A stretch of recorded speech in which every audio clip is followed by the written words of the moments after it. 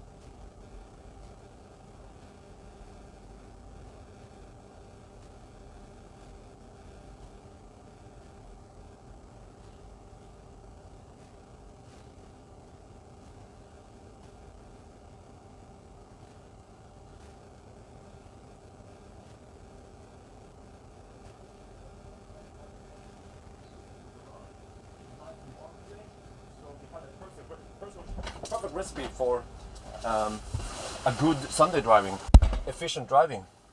And you see here we have 101% state of charge. Yeah, why not? So you see here that actually, usable remaining is 50. Well, I should move this around a bit. Maybe like this. Yeah, all the other stuff here. This is what with buffer. We will not explain the buffers tonight. So just move it around like this, roughly. Okay. So yeah, that's the plan at least. And then we are 100% here. I will reset everything. Well, okay. One thing I should show you is that this car does not have the 19-inch tires that have Pawel.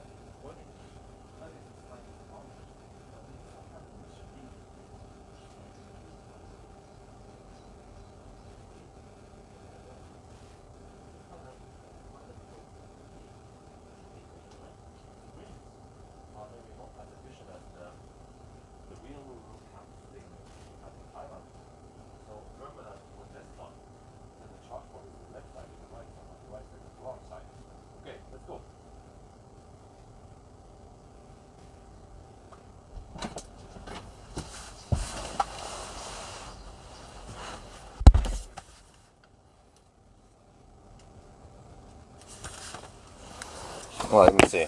I need to reset some stuff here. And also this one.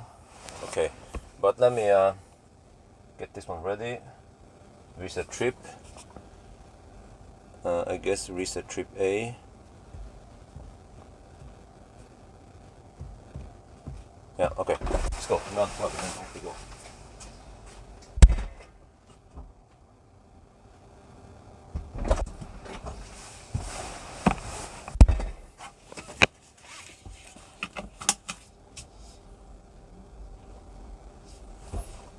To make sure that we have good. It seems to be good. Okay. I have to do some final adjustments here since I'm doing a new thing today.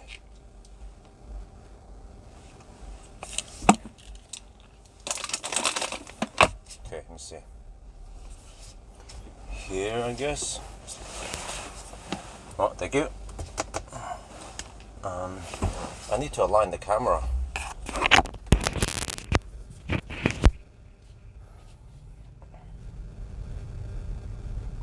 I should have a good reference point for it.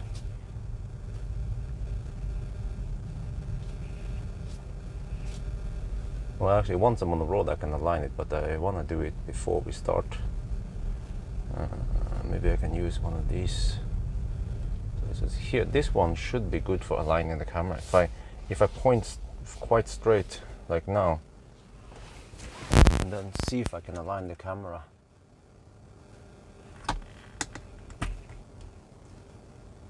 Like this. Okay. Yeah, I think it's fairly aligned now. And then when it comes to white balance, also need to check the white balance. Maybe for white balance I should try to face something white like this one, and then try to adjust white balance again. So it wants to go 6000 Kelvin. Yeah. Same now, 6,000 Kelvin. I think that is the most accurate one.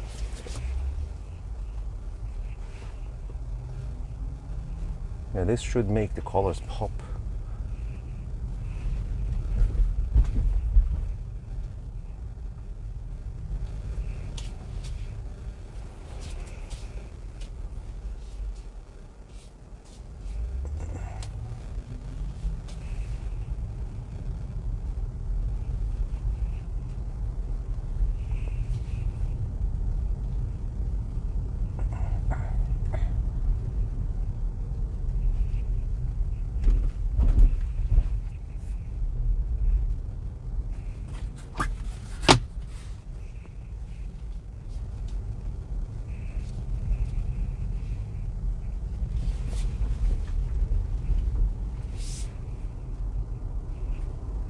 Okay, hopefully I don't get too much vibration. That is my only concern.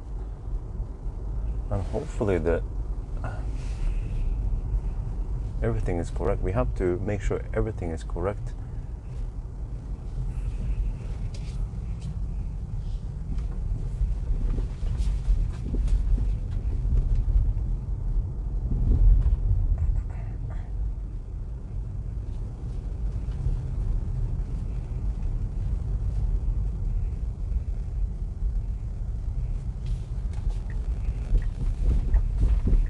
I'll probably not start from here, but I'll start from somewhere nearby.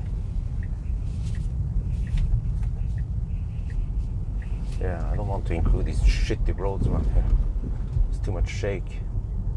But I'll probably start soon. Because this will be the drive from Oslo to Gjøvik. That would be one video.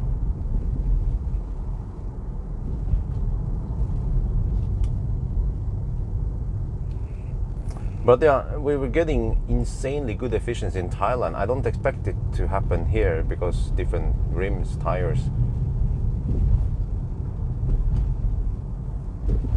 Oh, it's just too damn bumpy over here. Introduce a shake, which is annoying for the viewers.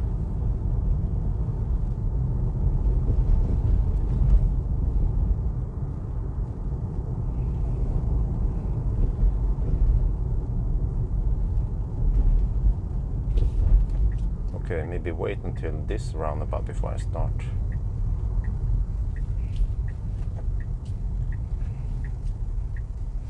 Hopefully the light conditions are good, and also the same with the white balance.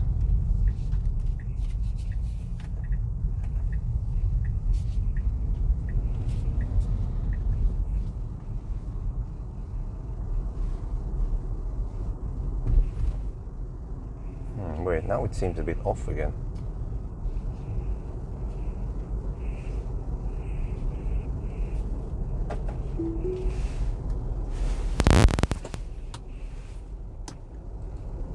Yeah, it seems off.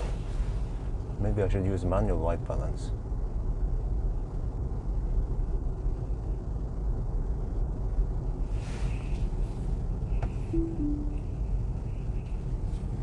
Okay, maybe I'll take it from the Highway 4 instead. These roundabouts are a little bit annoying. Yeah, I had 19-inch with the wheel caps in Thailand.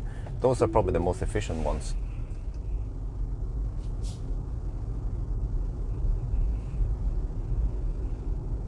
Yeah, 5.8. Okay, that's actually better. Yeah, this one looks better. Try and set everything now. Okay, I think we're good now. White balance set. Camera set, memory card ready. Check it, how much do we have? Oh, I can't see. 7.5 hours of 4K. Then I can switch to another one if we need more. I have 2 times 512 gig memory cards now. Plus some 64 gig.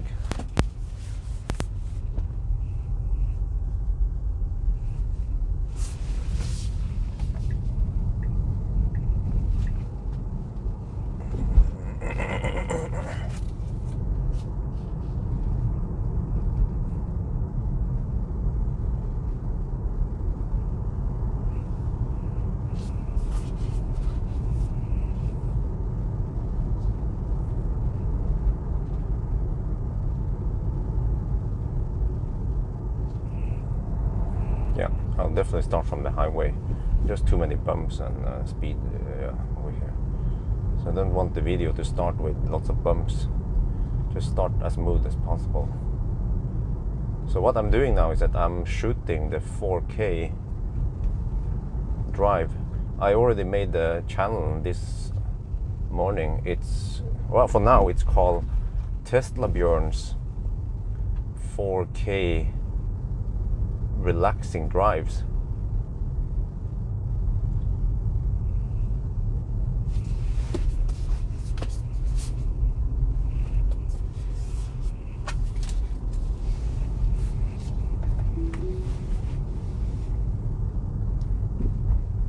Yeah, we started with full battery.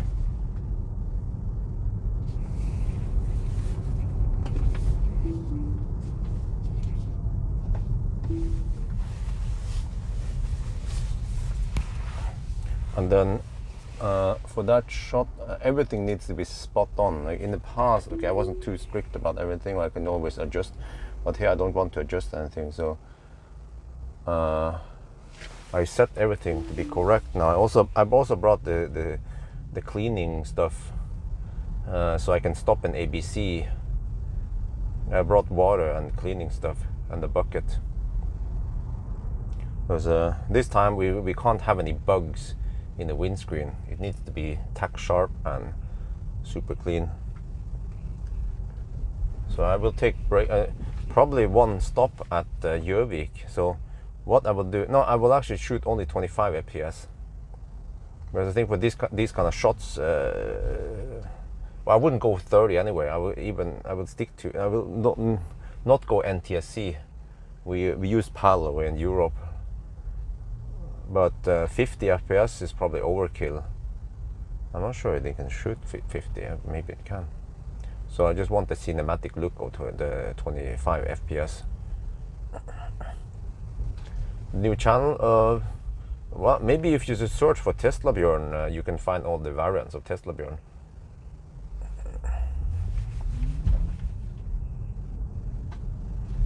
Okay. So I'm going to start it right after this one. Wow, what would say? People are dog slow today.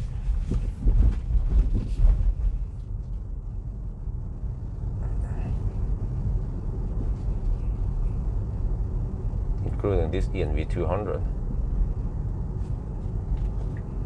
Okay, I start from here. Maybe I should at least get past this dude.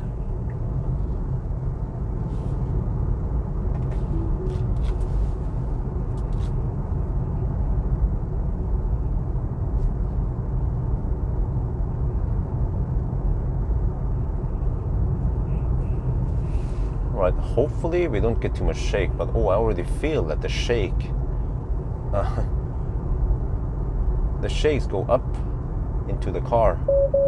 Wait, this is the problem with Tesla. They don't have smooth suspension. Okay, let me just go for it. Yep, there we go. Recording has started. Hopefully it's not too much hassle to use that one in the Sunday driving video.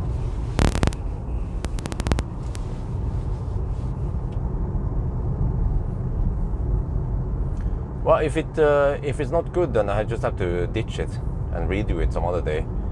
So for example, the shot at Åndalsen, the Romsdalen shot, I scratched it because it was not good enough.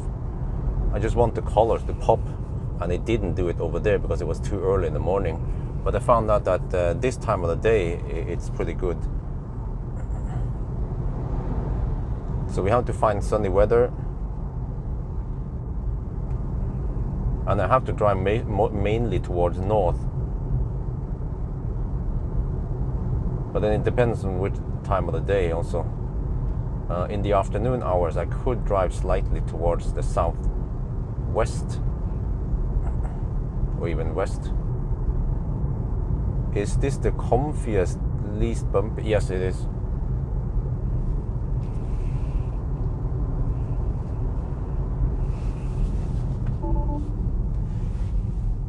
Wait, do I hammer this dude?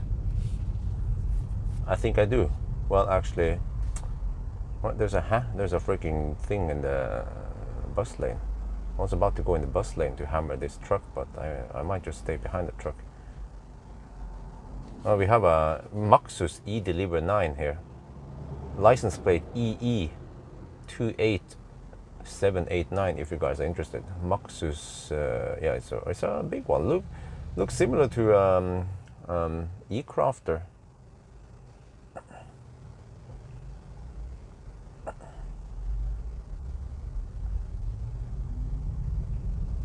So there, the whole idea is that we have this 4K relaxing drive thingy, and I figured out that I think for the most part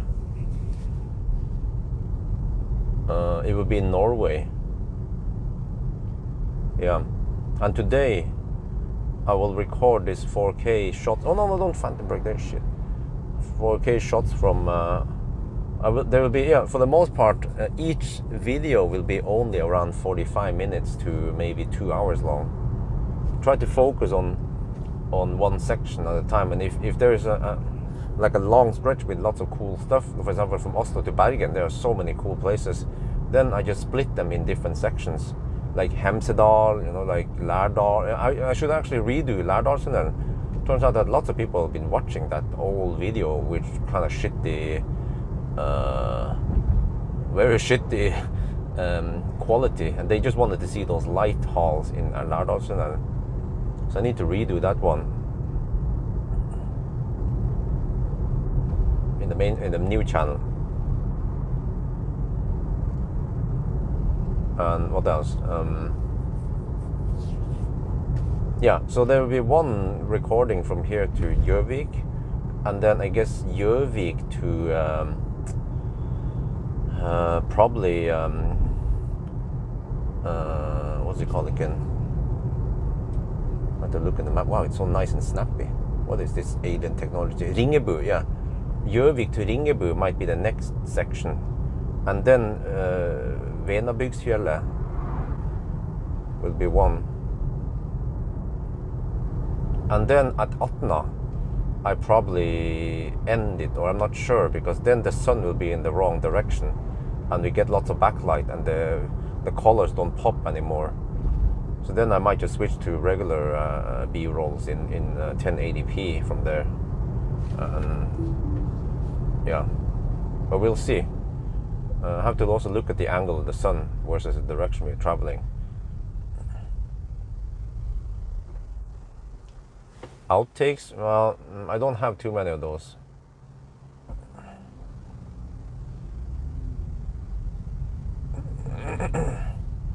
Well, the consumption is 192 watt-hour per kilometer. Gee.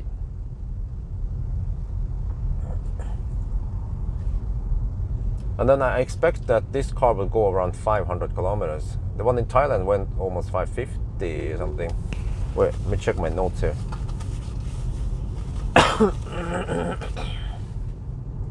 Oh, this is not blade battery. Okay. Okay.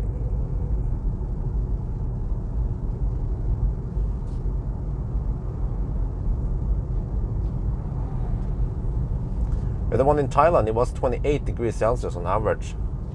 But it has 19-inch wheels, but also 255 width, just like this one. And we went 546 kilometers, and the average consumption in the Thailand run was whooping 104 watt-hour per kilometer. I don't remember if I applied some corrections for it or not, because I think we went downhill. We went from Chiang Dao to... Wait, no, did we? No, wait. I think we started from Chiang Mai, didn't we? Don't remember what we did.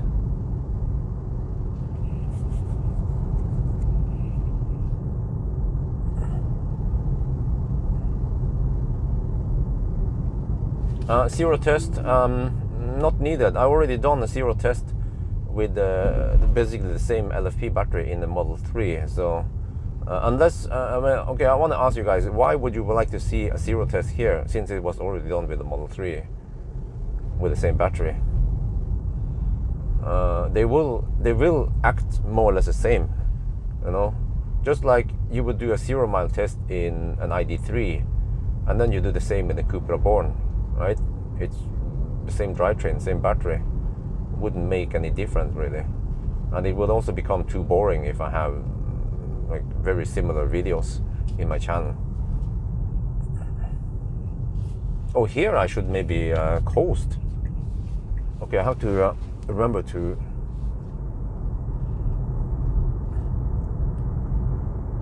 Yeah, I should definitely coast here.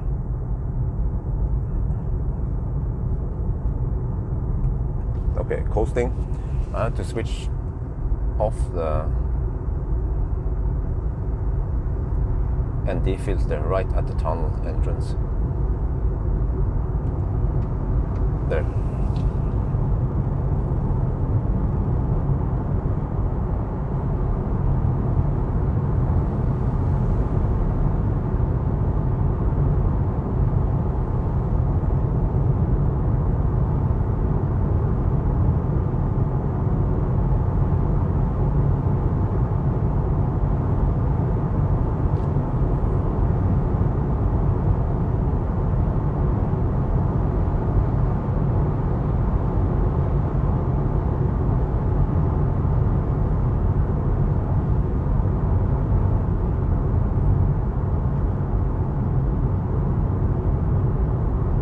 Yeah, I should do that. Well, I need to plan everything carefully with each shot, because each shot requires different light settings, time of the day, even traffic. You know, angle of the sun is very important. Weather also. I will only pick the best shot because, for example, for summer I will only have one shot of that one, but one for each direction. But I mean, if I go one direction, I cannot simply go the other direction right away. I had to wait for the sun to be in the right angle. But like, this is just a test phase right now. People might not watch this at all, but at least I want to perfect it in the beginning. Well, I should always perfect it, but I want to at least make it look really nice. And then we'll see if people will watch it or not.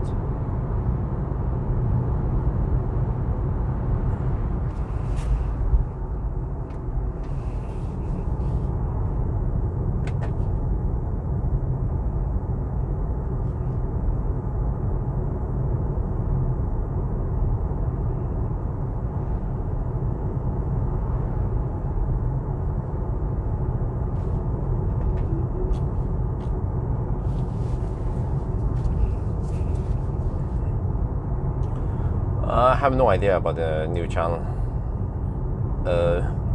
but if I can get 50k subscribers or 100k, it's still worth it, because I spend almost no time on it anyway. I just record as I drive.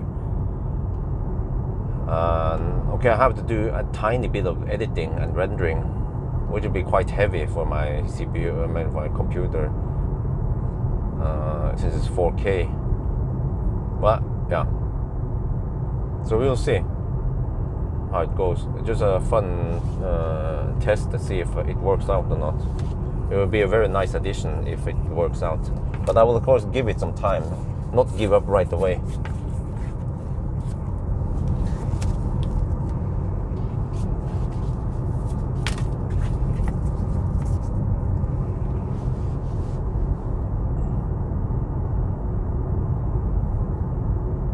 Yeah, but in general, more subscribers is also very useful, since many are recurring viewers. But yeah, but in the day, it's the views that counts, not subscribers. So you're correct with that one. Yeah, the main channel. And actually, I look back, by the way, because I'm getting ready now. I have to work really hard this summer and find new income sources to accommodate for the increased interest rate, and the monthly payment on the new house will be quite heavy on my financing, not economy.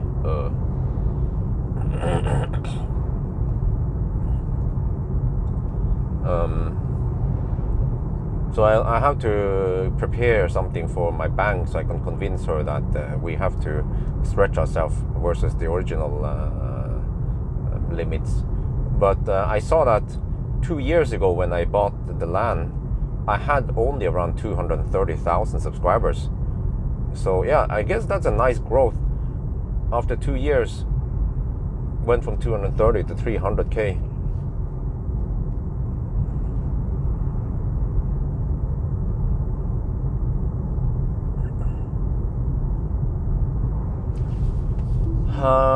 The other Ioniq, most likely not, because it's not a new car, it's not a hyped up car,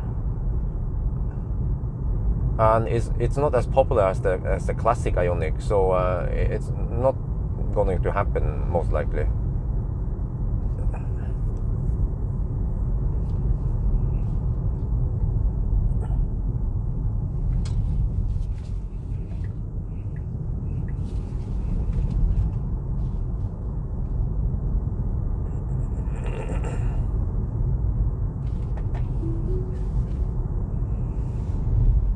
This is good. The angle of the sun is perfect. We have tiny little clouds, which is also good.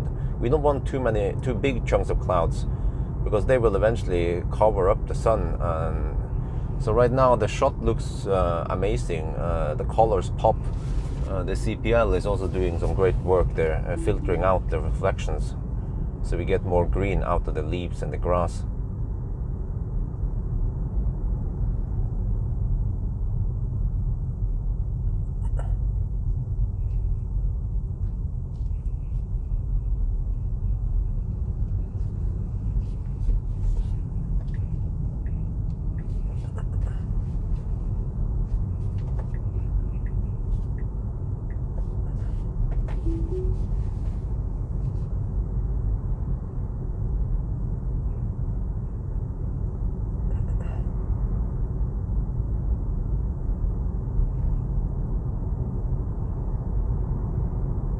HUD, nope, no such thing.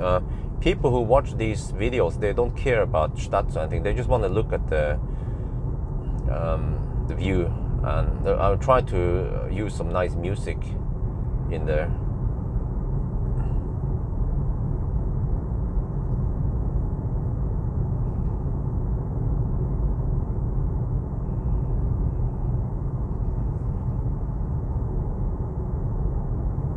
I saw there was one dude, he posted a video about driving in Switzerland. The shot wasn't, I mean, the video quality wasn't that great, and also sound wasn't that great, but somehow he got lots of views, so which made me realize that location is very important. Just like that Lærdalstunnel video I have in my channel, the quality is shitty, but it's just the world's longest road tunnel, so that's why people watch it. And I guess the thumbnail is very pleasing or tempting to click on.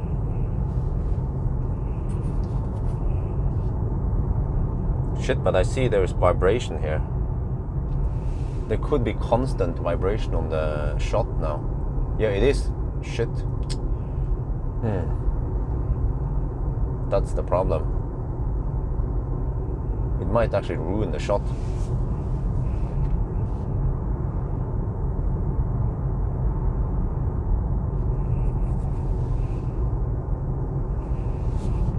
I can even feel the vibration on my seat, on the steering wheel. This has always been something I noticed with Teslas, that the vibration just spreads all the way up to the windscreen, whereas other cars with softer suspension, they even out, they smoothen out the bumps from the road better. No, but yeah, many people don't understand how stabilization works, because stabilizers can only do that much. If you have constant vibration, when you think about this, I mean, stabilizer might not be able to deal with vibration, you know. Well, I can try to use powered IS. Let me see if that helps. I'm not sure. I'll try to put it on and see. You know, that might. Also, that's the thing. It could even make things worse. Why? Because, you know, as a general rule of thumb, if you have a camera on a tripod, you turn off IS or stabilization, because it could mess up your panning or your movements. And this one is already mounted on the windscreen.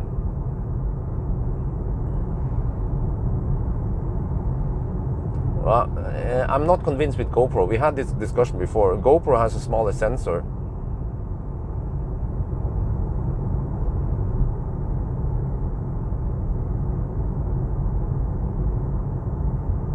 Well, do you own a GoPro, Richard? So we'll see. We'll see how it goes.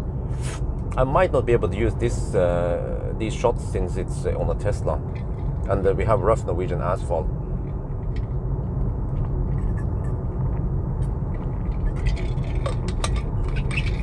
My opinion about the batteries. Well, I'm not sure what in what regard.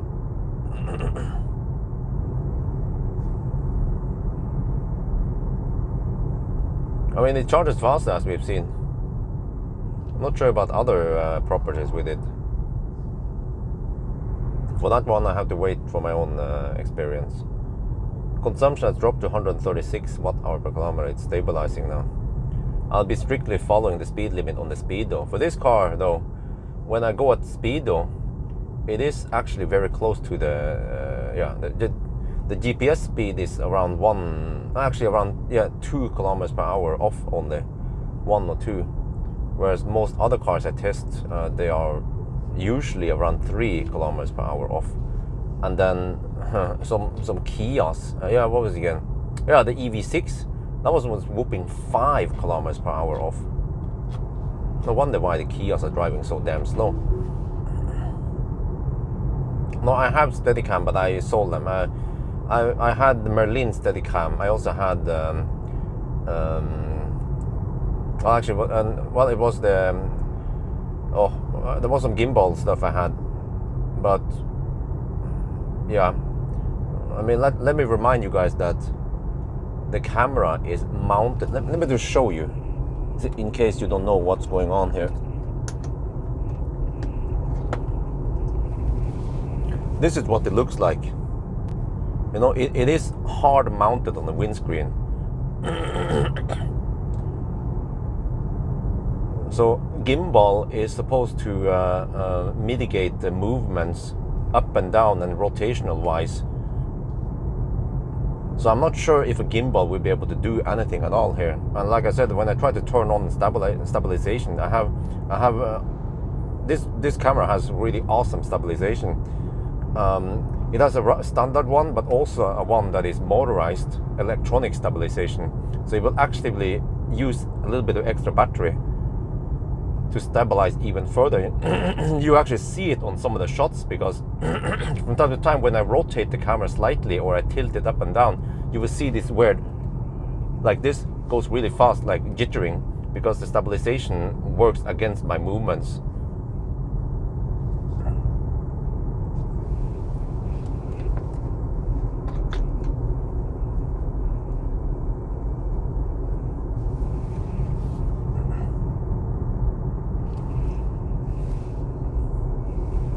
But I'll see. I will use this camera first, because I don't own a GoPro yet, and I don't want to invest in any equipment yet, so I will just use my existing hardware. And I also have the CPL for it. If I go for GoPro, I need to get a CPL for this GoPro also. But yeah, R5. No, but you guys talk as if my camera already doesn't have stabilization. It has awesome stabilization. If you ever notice, when I zoom in 10 times, have you seen it? I zoom really far in, and I'm using handheld, and you can see it is dead stable even when zoomed in. So what could happen is that even if I use a GoPro or an R5 in a Tesla, you might still have vibrations, you know? Then what? Even if I use a gimbal in a Tesla, it might still get the vibration in there.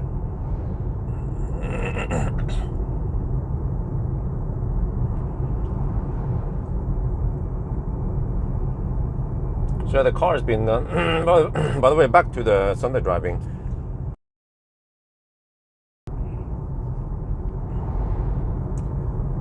But I had the car in the garage. I charged it to 97% last night, and then I charged to 100% this morning. The reason for it is because typically when you charge it to, if you charge it to 100% in a Tesla, it tends to lose a bit of energy over time. So overnight it could lose a couple of 100 watt hours. So that's why I want to drive as close as possible to the finished charging time. But I also know that when you charge it 100%, it might take awful long time to finish. So that's why it finished charging around 10 or 11, and we started now at noon roughly. Yeah, EQS or Neo, there's actually plenty of cars with smooth ride. Even the Mirai had smooth ride.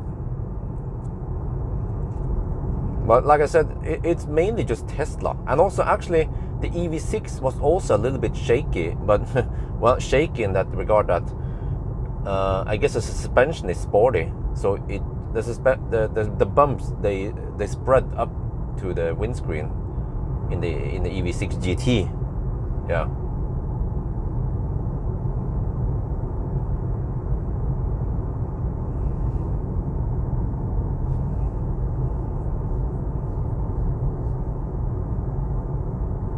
Now this is better.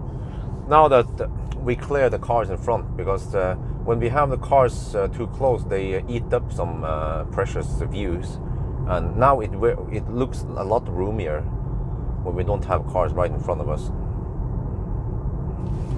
But the vibration is still my concern. Unless I can.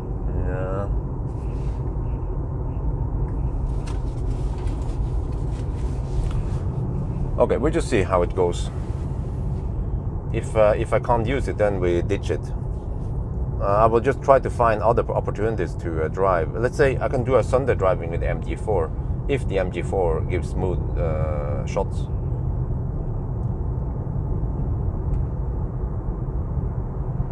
Yep, I've seen the Nürburgring. Yeah, it was 10 seconds faster than before. That was insane.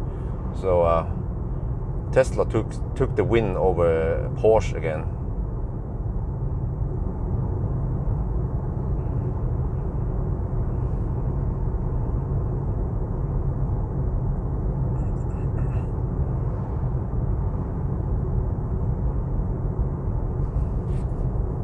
And did you notice they were using a round steering wheel? Why? Why didn't you use a yoke if it's so damn good? Well.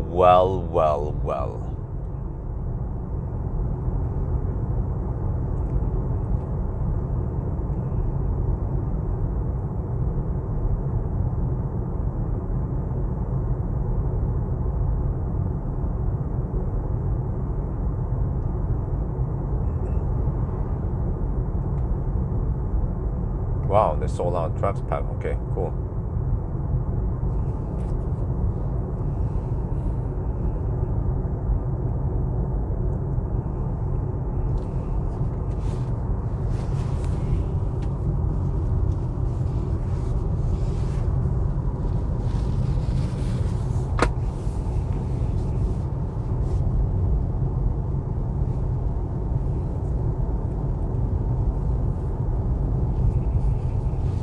Maybe they didn't want to take any chances, so they went for the round steering wheel for the best possible drive.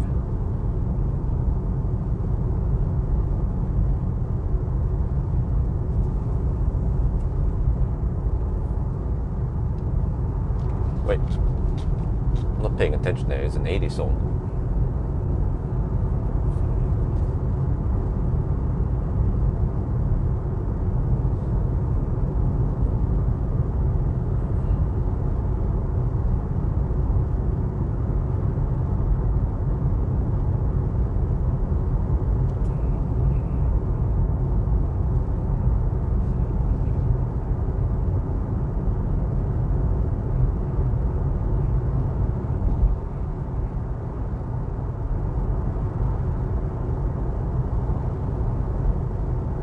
I think I'll just stop at Circle K Colorado. It's a nice place.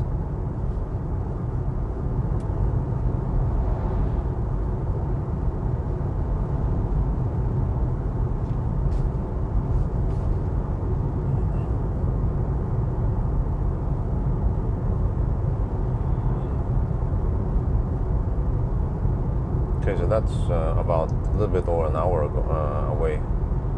We have recorded 26 minutes. Okay, so this will be 1.5 hour segment then. Wow, that'll be a big file, man. We're talking about almost 100 gig file. But I guess OS nowadays, they can deal with that. File systems, rather.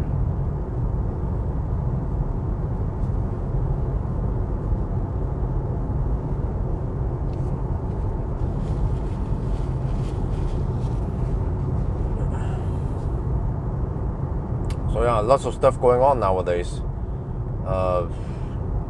With electrician, this week we will also pick some bathroom stuff. I'm just oh shit, it's going to be lots of add-ons again. Just electrician is 200k extra, bathroom maybe another 200k extra. So I'm like, oh shit, man, I need to work really hard and find. Yeah, I'm working on sealing the deal with some new sponsors. Well, I'm not going to invest in too much yet, and this is normally not a problem. You guys have seen it. Many of the shots are just dead stable. There's just a few cars like Tesla that has some problems. I can just avoid using them in a Tesla.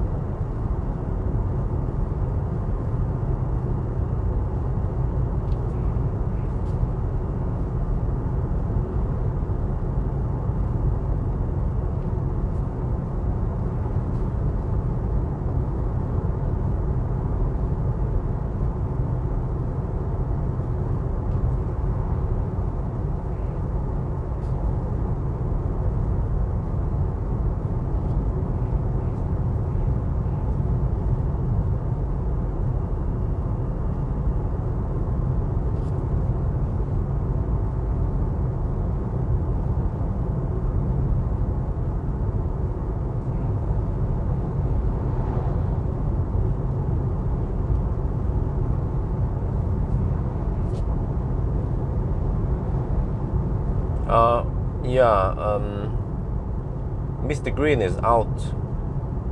I just haven't updated it, but I realized, yeah, I can just update it. I already made that speech a long time ago, so I just replaced the footage. I mean, I replaced it. I think you saw that in today's video, one of them. One of it was Sunday driving. There was a new intro there, slightly new intro, where I took out Mr. Green. And then I'm working on getting Anywhere as a new sponsor. They seem really eager. And I will gladly promote the products because I believe in that shit. It's good stuff. It can really help accelerate the transition to electric mobility.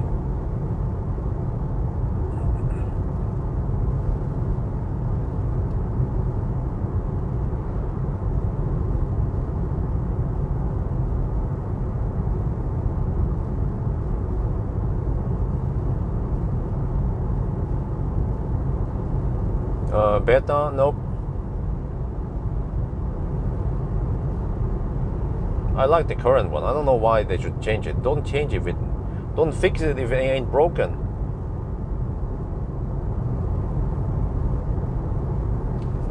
Should I go OnlyFans? Let me try.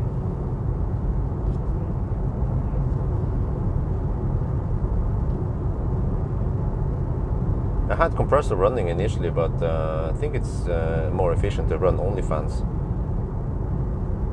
But then I don't know really what happens in a Tesla with Octaval. Will it still run the compressor for scavenging heat across systems? But now battery inlet rises. Battery inlet was lower because it was actually, yeah. Wait, let me see. Yeah, the car was scavenging heat from the cabin into the battery, I believe. I'm not sure what it's doing now.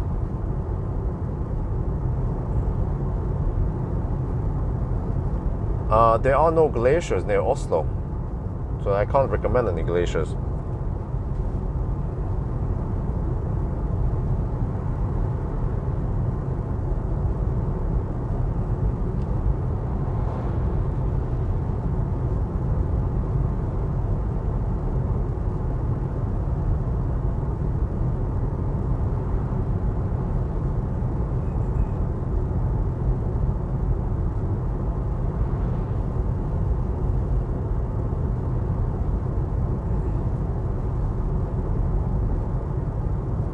find a new channel. Huh, what? Wait, oh, maybe it hasn't been indexed yet. Yeah, but there's no content there, so there's nothing to see there yet. Eventually I will link that channel to via my existing channel, and the other way around.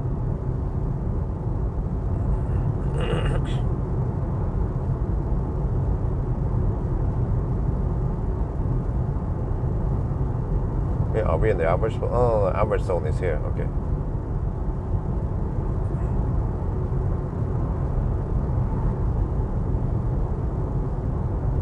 Well, it's supposedly 23 degrees outside, and I have only fans on one, and it seems to work.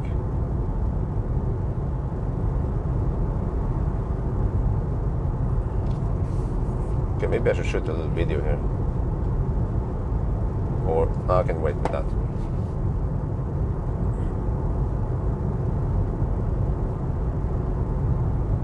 So yeah, I guess it will pull 23 degrees from outside and put it in here. And then the inside might be 25 degrees, but as long as I get 23 from outside, then I'm good.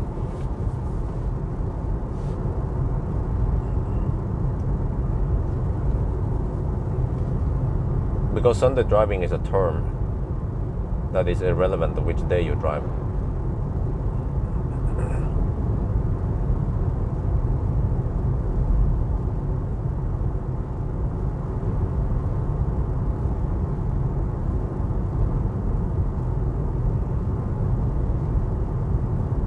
Huh? Low, mid, high on out. What are you talking about? 14 in Bergen, okay. For the next 10 days in Oslo, it's going to be nice and warm. We're talking about 29 degrees on some of the hottest days. I'm like, damn. Maya came on the right time.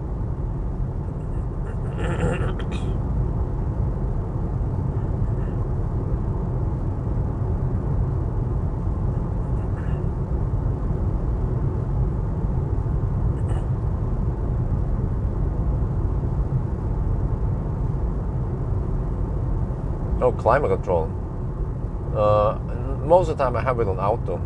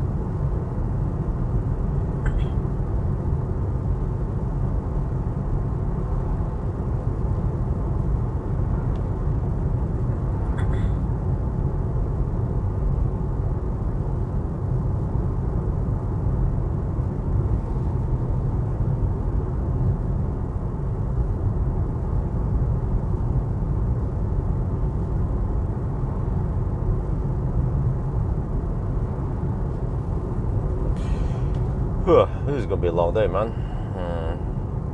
I will try to minimize the stops,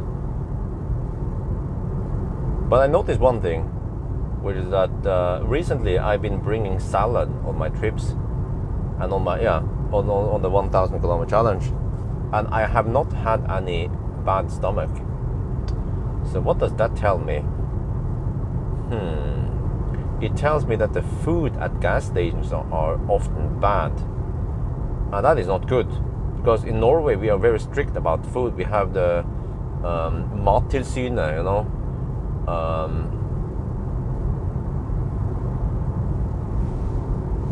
They have laws about how clean food serving places should be, and then somehow I keep getting bad stomach. Well, mostly in Sweden, yeah, that's why. No, but also when I travel across Norway, yeah. So. How is the car compared to Model 3 SR? In what regard? I could talk about so much, you know. Space, comfort, range, consumption. But then a lot of stuff is the same, like headlights and the tech in general.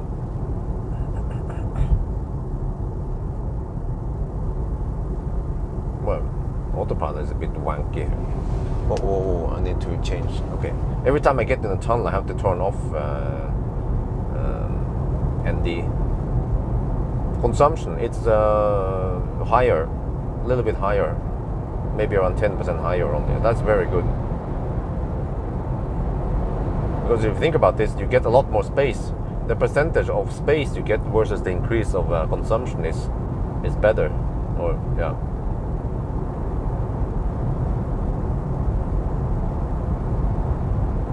So I can fully understand why people buy this car and why it sells like hotcakes.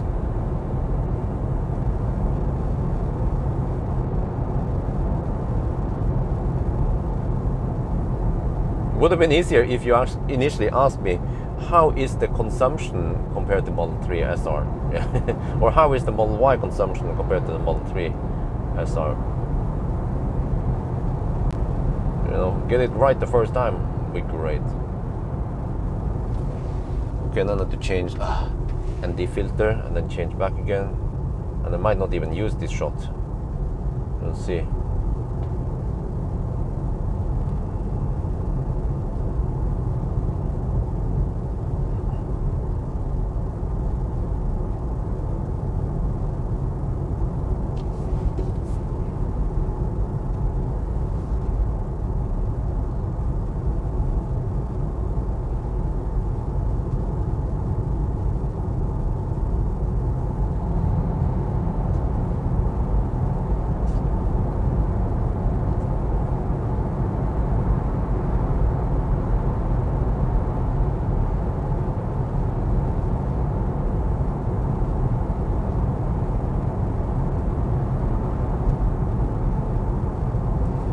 Alright.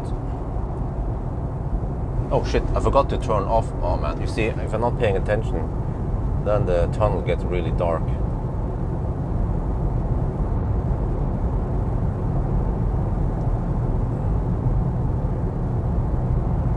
How is the ride? The ride is pretty good, way better than many other previous generation Teslas.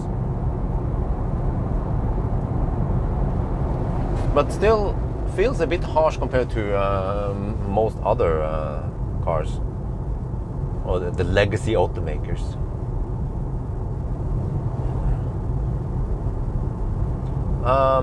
Right now I have no idea about the range. For example, now the consumption is 145 watt-hour per kilometer. You can do the math. We have roughly 57 kilowatt-hour. It will go only around 400 kilometers. But it's still too early. Normally, once we arrive at Gjøvik, we'll get an idea of what consumption to expect. But what I've seen is that this car, I guess with these wheels, seems to be thirstier, maybe 10-15 watt-hour per kilometer thirstier than the one in Thailand, which has a 19-inch turbine or wheel hubs.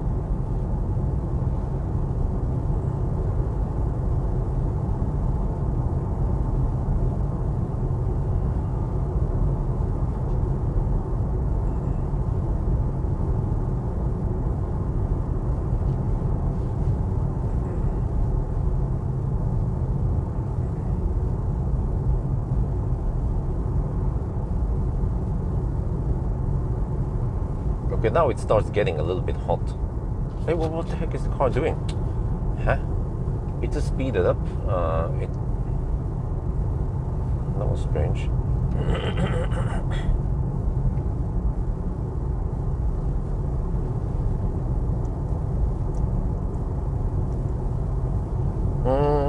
This one, I'm not sure. I think it's it competes against 58 kilowatt-hour ID4, or you know, those MAB cars with a small battery and rear-wheel drive, or maybe the small battery, what used to be front-wheel drive. Well, actually Volvo, but Volvo is way smaller. So yeah, ID4 Skoda Enyaq would be comparable in size. This one. Oh, they're starting to finish some part of the road here. Nice. Seems like they could open some of it this summer.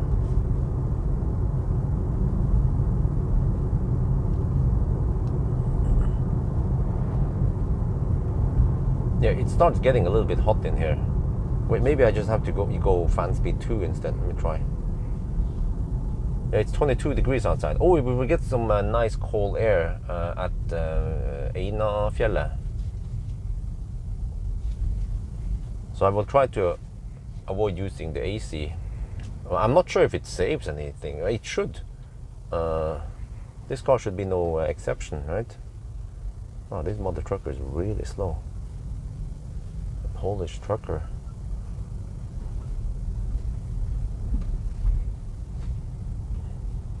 Yes, I sent email to Volkswagen today about an outline of a road trip, and I request borrowing ID bus for the trip. Let me use fan speed 3. I think, let me see, blower speed is... Why is it still 292? That's weird. Okay, whatever. Yeah. I guess they don't have the long version ready for this summer, so it'll just be the regular one. Good enough. It charges at almost 190 kilowatt.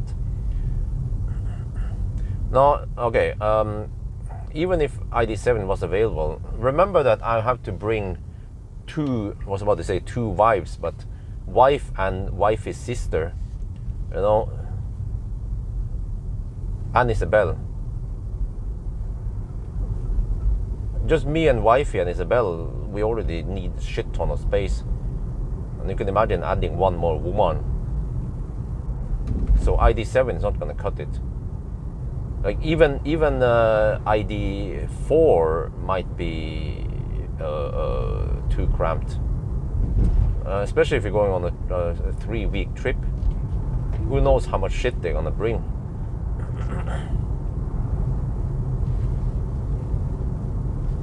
Facelift ID3, huh? What? When is it coming?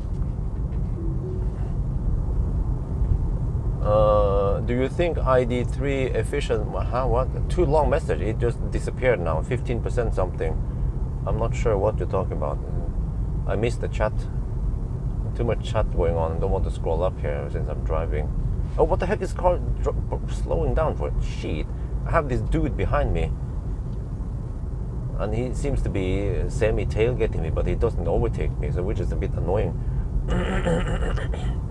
No, why is the car slowing down? Dude, go!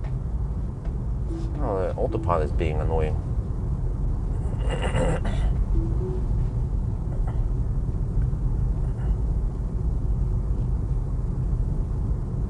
Enyaq? No, why? I would go for this one, of course. Model Y for the win.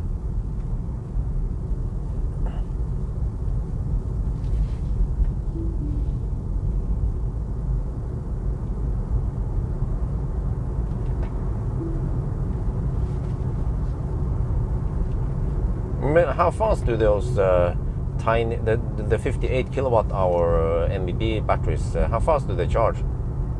Is it around 135 kilowatt? At least it's flat curve, right? Fairly flat curve.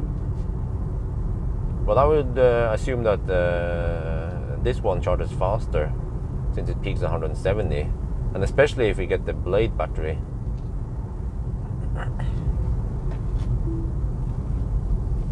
Man, these yo-yo speed limits. Oh. 50, 70, 50, 70.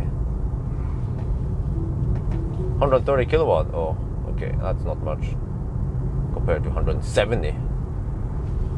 So even if it has a flat curve and the Tesla gets a nice head start with 170 kilowatt, and it will take a while, actually a very long time before the 130 flat curve catches up. And even this one will stay at 130 for a while, or I mean close to, at least around there. It doesn't just plummet once it starts throttling.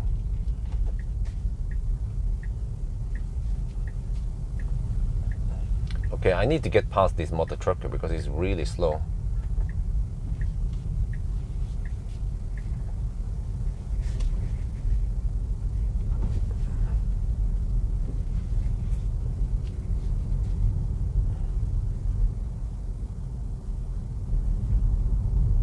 What is Globus? What are you talking about? The clinical condition? Not sure. Oh, this asphalt is also rough, which vibrates the camera. Okay, let me just quickly get past this dude. Well, actually, I'm not sure if he... Okay, let me just go behind him. I need to check if... as I'm not sure how fast he wants to drive now. Yeah, let me see. He might want to drive faster than me right now. And in that case, then I don't want to be in front of him.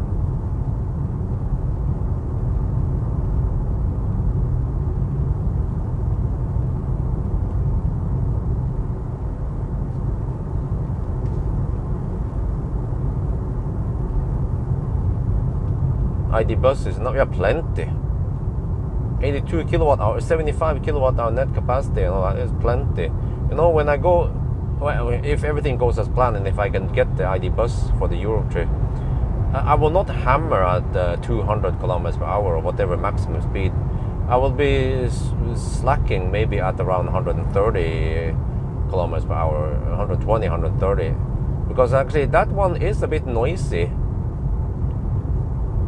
So, yeah. But I'll see. If we have to stop somewhere anyway and stay there for a while because of Isabel and eating, then I might as well go a little bit faster. Let's say maybe 150 even, or at least in Deutschland. But in Germany, for example, in Denmark, might cruise at 140 where I can, 100, well, 138 maybe. On the speed though, 137, yeah. Truck is limited to 80 kilometers per hour. Well, I mean limited to 90, 88 roughly. But the official speed limit for trucks over 7,500 kilograms is 80 kilometers per hour. Yeah, we will visit Switzerland. I just have to lay down a route. I think we might even visit Prague. We'll see. But we won't go crazy distances this time. We will rather chill a little bit more on each place. But I also want to revisit Andrej and Metron in Slovenia. And then stay maybe 5 nights at Bled. Just chill over there. But I'm not sure. I don't think we will go to Croatia. Or unless the girls want it, of course. Then I'll lay down a plan.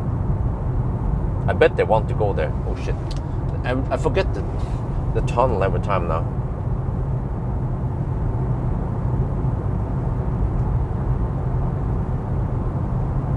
Hopefully this is this is the last tunnel for a long time. No, I think this is the last tunnel for the trip. At least for this section.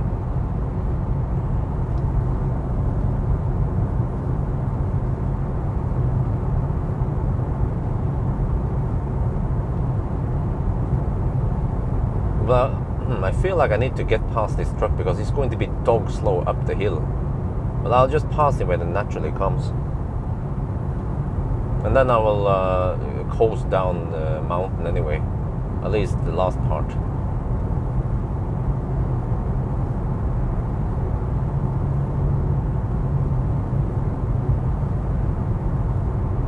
Last lithium nickel battery. Oh, really? Oh, so from now on it's only LFP. Okay, well, that's good.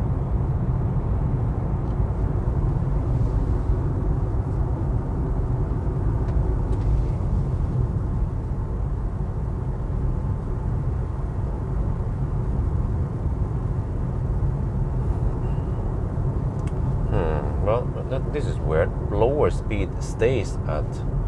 Wait, that's weird. One there. Oh, I have to go 4 for the blower speed to increase.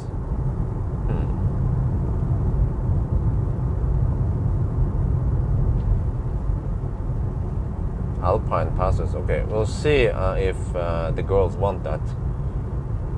I mean, remember that I'm traveling with 3 females here.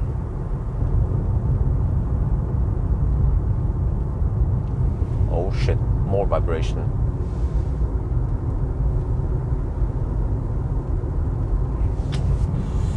I have a bad feeling about this shot.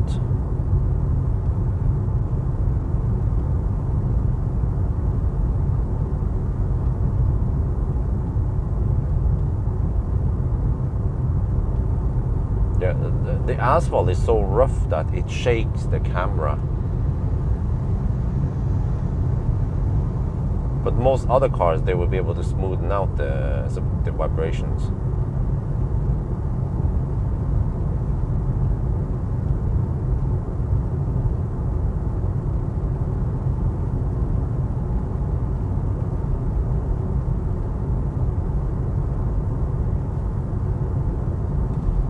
Okay, nice weather, 20 degrees Celsius.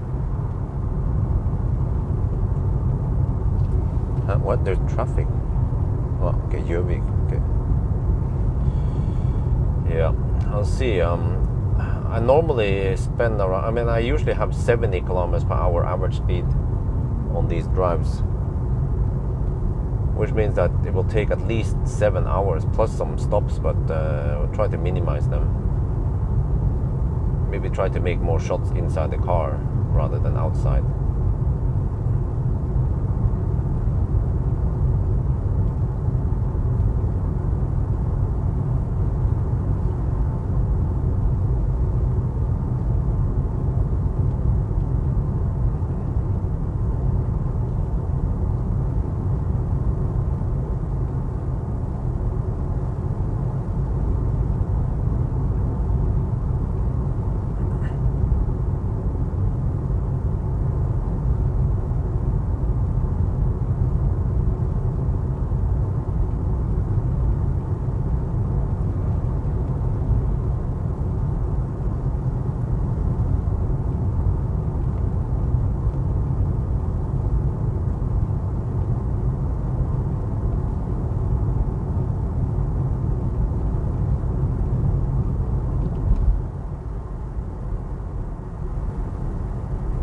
Okay, it's getting a little bit hot inside here, but I can survive. Oh no, what the heck is doing? Slowing down again? Shit.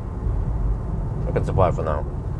Yeah, we will get some colder weather soon as we ascend now. 21 degrees here in the lowlands. Let's go.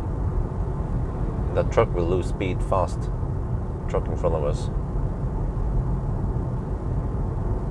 I wonder how it will be with semis. You know, if the truck in front was a semi, will it be able to output the power needed? Yeah, actually, I guess we can calculate how much power is needed to pull. I don't know how much.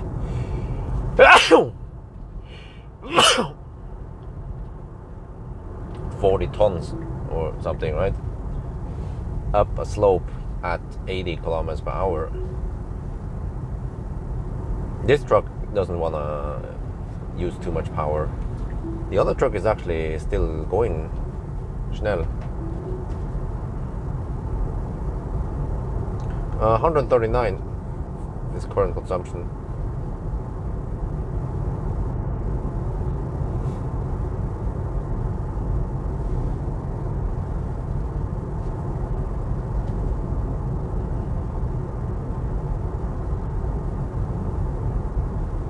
Where's the electric car? I'm not sure whether it's the Ford Focus electric or the classic Fiat 500e or the Mercedes-Benz B-Class B250.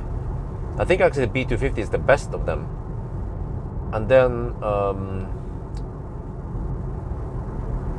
maybe Fiat is a second, yeah. And the worst is actually Ford Focus, because they eaten up the trunk space. That was really poor engineering. So it has almost no trunk space, and also it has no fast charging and only 16 amp onboard charger. That is the worst. Even the Fiat 500e supports at least 5 kilowatt something single phase. So that's it. Ford Focus electric gets the award of the shittiest EV ever.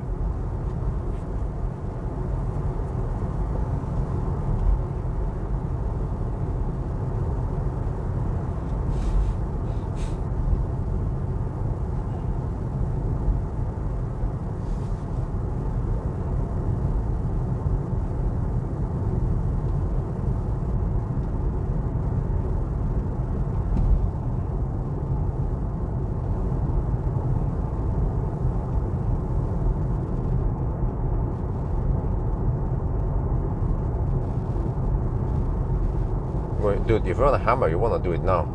Okay. Maybe not. Yeah, there we go.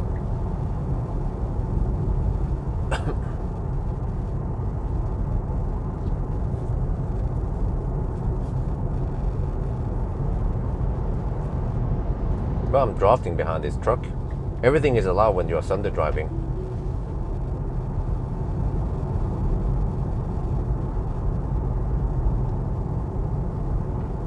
Hola.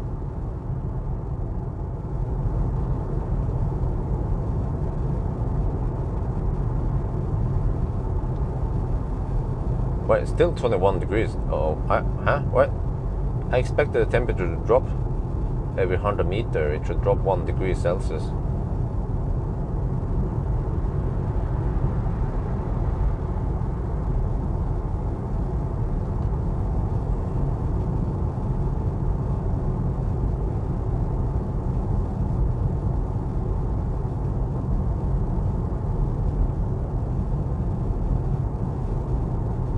Well, wait a minute. I also have to think about the composition here, because throughout the whole clip now we'll just look at this mother trucker. Maybe I should overtake it. Yeah, I should. Okay, last minute overtake now. I should at least not have a truck in front of me blocking all the views.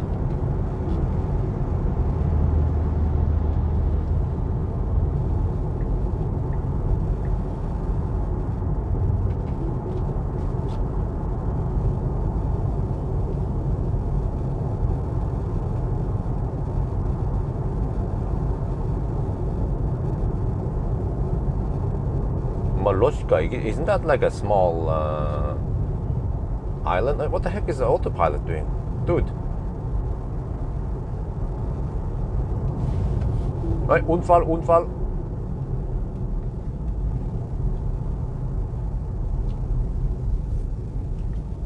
It's a BMW. Das Beamer ist kaputt.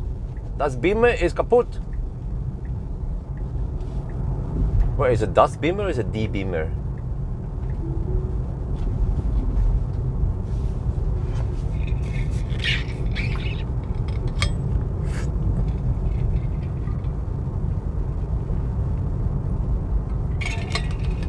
Aha! He ran out of fuel. Uh-oh. He had to walk all the way to the gas station to get fuel. Uh-oh. Noob mistake. One does not dead Bimmer. Okay. How could he do that? I mean, there was a gas station before the hill. Okay, he must have driven with the fuel tank. With the fuel lamp lit up for a while. And he was like, I can make it. I'm a world champ. I'm a Norwegian. I have a Beamer. And he ran out of juice. Wow. Lol. I caught that on the 4K shot. Shit, man. Man, those fossil cars running out of juice. Oh.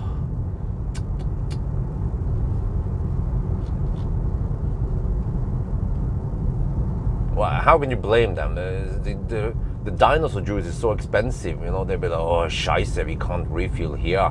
Wait for the next one. Yeah, over here is always expensive. Holy shit. Oh, yeah, he had to buy expensive fuel here. Oh, look at that. Benzene, diesel, oh shit.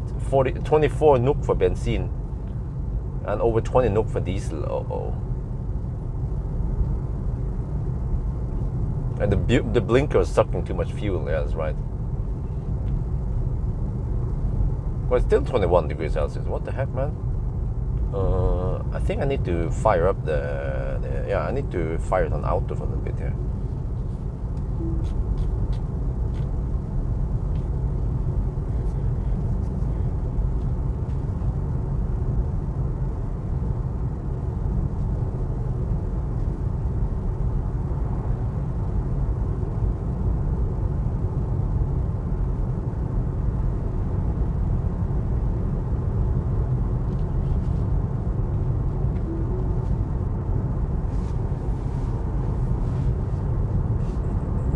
I'm not sure if that was a gasoline or a diesel BMW. Okay, current consumption is 159 watt-hour per kilometer. Uh-oh. But we are in the highlands.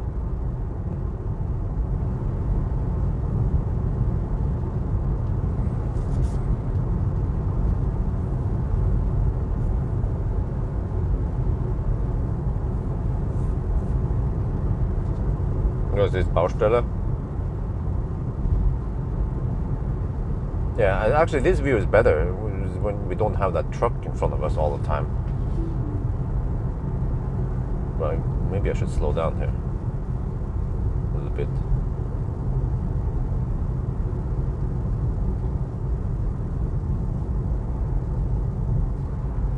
Oh, cool! They have yeah, Mesta. They use ID Bus now. You see that? Lots and lots of companies they use ID Bus. It's pretty cool.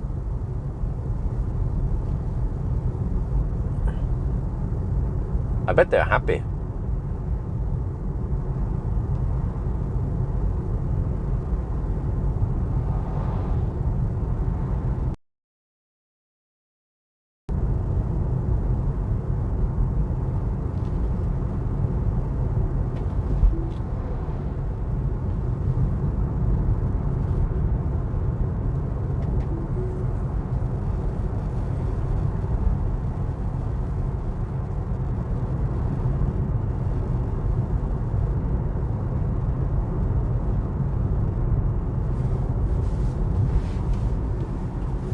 Okay, let me see. I need to get ready to coast.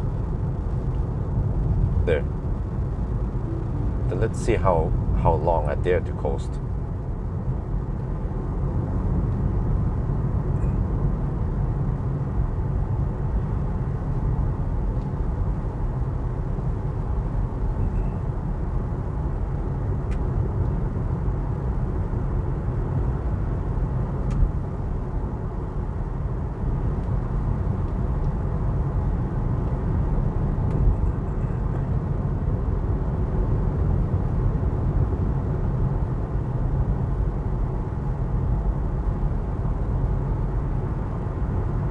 This is quite awesome, but speed is getting almost too high now for me to yeah, let me slow down a little bit. Okay, wait, no. All right.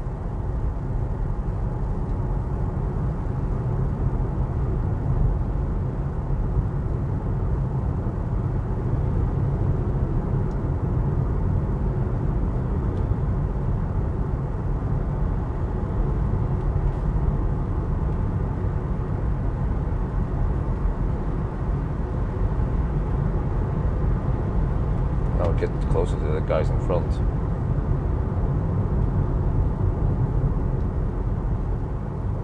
Because they are obviously not coasting. Oh, smooth asphalt. Oh, I'll take that. Oh, some black asphalt. Oh yeah. Nice and smooth. Oh yeah.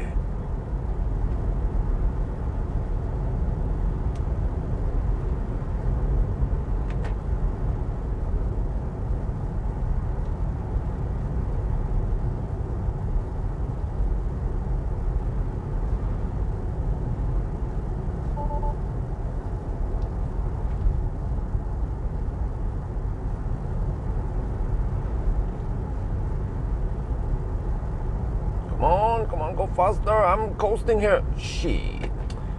Okay, I have to slow down. Oh, shit, I wanted to keep the momentum. Okay, whatever. Just engage autopilot and then slack. Wow, these guys are driving slower than me.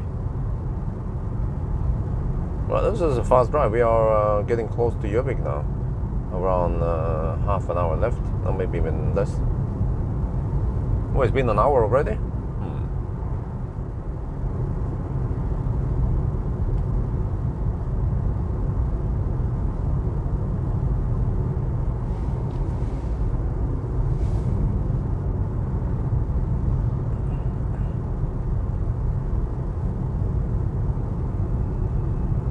Yeah, I should definitely avoid getting stuck behind a truck because they block lots of the views. So, I mean, now even when we are behind, what the heck, man? How slow are you supposed to drive? Dude. Well, whatever. I'll just stay behind this guy. They are driving way under the speed limit. But they might suddenly speed up, like typical Norwegian drivers. But yeah, trucks, they eat up some precious views. Yeah, you see, now he speeded up. Okay, and then it slows down again. Oh no, he slows down in every curve. Oh shit. Really dangerous and sharp curve here.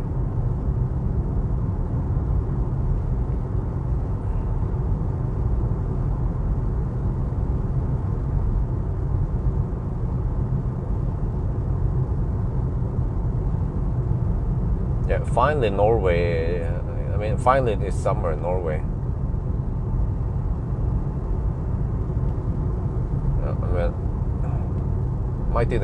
I might even consider hammering these guys if they're going to drive so damn slow. Are you serious? Like, they're... Okay, that's it. Oh, it's a Swede. Okay, but still. Well, are you kidding me? He speeded up now.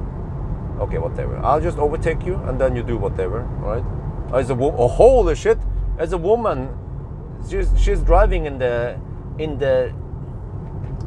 I was about to say in the rabbit position. She's freaking driving in the Toyota driving position with I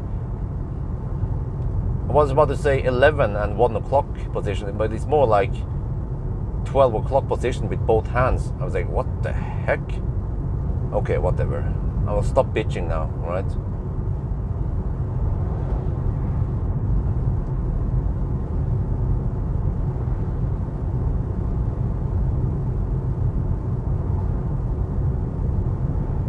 Now this is better. We get some nice clear shot with no cars in front of us.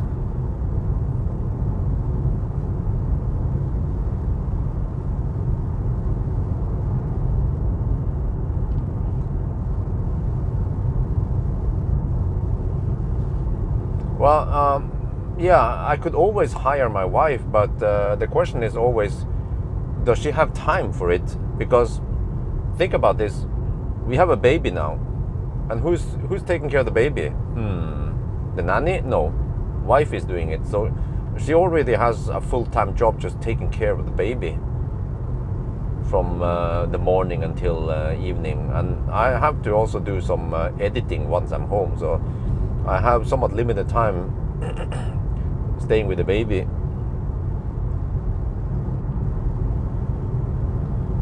Oh, it's getting hot now, 21 degrees. I need to fire up AC again. Outdoor, okay. Oh, I need AC for a little bit. I guess tonight, yeah, in the afternoon, after 4, it would be slightly better. Or at least at Venabygdsfjellet. No, Superchat is active. What do you mean? It's always been active.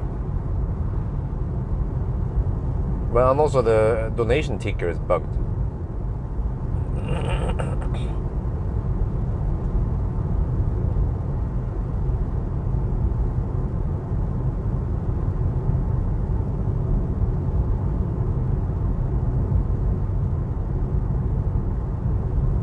But yeah, we'll see. I mean, it would actually be great if wifey could help me do some editing.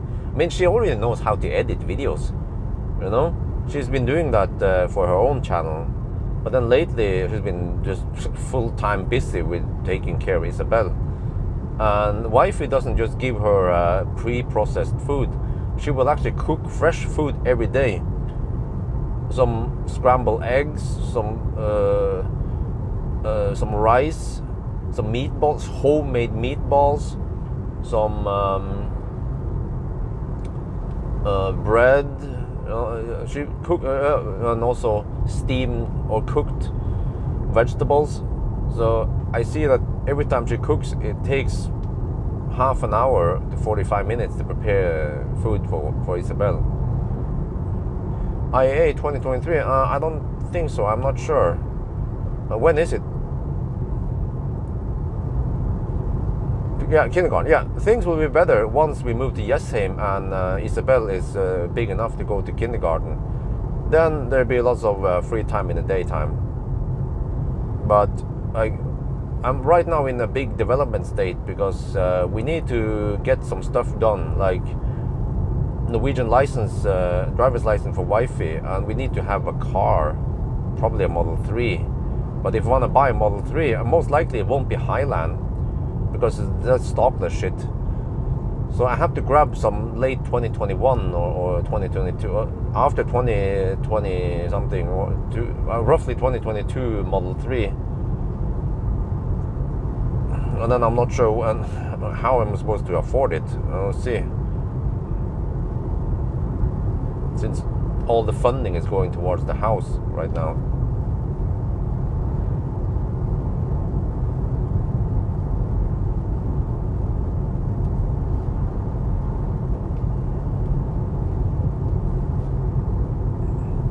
September, okay, we'll see about that. I'm not sure yet.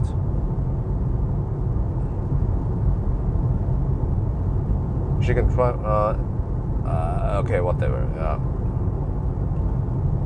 If I would hire Wi-Fi, she will have some task, which is to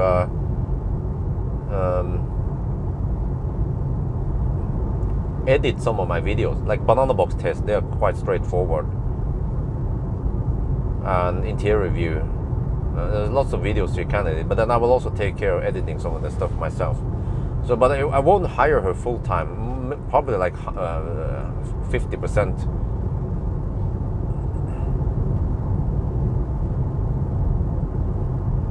Well, from what we've seen, Highland looks like it's stockless.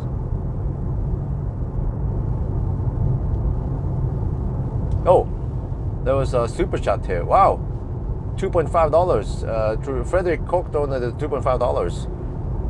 Y RWD is perfect for price. Yes, it is. It is extremely good value for money. Just think about this: the space, the tech. You get all the goodies, like motorized liftgate, autopilot, the screen, all the tech fart sounds, built-in dash cam, live view of sentry mode, the awesome headlights, 170 kilowatt charging power, insanely good efficiency. You get so much goodies with this car, and it's also very, very affordable, and 57 kilowatt hour net capacity.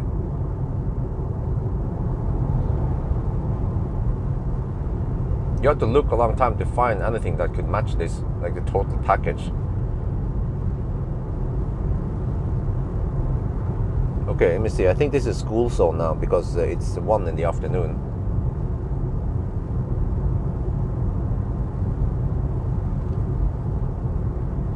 Yeah, the school speed limit applies right now.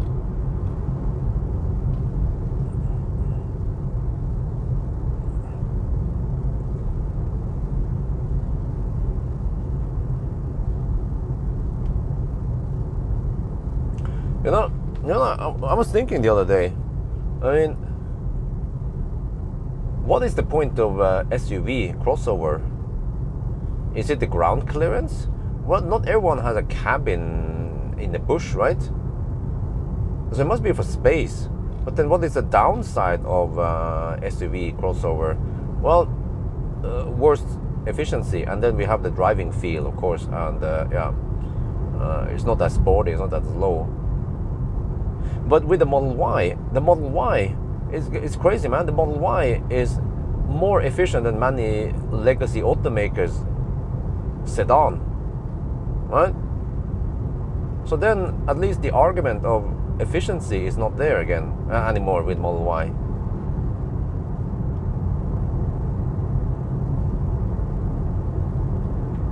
And you get the space. But it's okay, it feels a little bit both compared to Model 3. That is true. But it seems like many people like this boat feeling, sitting high in the space, and yeah, there must be a reason why Tesla is selling way more Model Y than Model 3. Maybe because of practicality, that with a Model 3, okay, I mean, it's fine, yeah, great, but with the Model Y you get more space, you get the hatch opening,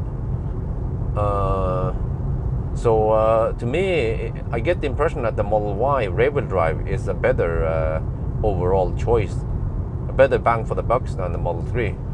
And also a nice bonus is you get the HEPA filter in the Model Y. Still, Tesla still hasn't added in Model 3. I think they should do it. Model 3 should also get the HEPA filter. Maybe there's not enough space there. That's why. But yeah, I keep. I keep reminding myself that every time I sit in the Model Y, it is just nice and spacious here, and it is like roughly as spacious as a BMW iX, for example, that is way bigger external wise, or a fat e-tron, or some other big cars.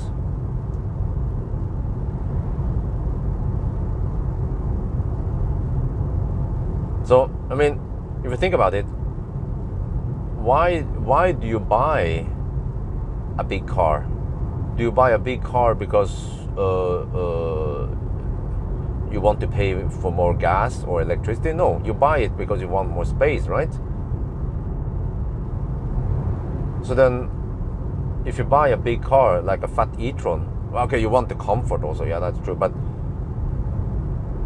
like half the point of buying a big fat e-tron or a BMW iX is almost gone, since the car is just big, but the space is not that great compared to Tesla, because Tesla is just breaking all the rules.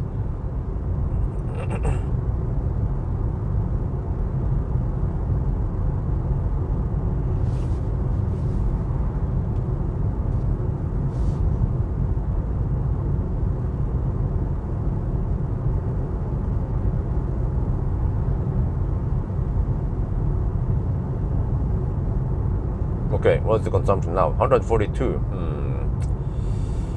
Okay, but we have to descend towards Gjøvik. Yeah, once we are in Gjøvik, we'll get an idea of what the consumption will be. And then I have to find out where I stopped the recording. Yeah, I think I will stop it at Kallerud, because I want to have a natural ending there, a natural split. Yeah, and let me see, 1.5 hours. Yeah, the shot is now 1 hour and 20 minutes long, so it will be roughly 1.5. Yeah, I think that's long enough. I mean, if people see a clip that says driving through beautiful Norway and from Oslo via Gjøvik to Ringebu, they'll be like, "Hey, that's a lot of stuff, man."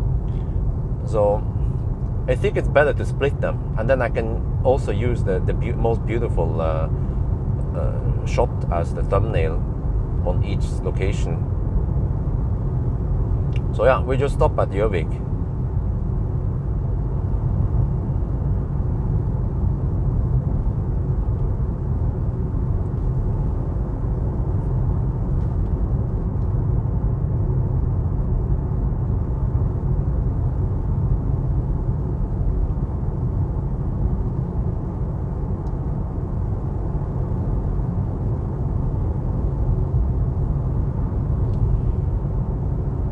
Personal income, okay. Oh shit, is this phone going to overheat? Get sun. Okay.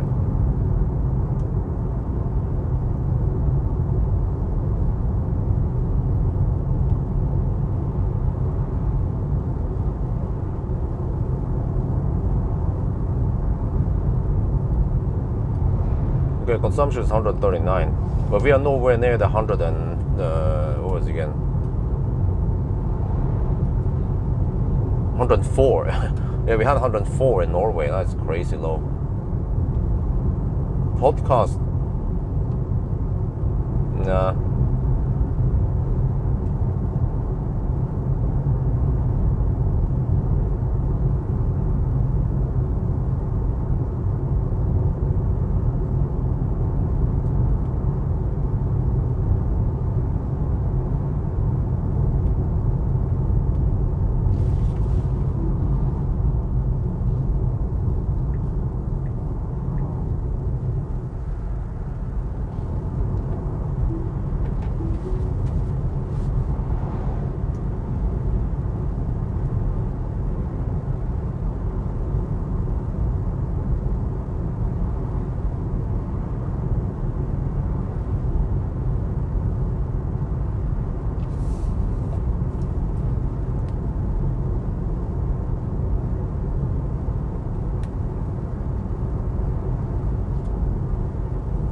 Okay, I think I need to try to park in the shade while I go to the restroom.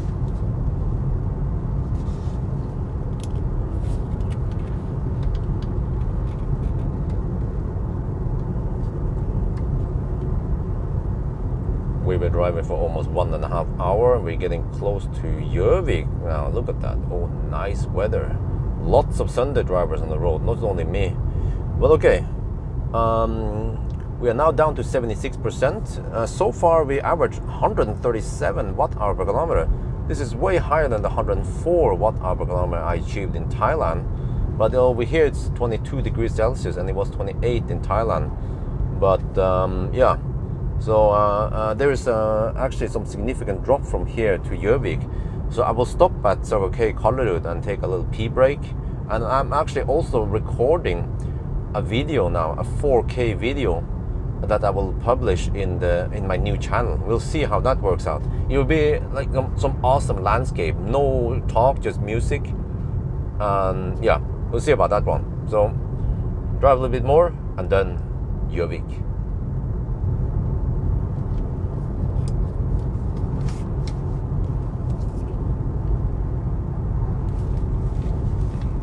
Or is that the I see a Volvo behind me. Is that the crazy Volvo woman again? What's up?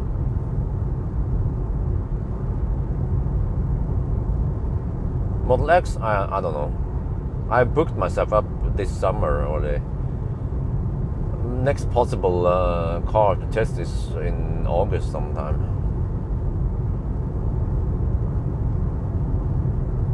New channel, yes. There'll be more information about it later.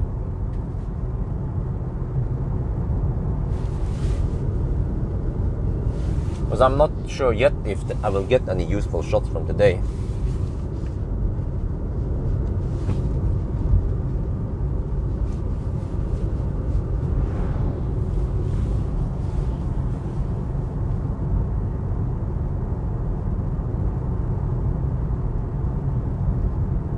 Yeah, it's the same crazy woman again with a Volvo behind me. A Swedish registered Volvo.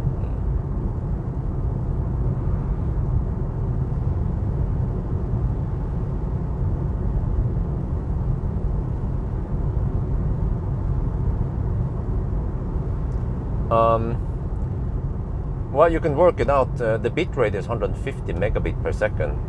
But I remember that 1 hour usually takes up around 60 gig or 50 to 60 gig.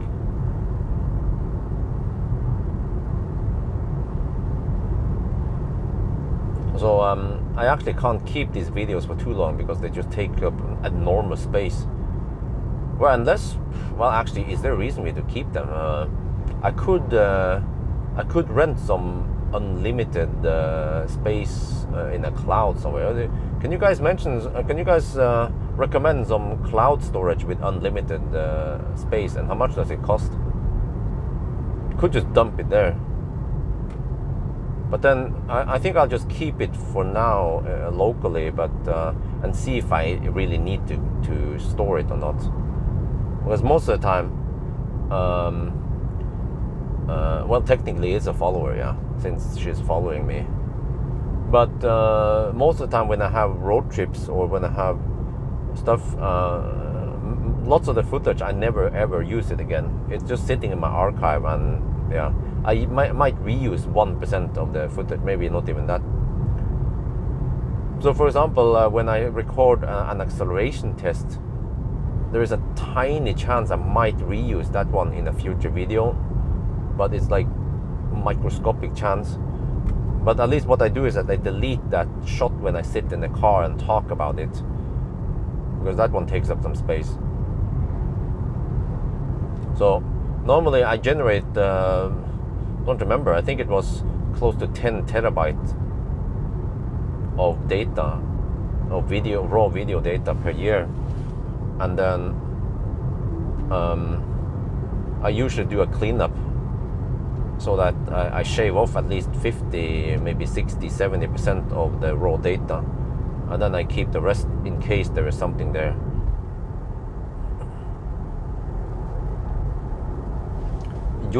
the clown. Oh, wait, how much does it cost per month? Is it unlimited per month?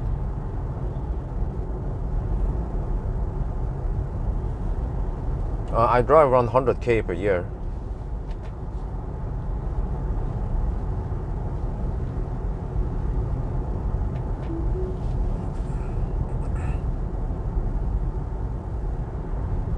Yeah, this one, the Sunday drives, they're always in the daytime. Because Sunday drivers, they are sleeping at night. While people hammering, oh, shit, man. Guy lost a branch. Could damage the cars behind. Well. I was planning on coasting downhill, but seems like plan has changed.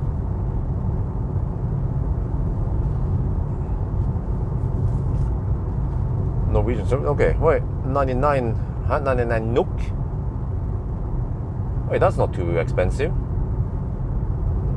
As a company, you can shave off VAT. It will cost me roughly half.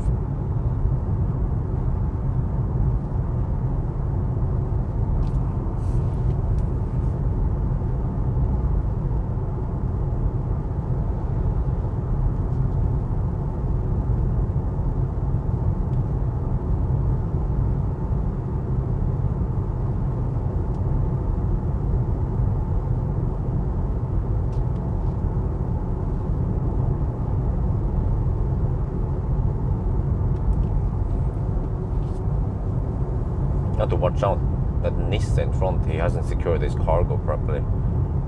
He's transporting branches on a trailer, and then from time to time branches will fall off the trailer.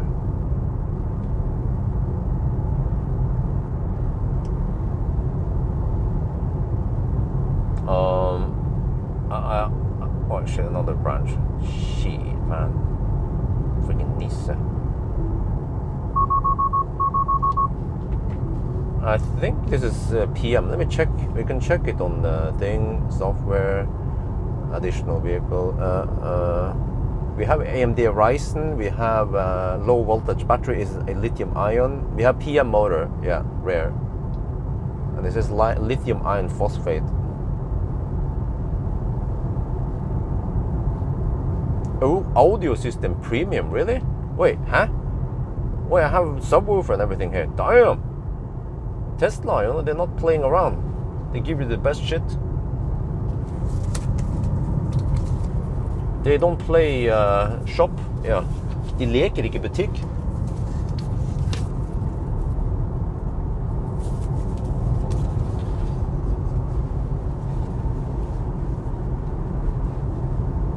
Okay. 4K video is 31 minutes long now. I feel like buying some snack over here. Yeah, so I can munch on it while driving. Look at this. Oh yeah, we have the yellow flowers by the road and the blue sky. The sky looks very nice and blue now in the shot. Yeah, because we use CPL, so we get all the colors, the pop, the blue and the green and the yellow. Everything just pops really nice in the video.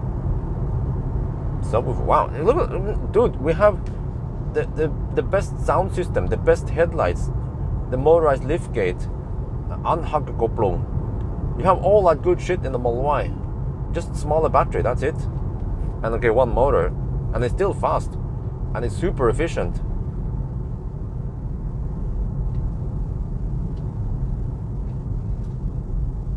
You know what that means? Game over.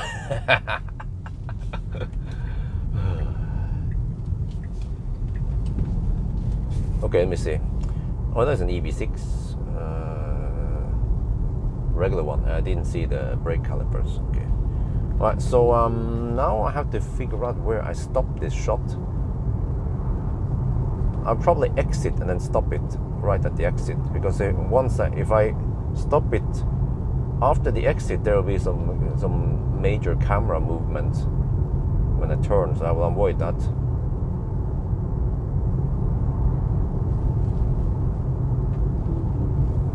Consumption is now 129. Oh, okay, we have that ballpark. Okay, and there's a slight stau here. Well, actually, maybe I'll I changed my mind.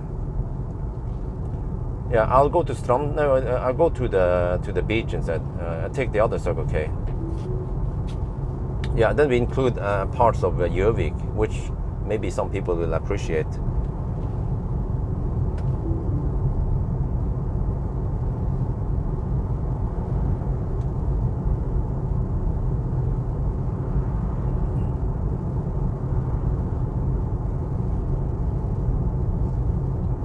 Oh, Kollerud.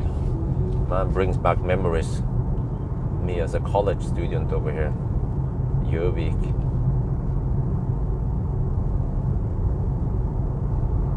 Okay, I have to try to find parking in the shade while I'm inside the gas station.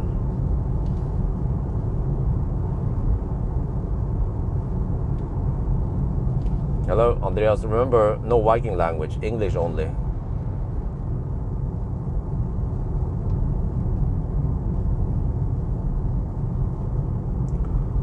So on Thursday we have a scheduled meeting with Sigdal, which is the supplier for bathroom, kitchen and wardrobe.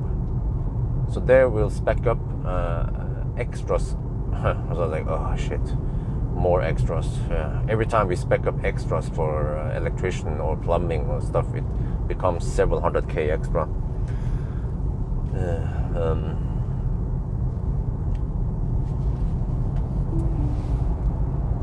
This one is so short, I don't bother with the CPL, I mean the ND filter, up and down. Okay, there we go. Okay, so now I sort the shot soon, and then we start a new one after my break, my trucker break. Well, but it's likely that we will not go for the default one, because Idehu is probably just cheap out on everything and they give us the shittiest kitchen as default. We'll be like, we don't want that. Okay, over here the juice is a lot cheaper. 20.53 NOK for unleaded and then 18.64 for diesel. So it's like it's around 2 NOK per liter cheaper over here than at the top of the mountain there. Oh, I'm supposed to stop here. There, okay. Now let's find a place in the shade. If I can get one. No, there's no shade. Shit. Yeah, there's no shade.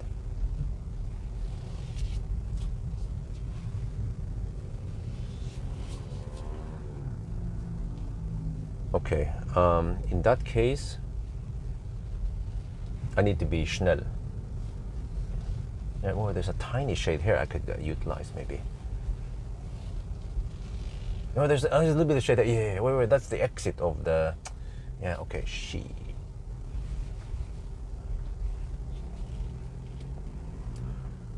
Oh man, the car is going to heat up during the stop now. Okay, I will just blast open the windows, I guess. Yeah, let's do that instead. Okay, this is the best spot over here. Yeah, whatever, let's take this one. But at least what I should avoid is to overheat the phone. Well, actually, I got an idea. Yeah, I know what to do. I'm going to just stay under the roof over there. Just ninja it. Wait, unless the other guy has some plan. No, okay, yeah, let's do it. Yeah. Okay. Pit stop. Oh yeah. Oh yeah.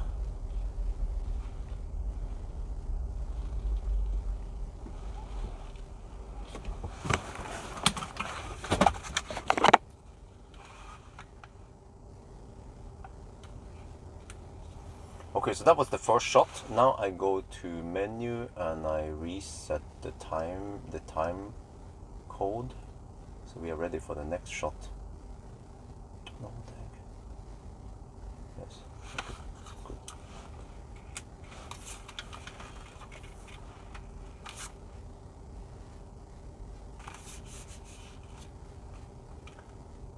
We are now at Circle K Gjøvik. You see here. Huntonstranda it's called. Consumption so far is 125 watt-hour per kilometer. Ooh, okay. I'm gonna stop here and take a little break. I found a spot under the shade.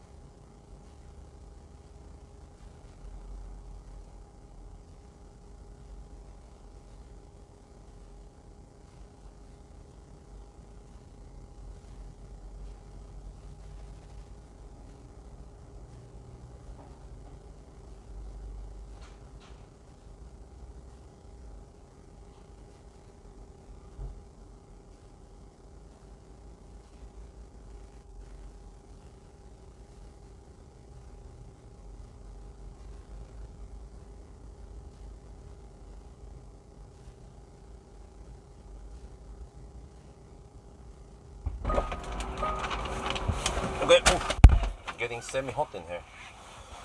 Right.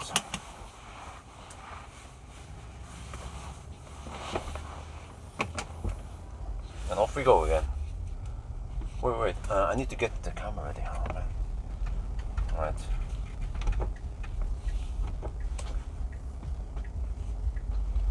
Oh, wait. Almost forgot. Yeah. Let me see. If they don't have the washer thing, then I will just wash with my own shit. I need to clean the windscreen because I see there is a little bit of bugs already. So let me see if they don't have it. Do they have it here? Oh, they have the bucket there. Okay, there's a Model Y blocking the fossil thing there. Whatever. Let me just. Well, actually, I can just drive forward. I can drive this one and then. You know, the Model Y could just park slightly. Oh shit! That's too risky. I need to. But I can actually just park on the same spot as I did earlier and then clean the windscreen.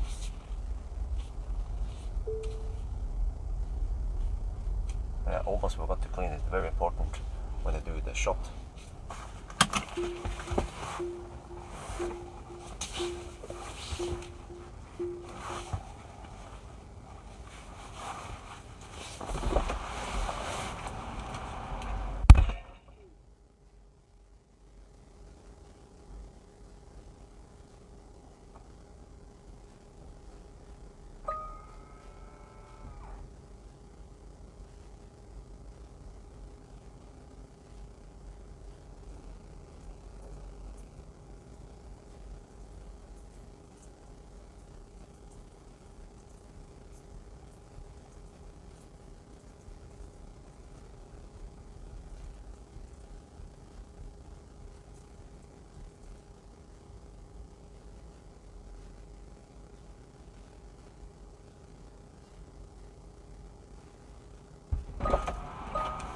Man, that smells freaking nasty.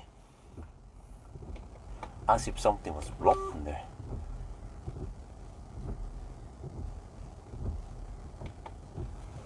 Hoff upphögda potater.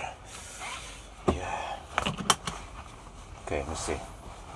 Yeah, I think we're good. Okay. Alright, off we go. Yeah, the windscreen is nice and clear, but that was nasty shit.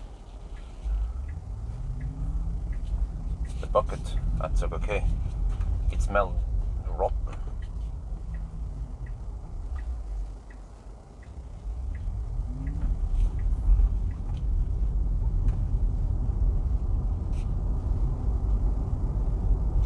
Wait. Almost forgot to start recording. Okay, so start here. Yeah, we avoided some of the movements. So this next one will be Gjøvik to I'm not sure. Gjøvik to Ringebu, I guess.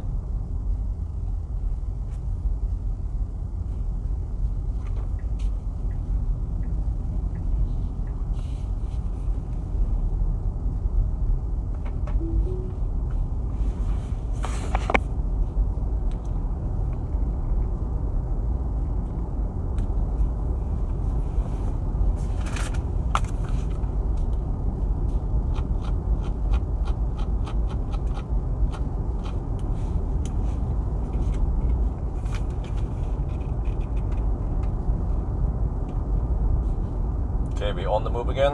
Yeah, you see, this is a highly realistic test. It's 80 kilometers per hour limit here. We are going at 60 while we are increasing now. There's some traffic, there's a truck over there, and we have tailwind. So, yeah, this is cool.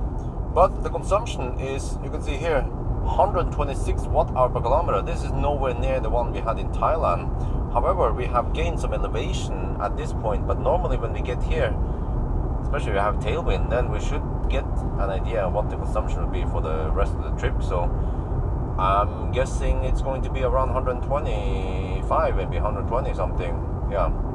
I have to check, by the way. We also had a Sunday run with the Model Y Performance. Yeah, but that was with some non-original tires. So yeah, now it's going better. Now we're going at 80 kilometers per hour. So yeah, we'll just see now. We just enjoy the view and the ride.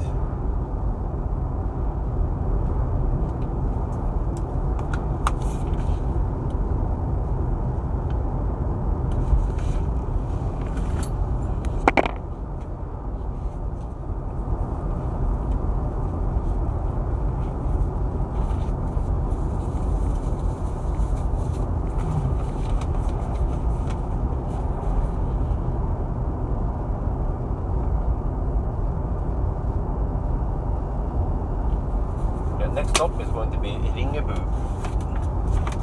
There I will probably take my next key stop. Wait, I forgot Glimt this time. Shit.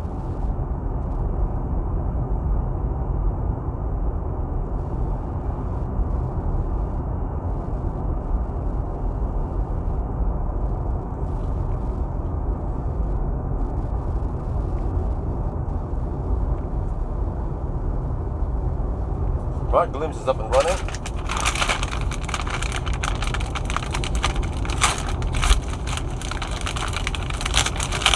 So today I don't want to dig around and stop too long. Since we have some stuff we have to do before May arrives.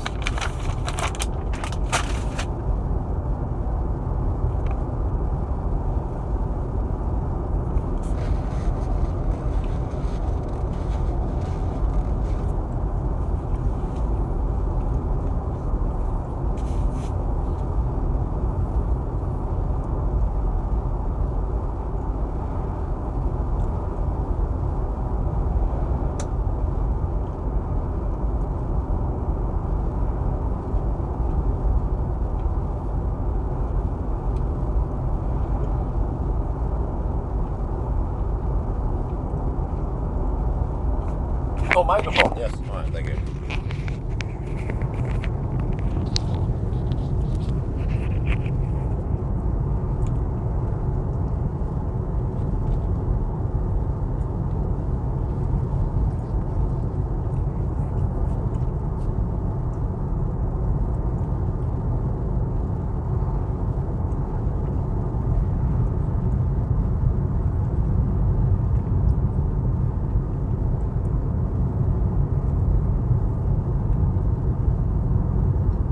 But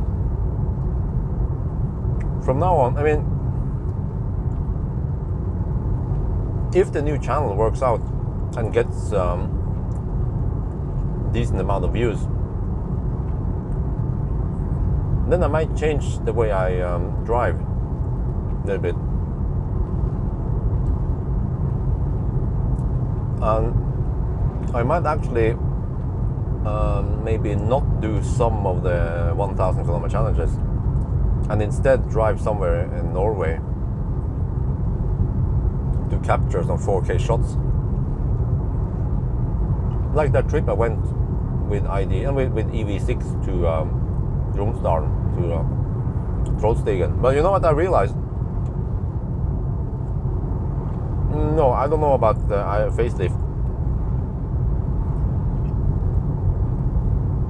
When I went up Trollstigen, it was like, how do I put this? It wasn't even a challenge for an EV. It wasn't rough at all, and it was over within just a couple of minutes. First I thought about having that one as a separate video, but I might just incorporate it in the road trip video. Because after we went up Doyankang, then Trollstigen becomes kindergarten in comparison.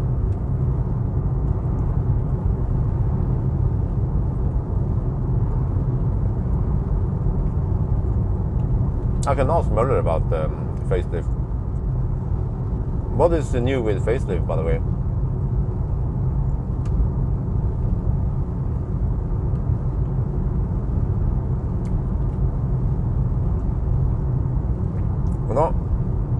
as long as I get around 10k views each video on the new channel, that is good enough for me. The CPM should be okay on that channel. Well, actually, I have no idea. But since it doesn't take much extra time, then no problem.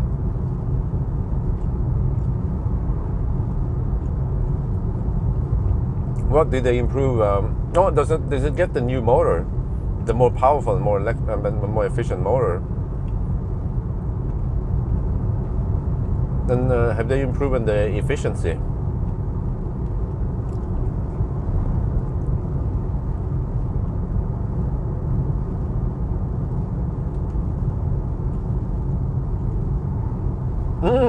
Wait.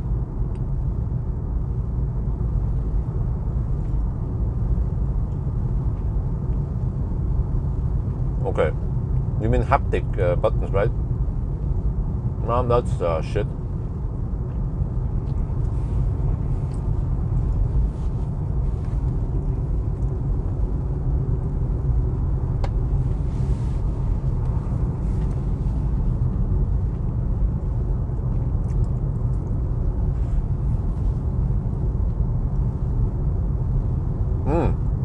New motor. Oh, can't wait to test it.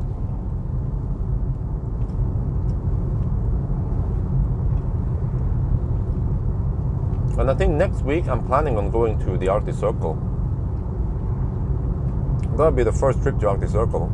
It will be a pleasure because it is bright all day and all night in Mo i Rana nowadays.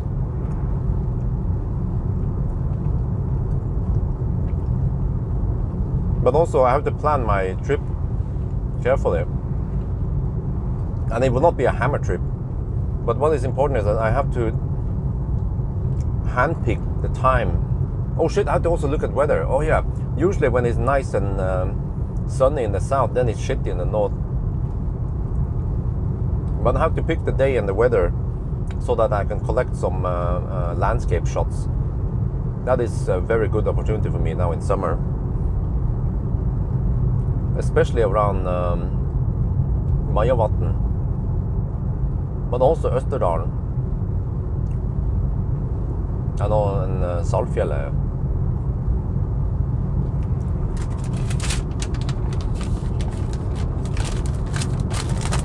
Well, at least Volkswagen, they're doing the right thing, which is to make the car more efficient.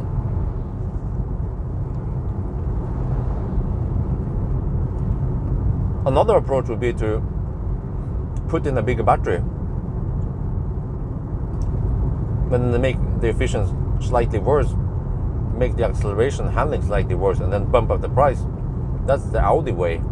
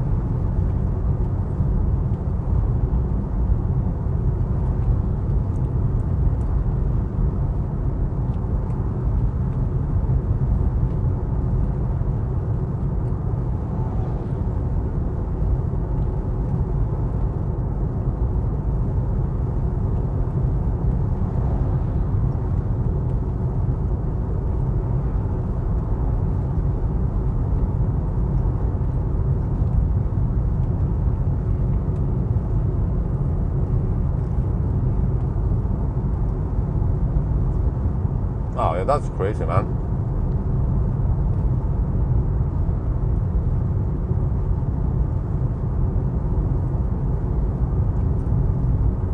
Might as well just go for a Tesla instead.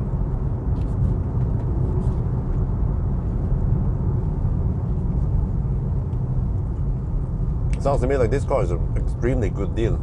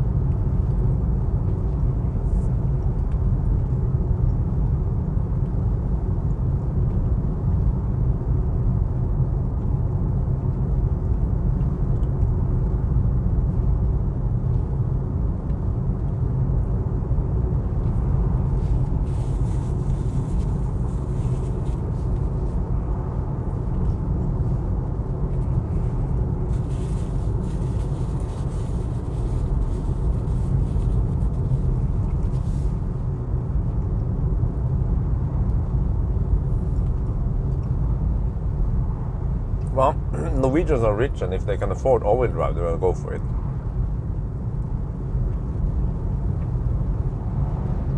And since it also has more range, and that also makes sense.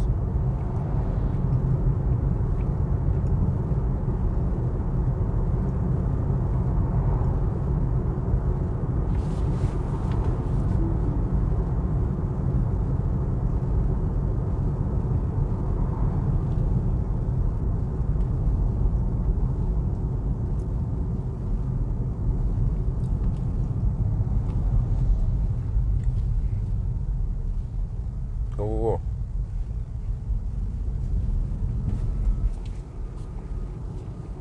It was a bit slow to react there. We have to use every gap in the roundabout.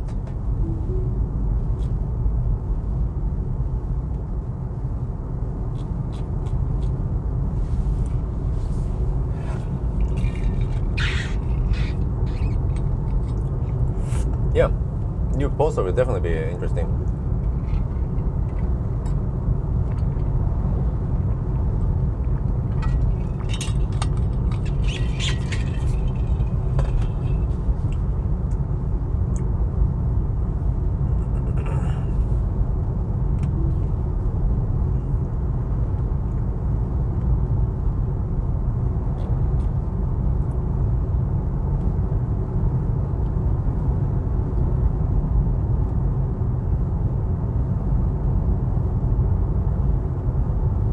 There is no status here.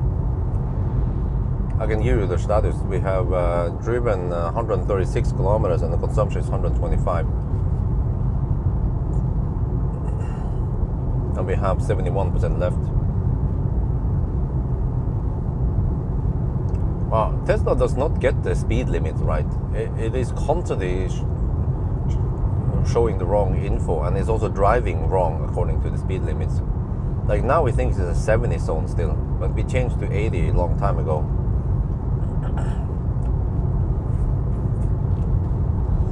I really don't understand how Tesla can get it wrong based on map. I mean, are the maps that shitty? Or why don't they just rely more on vision?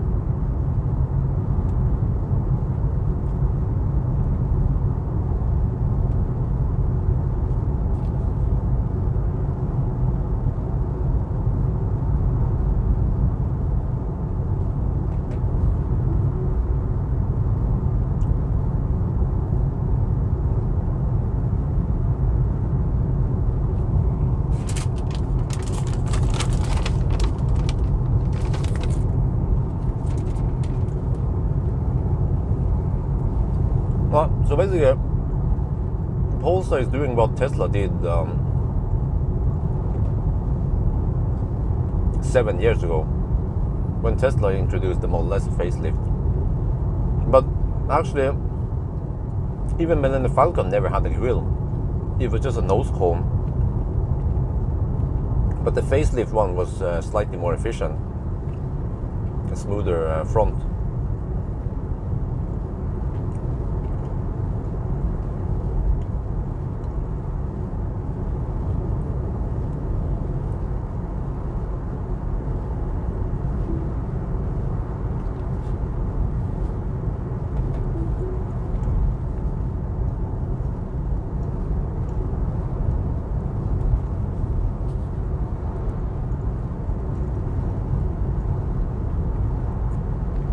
Oh, drop prices further? Not sure. Well, I really need to make a video about the test drive 4 program because many people don't know about it. The goodies, and they're trying to boost sales on Model S and X, so you get lots of extra points. I wonder if it's 10 times more points than the regular one.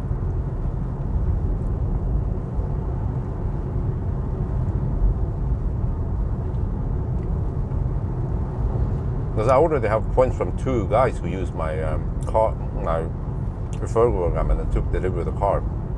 So I'm like, oh, I have to be more active on this.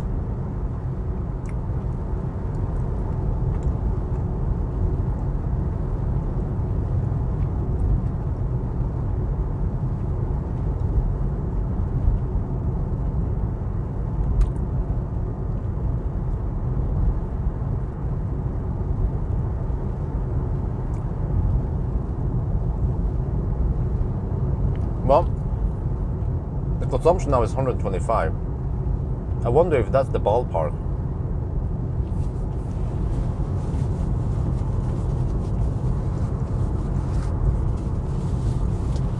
Then maybe you guys can look up for me. What was the consumption of the Model Y Performance?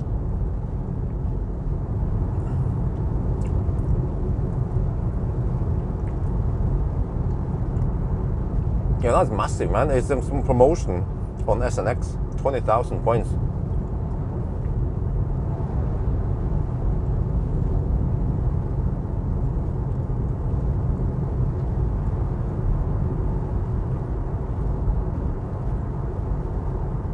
Where's all the pilot?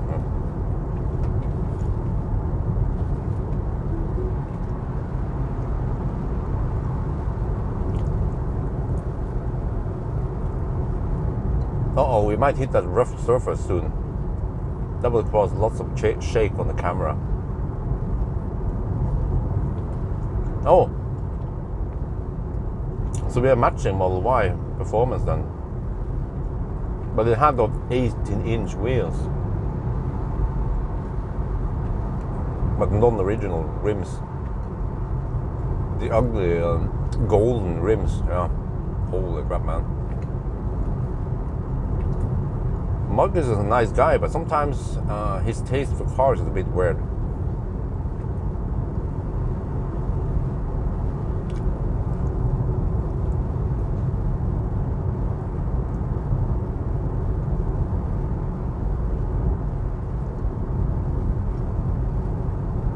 And also, he wants to buy a car which seems like I could maybe borrow for a more extended time, a second-hand car.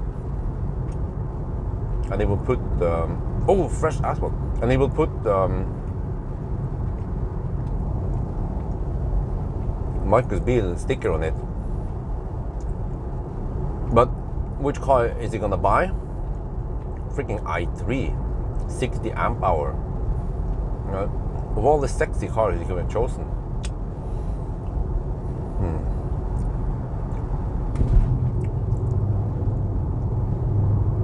So I guess I'll be driving around with an i3 with Marcus Beal stickers on it.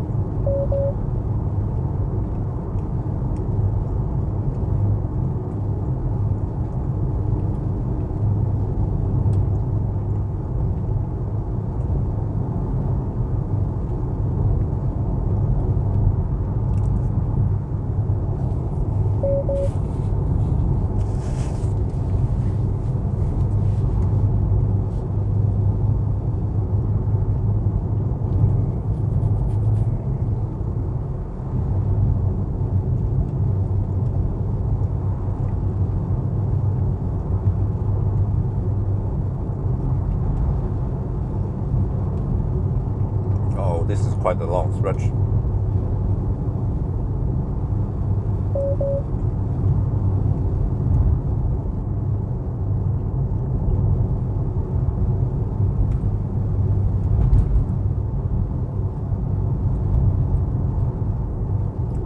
Shit. Well, if I can just get one segment out of this, that would be great. If not, then whatever. We'll try some other day with some other car instead.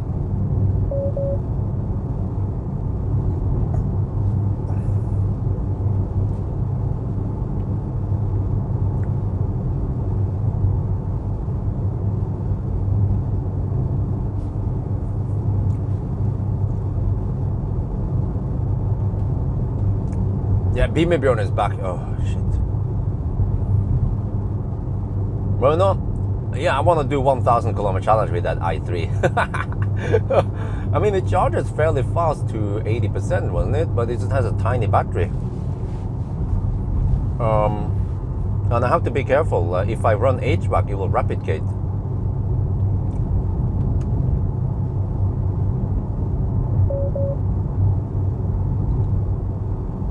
But will it beat Ioniq? Probably not. It's classic Ioniq. Yeah, freaking pizza wheels, man. I don't know what kind of ugly rims he wants to put on it and then let me drive around with it. I'll just park it at Mølle and Bertelåsten while I'm testing other cars. But yeah, Nasir confirmed that, well, at least, but he confirmed that we will take a look. We will shoot video about Millennium Falcon on this Friday. So yeah, hopefully everything goes as planned. I shoot the video about Millennium Falcon and we get the car back, because I actually need Millennium Falcon now.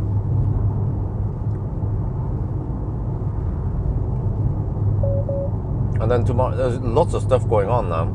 Tomorrow, some electrician is coming to install a Schuko outlet at my home, which they took down last year, but they didn't reinstall it. So I've been bugging them now for 9 months, something. It's incredible how slow they are.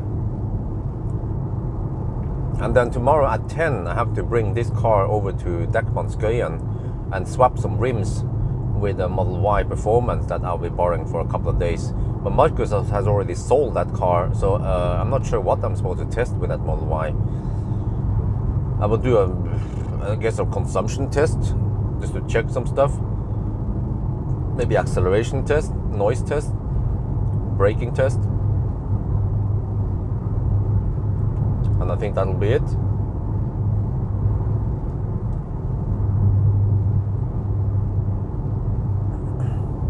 And then Mia is arriving tomorrow, 1:15 or something, the plane is landing. And then the day after tomorrow, we have some more stuff going on. Wait, what the heck, man? It keeps bugging me. On Wednesday is, yeah, I'm going to test, I'm going to get a ride, shoot a video about Candela C8. Polestar, they use Polestar battery now in it. That's on Wednesday. Thursday, we have the Sigdal appointment. Friday, hopefully I film Millennium Falcon, and then I pick up MG4 after 3 in the afternoon, and I borrow MG4 for 1 week. So that should be enough for me to, we have to do banana box test. But I've already done interior review in Thailand, so I don't have to do that one, at least. 1,000 kilometer challenge is mandatory, charging test, range test, and then Arctic Circle run. Hey, maybe I should drive the MG4 until the battery dies. Yeah, I should. I think that would give me some views. To go to the regular cleavage. Plaid autobahn. Yeah. I don't know. We need to do that also. Yeah. Soon. But then Marcus said he wants to come with me. I'm like, okay. He can come with me, but he's literally just dead weight if I do my acceleration test. I need to do an acceleration test from 0 to 200 kilometers per hour. It's going to be a blast. What the heck? Autopilot is slowing down.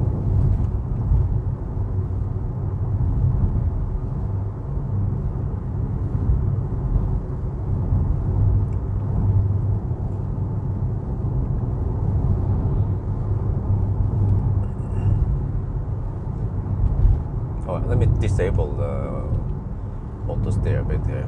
He's bugging all the time, bugging me. Actually, yeah, now I can't re-enable it, huh?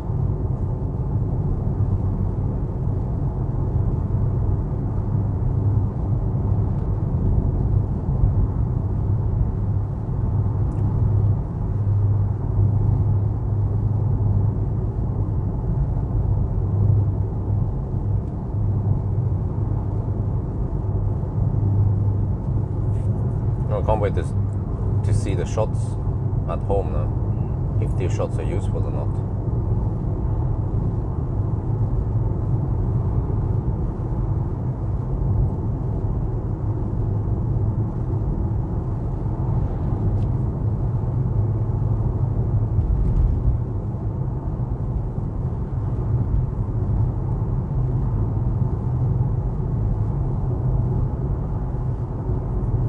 Yeah, we'll visit Østerdalen a little bit now. But okay, so you know, if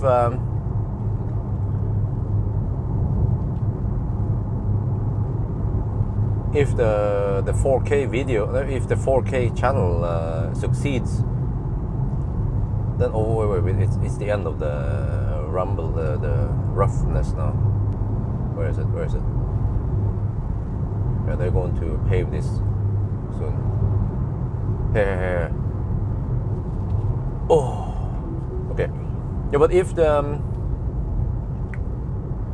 4K channel succeeds, then what I will probably do is that I will be slightly more. I will be pickier on the 1,000 kilometer challenges. Because I feel like I spend a lot of time with 1,000 kilometer, and I feel like many of those trips, not many people watch them.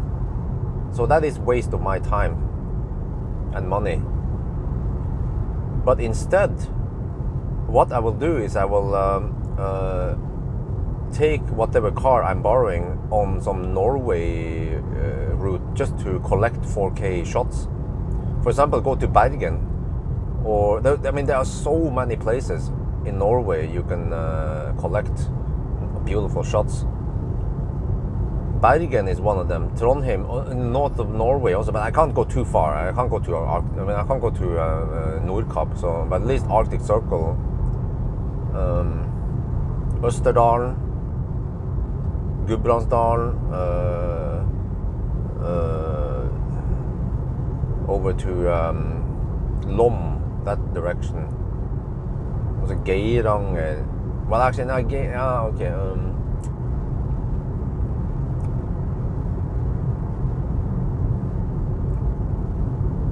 Yeah, eventually I will call it 8K, but that will be in many years.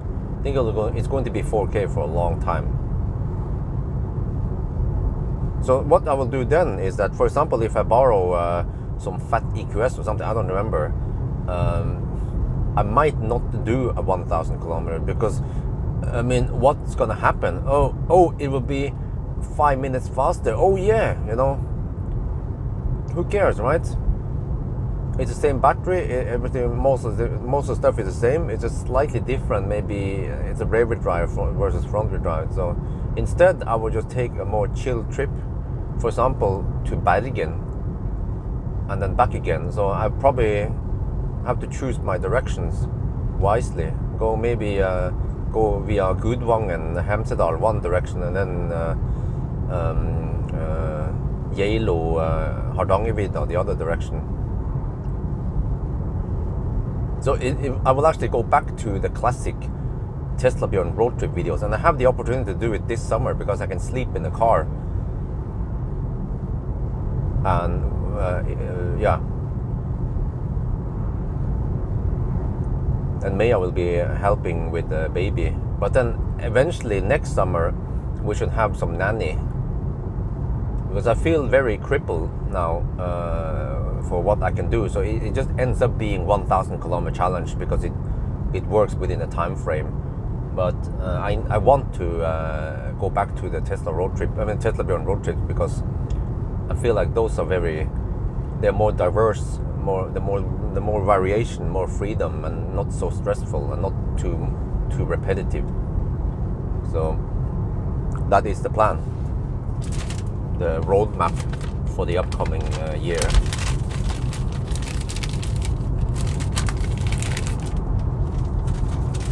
And you know, like, I don't have to make that much money on the 4K channel, because in comparison, the time, what the heck, dude? Freaking Tesla wants to slow down here. Are you shitting me? It thinks it's a 70 zone here. Face palm.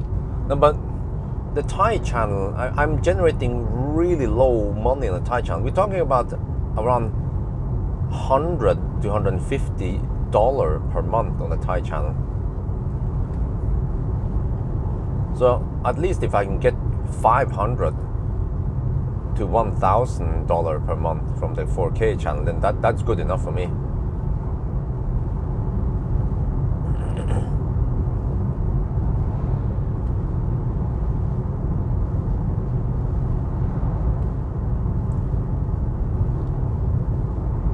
Yeah, you see, here's the 70 zone. Yes, here's the 70 zone.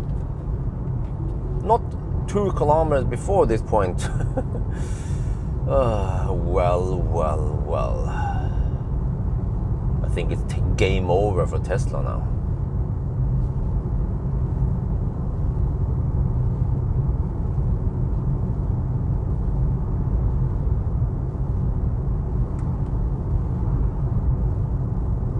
Yeah, there are plenty of cool road trips I can make. For example, go to Bergen, sleep in a car somewhere, right? I have to capture Atlantic Road. Yeah, the Atlantic Ocean Road thing. Yeah, that direction, you know. Yeah, the western side of Norway has lots of cool places. Also have Gudbrandsdalen here, this valley here also. Well, I need to keep track of everything in a spreadsheet.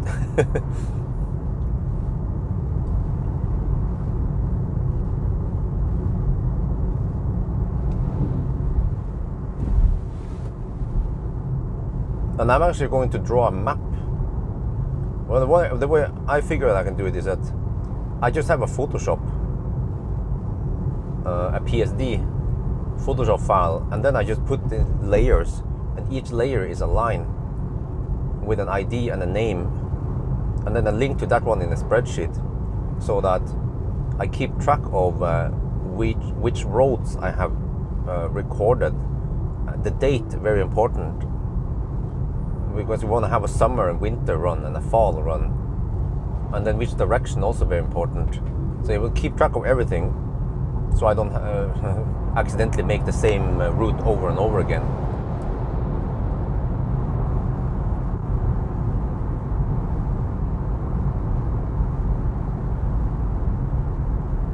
So which means that if I can succeed and make one shot here from Gjøvik to Ringebu, then I have covered that one, this direction, the northbound direction. And maybe eventually I can upgrade to 8K. Yeah, I also need to have some metadata about which camera it was shot with, and yeah, resolution.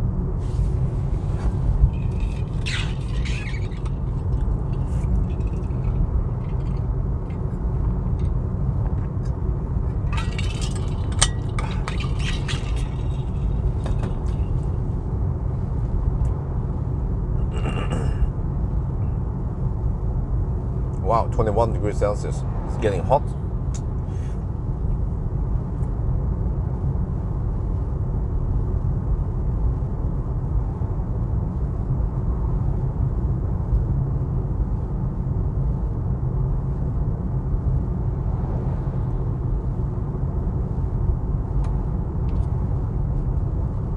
Oh, I have to alternate between AC on and only fans.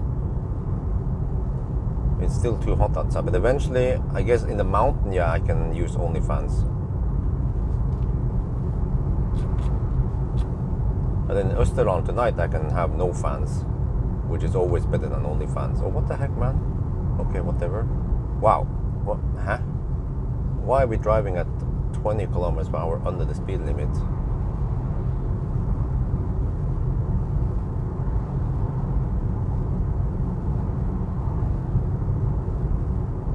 Okay, let me see. This video is 37 minutes long, and we had to drive another 40 minutes.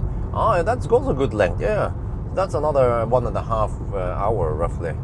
Oh, we have that detour at the Tretten. We have to take the detour. They are trying to reconstruct the bridge at Tretten, the bridge that collapsed.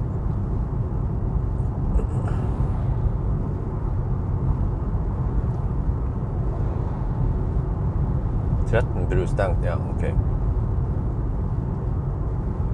Yeah, it means that when you go star and you expect to go back to E6, that is not possible because that bridge is closed. It's like a humongous detour somewhere via Øye, maybe. Yeah, there's a bridge at Øye, I remember, near the Ionity and Superchargers.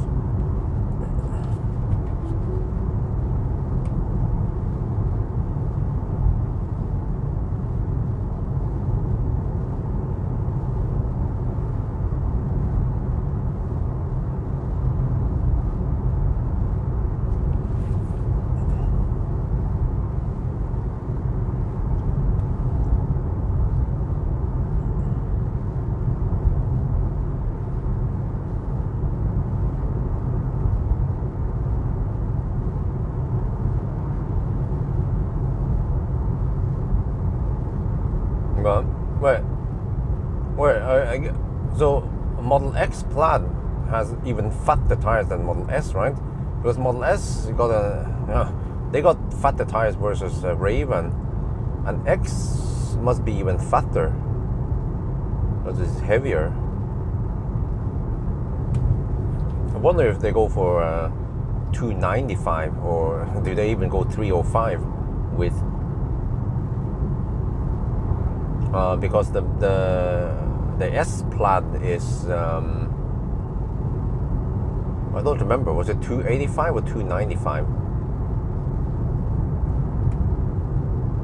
Train crash also? What?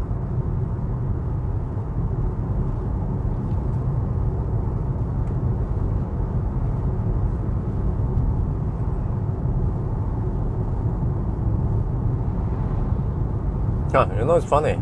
I'm driving at the speed limit, which is around 78 kilometers per hour in the 80 zone. You see that the traffic is flowing at the same speed, sometimes even slower. So this is a highly realistic test.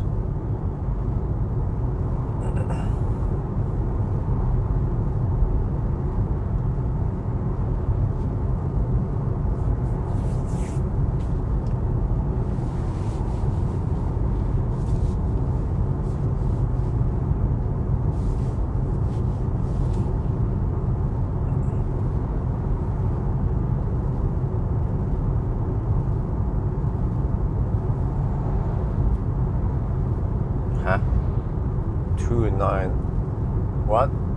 You mistyped something, Pedro. 295 must be 295 30 22. I think that's what you meant to say or type. Train crash? Oh, haven't heard of that one. Oh, it's bad luck over there. It's like Unfall place. 295 35, really? I would assume it was okay. Maybe, yeah, that makes sense. 30 would be really skinny tire. I mean, not skinny. It was really low profile tires, depending on the width.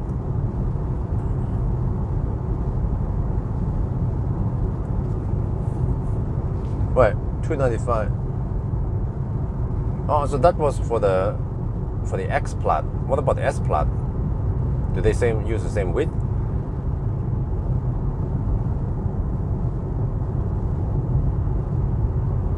Okay, let me plan my stops here. So if I stop at the Ringeby, I stop at Circle K at Ringeby. I tend to stop at Circle K for some reason. I stop at Circle K at Ringebu. Maybe grab some more food there if I feel hungry. I just have smaller meals now while I'm driving to minimize the stops. I might have to clean again. I'm not sure. No bug splat yet. Oh, we're driving dog slow. What the heck? We're driving 10 kilometers per hour under the speed limit. Welcome to Norway. Yeah. because I stop at Ringebu, and then we take that segment, Ringebu to Atna. Or I just that one I will brand it as Venabygdfjellet.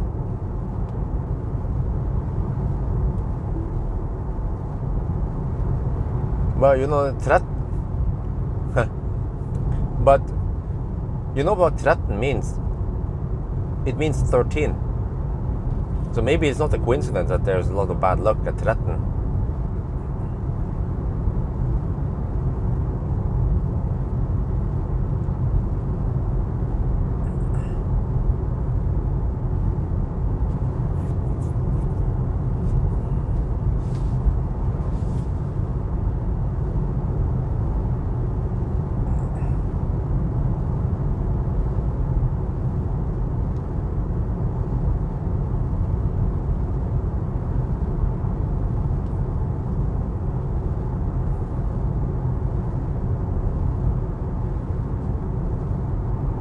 Yeah, this is perfect. Almost perfect weather. Ideally, I want to have a few clouds, but not too many of those. But I mean, this is still pretty good today. Weather is nice. Sun's angle is also perfect.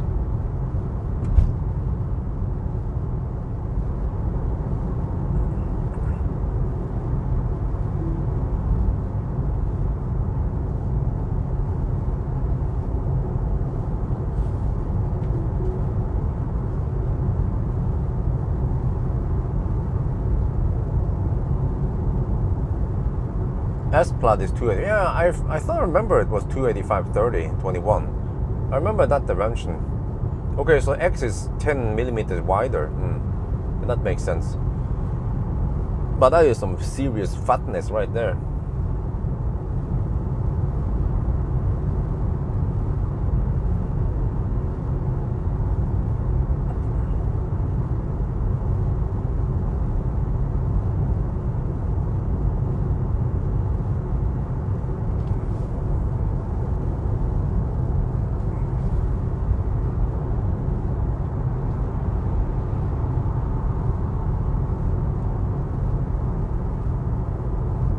The autopilot just wants to go in the middle now suddenly.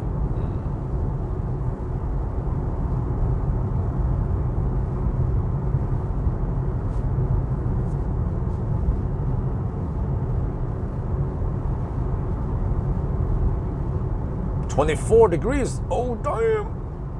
It's getting hot in here. It's getting hot in here. Dun, dun, dun, dun, dun, dun, dun. Yeah. Wow. We're getting a hot period now in the next 10 days at least. Just nice weather every day. So there's danger of wildfire even in Norway.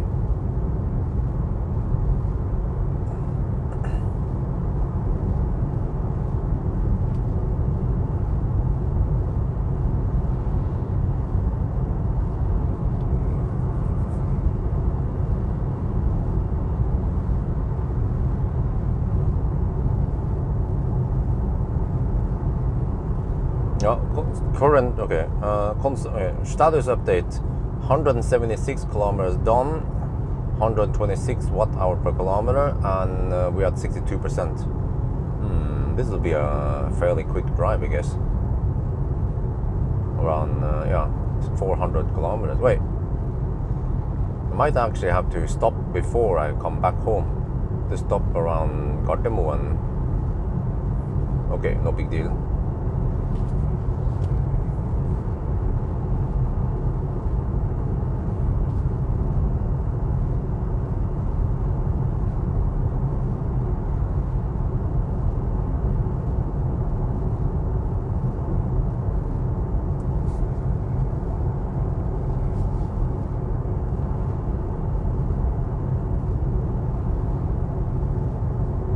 Seriously? That guy just totally ignored a police car. Yeah, there was a police car coming on the other direction, and there was a pickup truck driving like here. I would pull over to the acceleration lane and let the police car pass, but he just derp. without caring about the police coming from behind.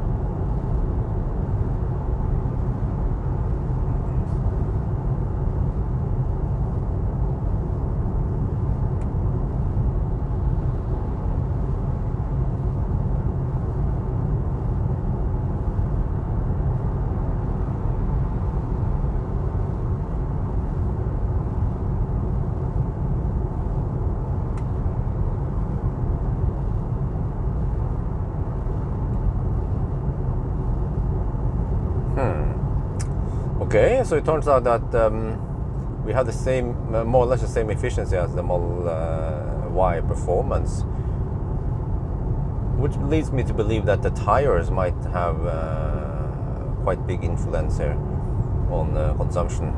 Yeah, it could be that tire plus rim causes the consumption to go up by as much as 10-15 watt-hour per kilometer.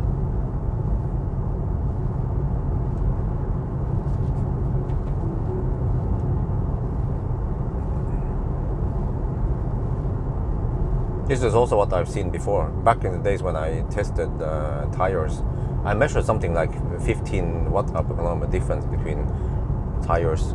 That was on the Model S I tested.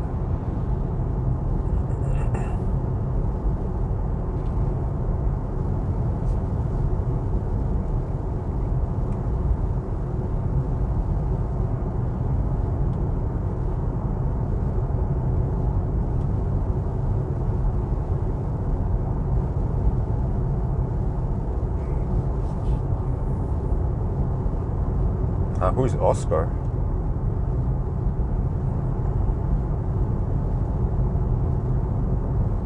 Damn, 24 degrees. That's proper hot weather.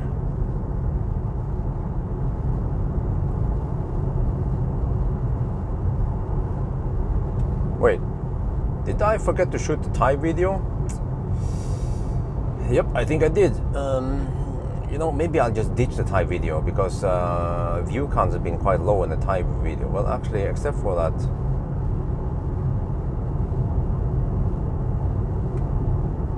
Maybe for Model Y rear-wheel drive, they actually want to see it. Yeah, I totally forgot about it. Because I'm in this mode where I'm only shooting English video nowadays. So I forgot to shoot Thai video at Gjøvik and right after Gjøvik.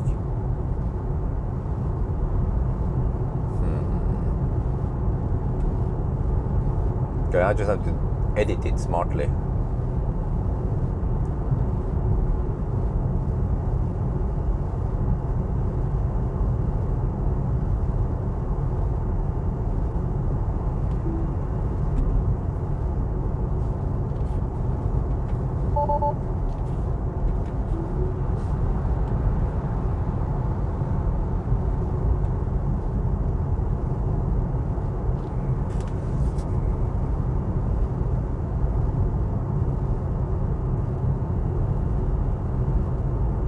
Oh, I can use OnlyFans in the tunnel. Get some free coal in there.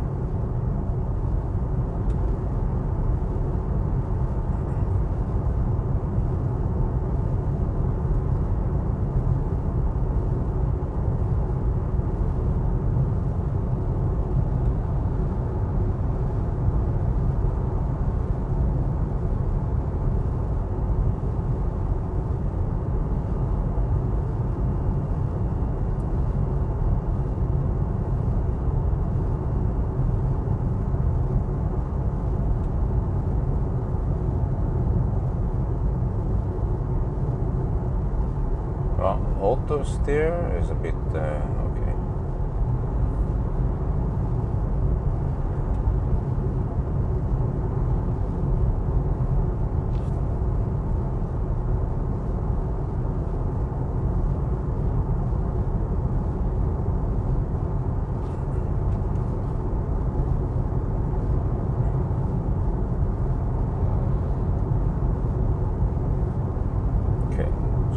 stuff here. 3.9 kilometers.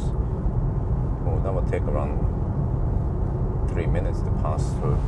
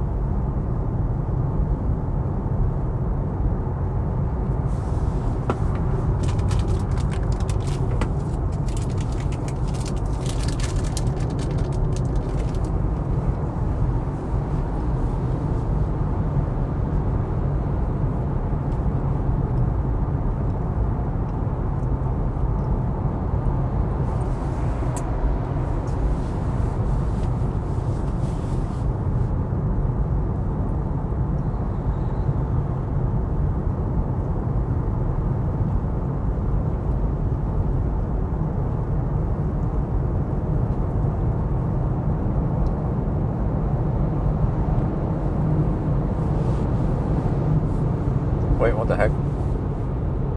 The temp sensor must be slow to react. It still claims 24 degrees inside here. Can't be. It must be more like 15 degrees inside here.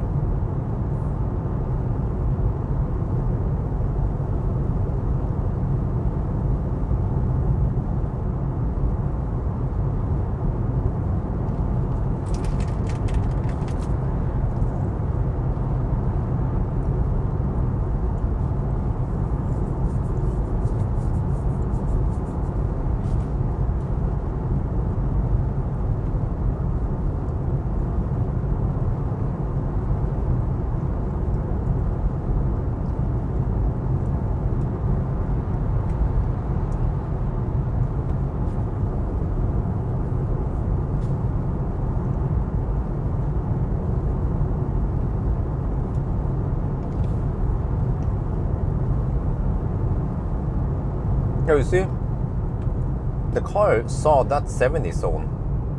So that must have been sign based, because it's not. It's a temporary sign.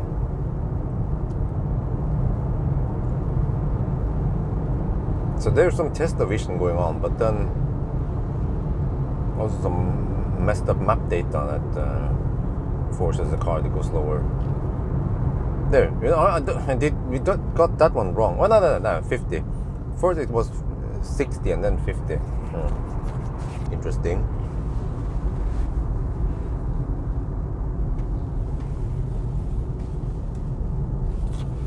And then it claims 80 again. What the heck, man?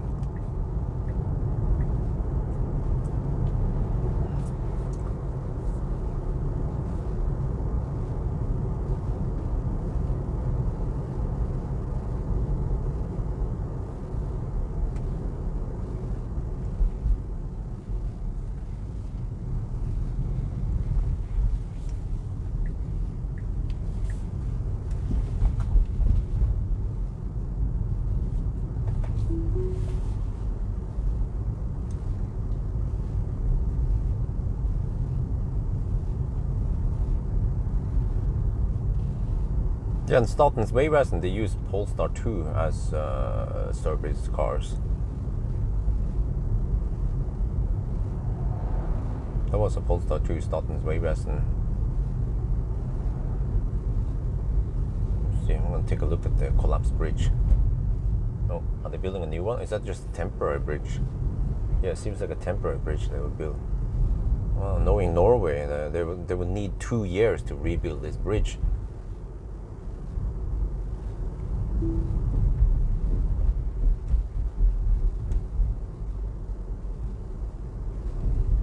Just like that bridge that collapsed at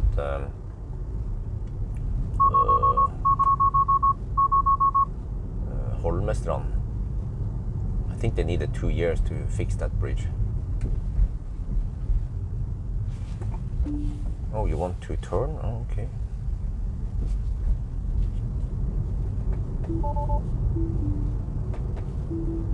Wow, I can use autopilot here without the middle road markings. Okay, let me not do that.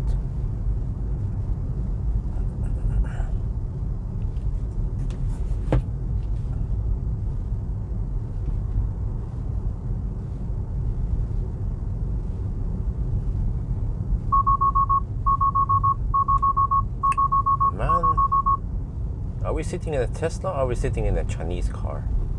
It's being too naggy. Come on. Oh, what the heck? Phantom brake? Okay, now it's getting annoying. And I also have a car behind.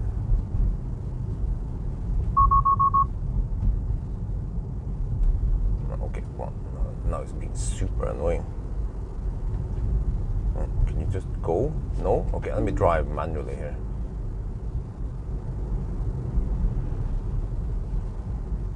Oh shit. Oh, freaking mother trucker.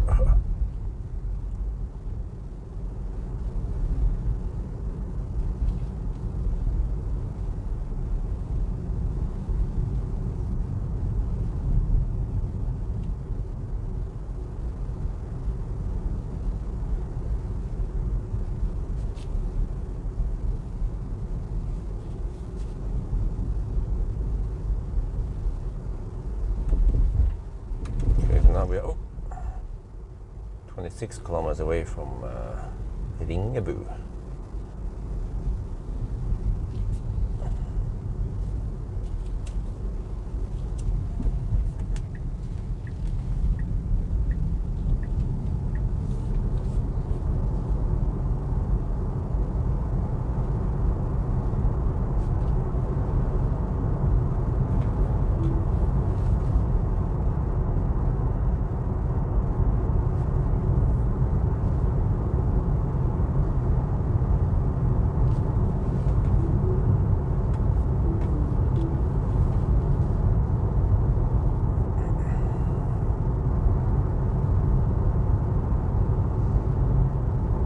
Oh, you can't correct AP. If you try to correct, it will disengage. It's always been like that.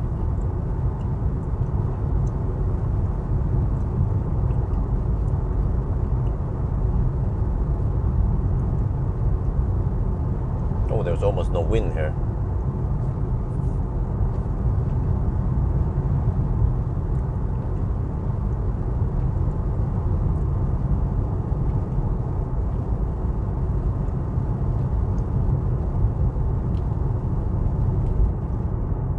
And then for some reason the car still thinks it's a 40 zone.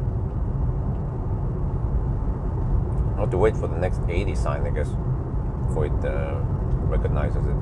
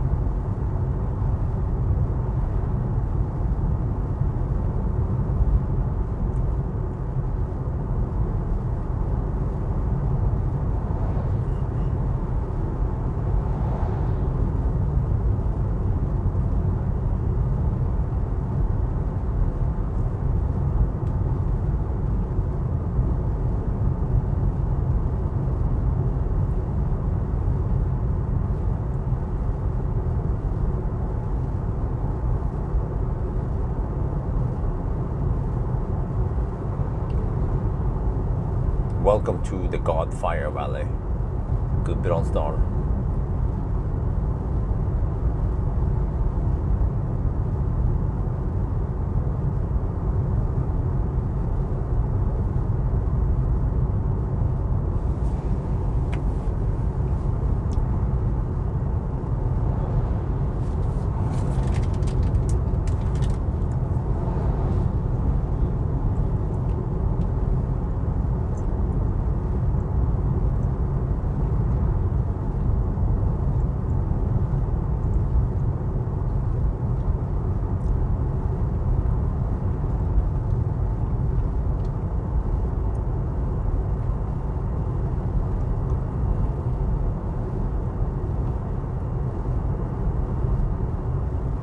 a 60 zone coming. Okay, good. Finally, I can't use autopilot yet, because if we use autopilot, it will go down to 50 kilometers per hour.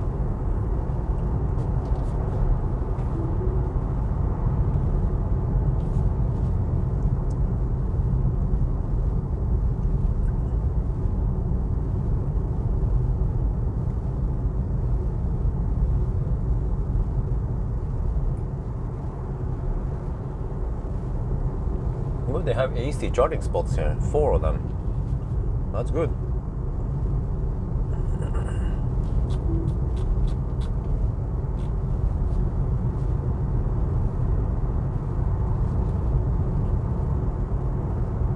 I think camping places and hotels, they should have AC spots, and also shopping malls.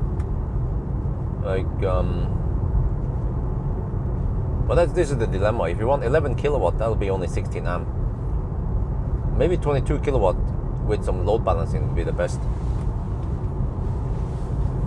Then you can get 7.4 or 11 kilowatt, depending on which car you have. Or you can just go for 7.4 kilowatt single phase as an option.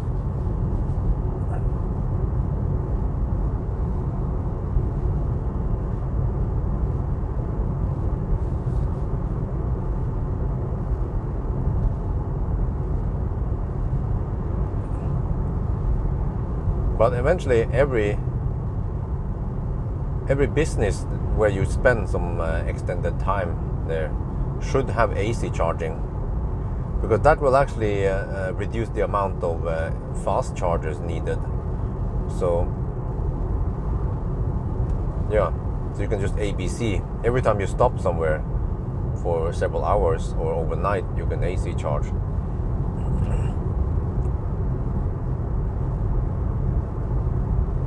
And that should mean that that business, which is a hotel or a restaurant or shopping mall, will be more attractive for EV drivers to stop at versus other places which doesn't have any charging. At least I would choose somewhere with AC charging.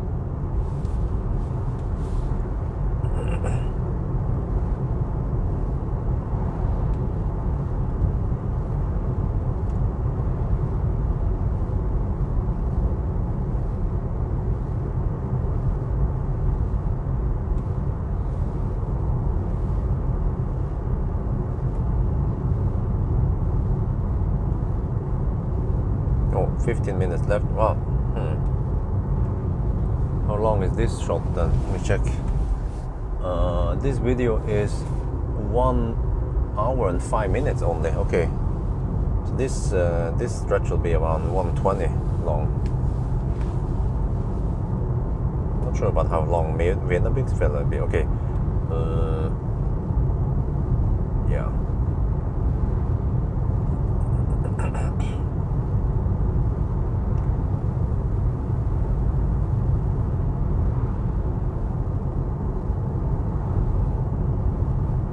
Maybe a 45-minute section is also good.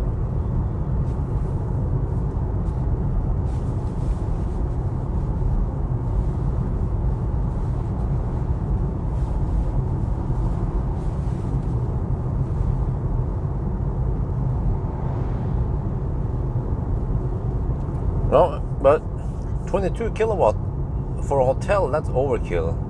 A shopping mall, 22 kilowatt would work. The only problem is that not many cars today have 22 kilowatt. But for hotel, then 7.4 or 11 kilowatt is sufficient for today's cars.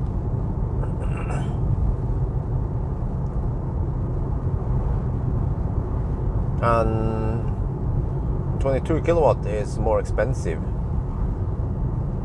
to install.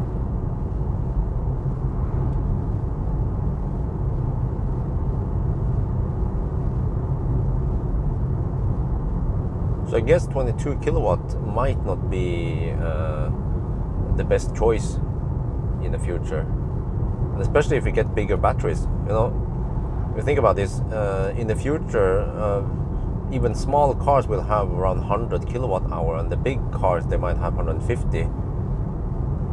So with big buffer, you can get around with slightly slower charging. 25 kilowatt DC. Yeah, that would actually work also. The one, but the problem is that it adds extra cost. You know, especially DC charging, you have extra cost. So, and people are cost aware. So, if they can just get 11 or even 7.4 kilowatt or 11 kilowatt, that is the lowest price at the hotel, I think they will go for that option. Sweet spot for email, huh?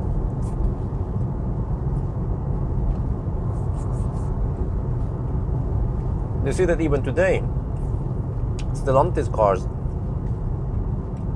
and Tesla even, and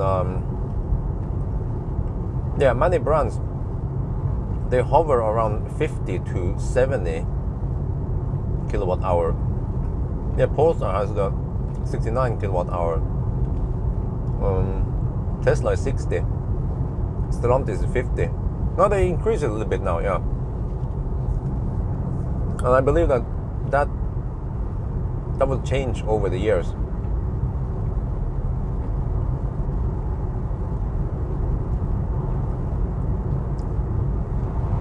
You remember that many years ago, 60 kilowatt hour Model S was even a thing.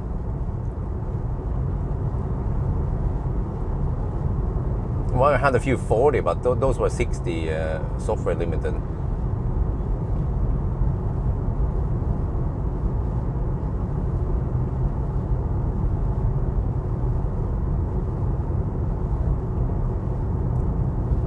And many years ago, when the Ampere E came out, it was considered like outstanding. It was the first. Actually, it was the first. Yeah, it was the first affordable compact car with long range, whooping 60 kilowatt hour. Ooh.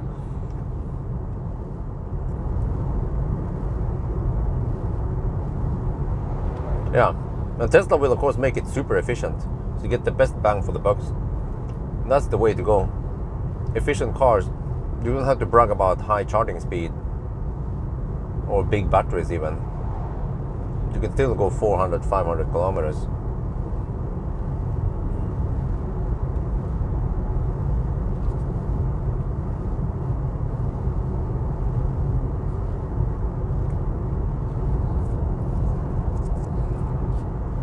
And this one here, even, I'm driving it as a typical Norwegian. And I don't know if you guys noticed, but I have not been overtaken much at all. It happened once or twice only today. And even on those, okay, on the motorway stretches, there were some people who overtook me. But here, there are plenty of open areas with straight lines where people can overtake, but nobody overtakes me. Which means that even this car will have 450 kilometers of range. Well, actually, we can calculate now.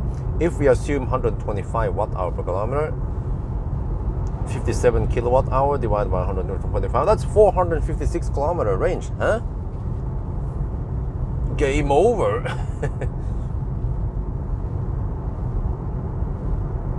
How many other crossovers can go 450 kilometers in summer, well, on Sunday driving? Affordable crossovers. Oh, there's a bridge over here. You could take this one if you want to cross the river. Long ass detour.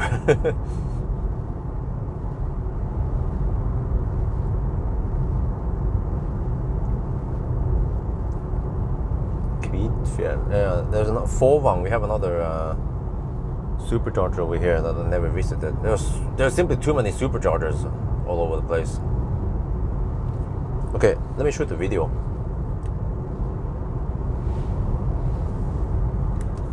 I have to remember to shoot in Thai also.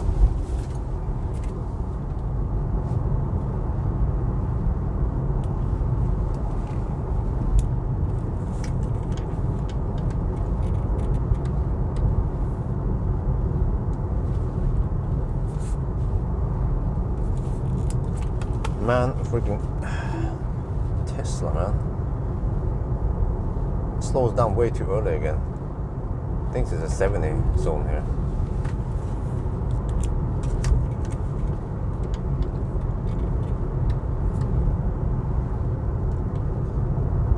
We are getting close to Ringebu. Very little wind here, but I see the flag there. We have slight headwind even. Okay, but you see, since Oslo, we have now done 209 kilometers since Oslo, and the consumption is 126. So it's likely that this is the consumption we will get for the remaining drive. So that means roughly 450 kilometers.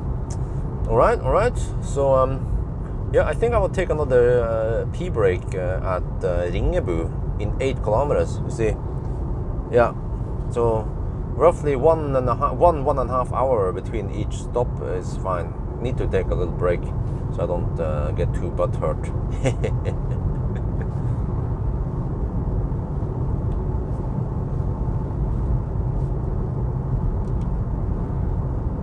เราขับมาได้เกือบ3 ชั่วโมงแล้วนะครับแล้วก็ตอนนี้นะจากออสโลมาถึงที่นี่นะ210 กิโลเมตรแล้วก็เราใช้ไฟฟ้า126 วัตต์เอาต่อกิโลเมตรมันมากกว่าที่เมืองไทยตั้งเยอะแล้วนะแล้วก็ผมได้คำนวณว่าตอนนี้เราวิ่งได้สัก450 กิโลเมตรนะนี่แบตเตอรี่เหลือ 55% นะข้างนอกก็อุ่นนี่นะ23 องศานะครับแล้วก็เดี๋ยวเราจะไปจอดอีกที่หนึ่งที่ริงเกบือนะครับเข้าห้องน้ำอะไรหน่อยแล้วก็เดี๋ยวจะขึ้นภูเขานะวันนี้ก็อากาศดีสบายดีขับที่นอร์เวย์นี่วิวงามดีตอนหน้าร้อนนะ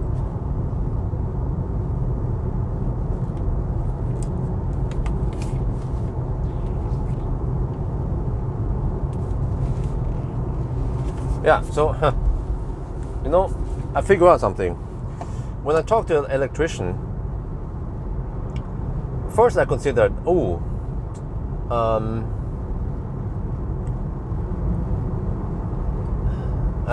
consider whether I should go. I mean, I have 3-phase TN at the new house. So first I wanted 22 kilowatt, but we have 27 kilowatt into the house. 22 kilowatt is a little bit overkill, especially because many cars can't take that speed anyway.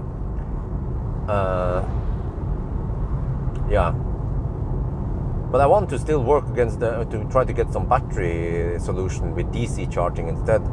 But either way,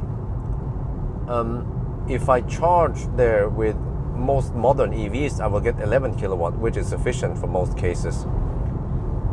And then, in case I get something old like a classic Ioniq or even an I-Pace and EQC, I can just use that. It's called Wall E. So I get 5 kilowatt. Oh, it was again 25 amp. And that's 5.5 kilowatt. That would be sufficient. But we'll see how I do it. Try to get some battery and some DC charging. That'll be quite awesome.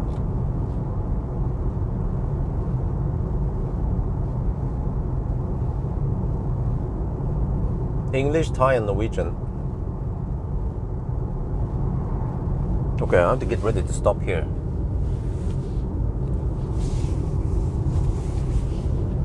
Maybe buy some more food. Or yeah, gonna need somewhere. What about drinks? Do I need to refill drinks? Nah. Next stop, I'm not sure where it'll be.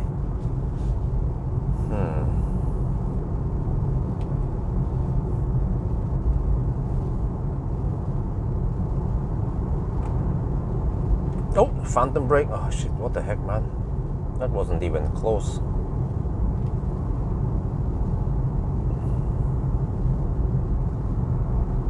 I'm a potato. I can be used for everything.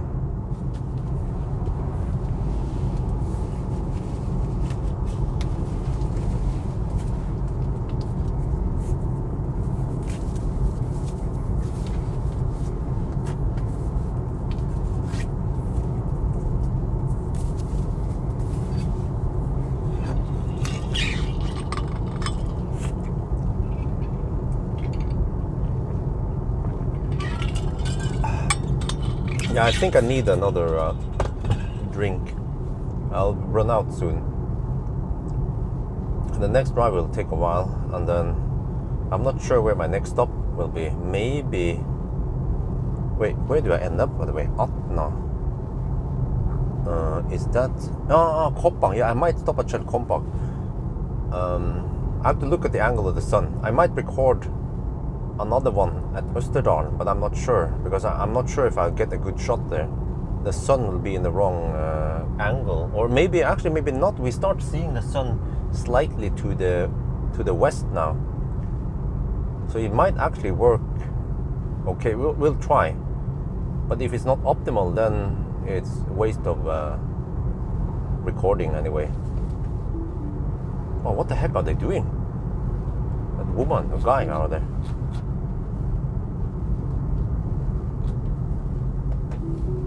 Okay, so I will stop this recording at Circle K.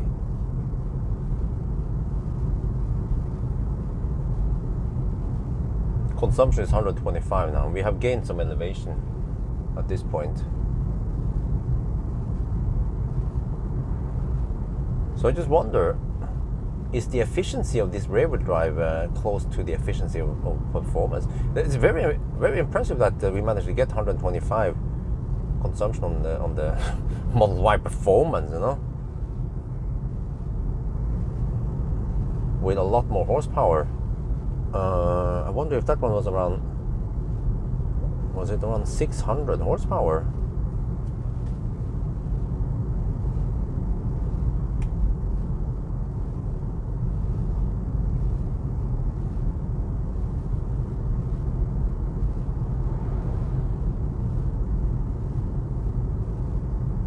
Okay, I have to try to find parking in the shade here. Okay, let me see. Get ready to stop the recording.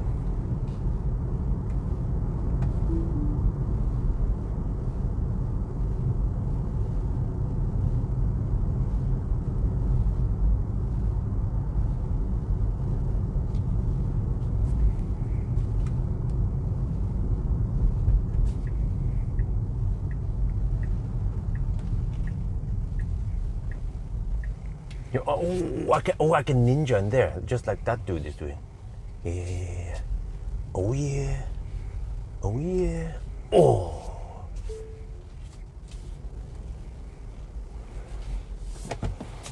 Okay, let me just hug the wall here, in case someone needs to pass.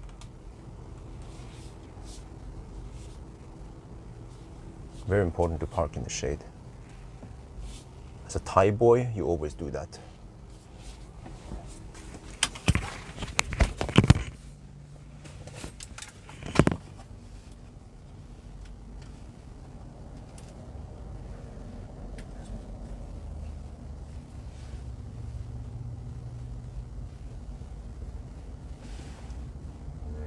Set this one again. Okay, good. So now we go to Atna, this direction. That's the next waypoint. And then how long does that one take? 1 hour and 14 minutes. Okay. Oh, and then it's got my Tesla bugged out.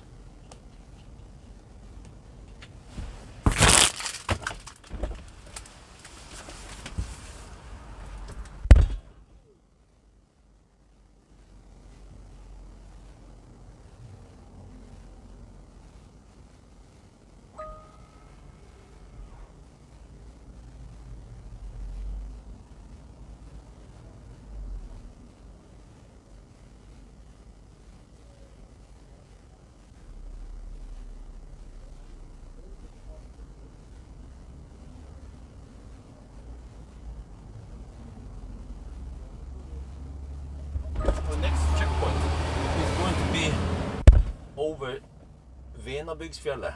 Oh man, it's so nice to be back in Tesla. Look how snappy, look how smooth it is, look how fast it is. Oh, okay.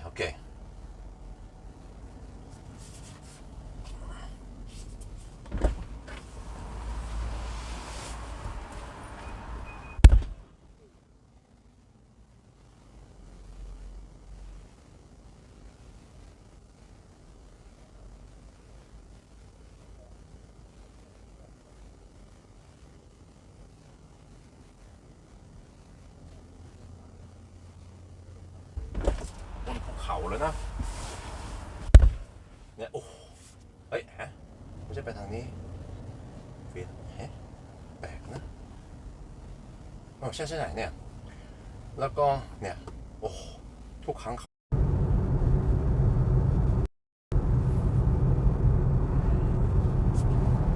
Yo, what's up?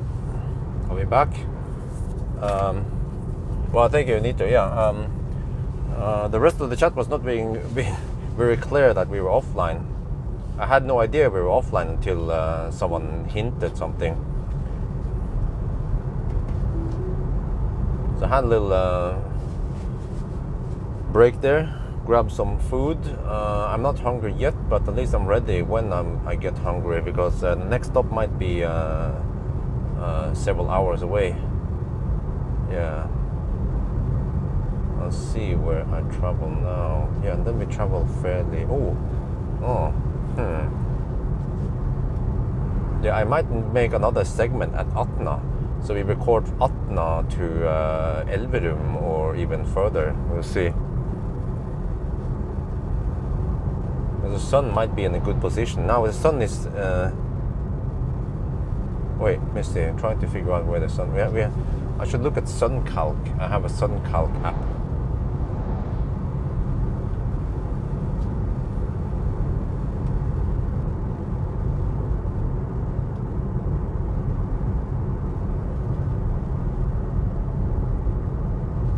Oh, okay. The sun is now at this southwest angle, which means that by the time we reach Atna, there will be even more west. And that could be usable if I travel direction towards Elverum. We get this nice afternoon sun, and we'll see. I guess I'll just record it and then I'll see if I can use it or not. Okay, so this one is actually a lot longer if I take this main road and then take the exit here. There's another one actually right before Circle K. If you turn over there and you take that route, it's narrower. It's not recommended for trucks to take that route, and it's also a little bit bumpy.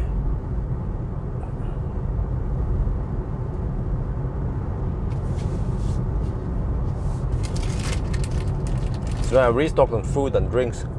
We're good now. Hey, Venabygd, yes. So I will call this one Venabygdsfjellet.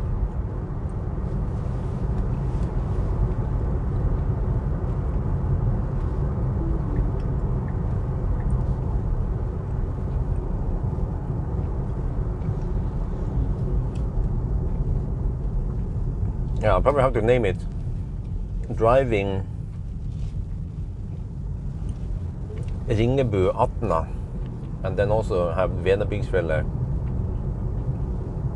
And the previous stretch will also be tagged or named as Gudbrandsdalen.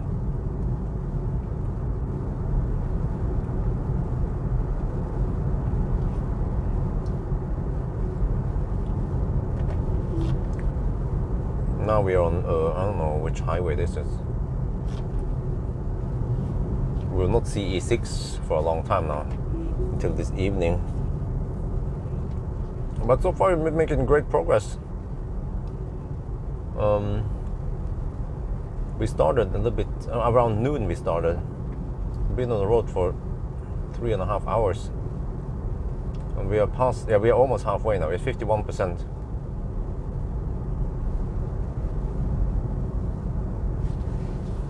Yeah, so this stretch here is actually nicer to drive.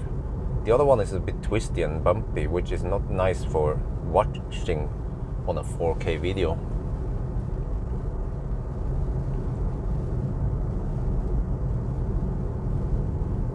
Highway 27, okay. Yeah, so the title should contain the highway road, at least the most significant one, like Highway 4, you know, Gjøvik, Oslo-Gjøvik, and then Highway 27 here, and then E6, yeah. Yeah, this one, Ringebu, to the right here, that one is actually not allowed for trucks to drive, because it's too twisty and quite steep some places. Fylkesvei 27, okay. Also shortened to FV.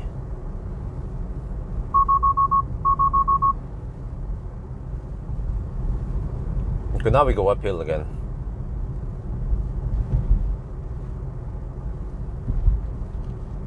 -25°C. Damn, I wonder how warm it will be at Venabingsfjellet. Oh shit, I forgot to clean the windscreen, but as a coincidence, it's still clean. Yeah, I need to check every time I stop if the windscreen is clean. I need a checklist, pre-flight checklist for the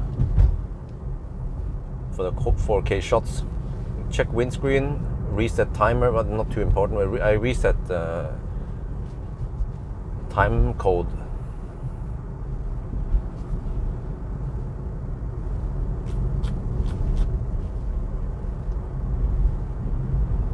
The only minus with this stretch is that there is some areas have shitty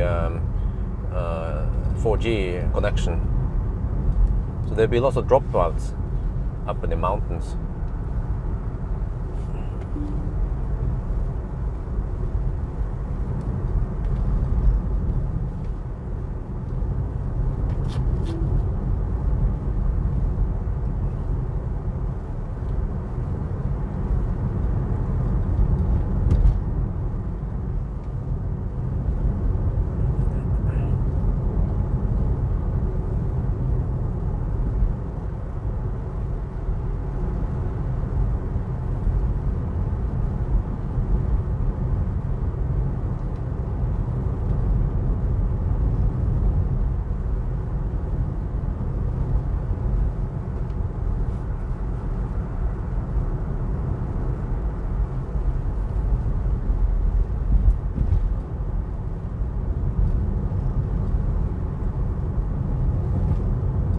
Autopilot, yeah.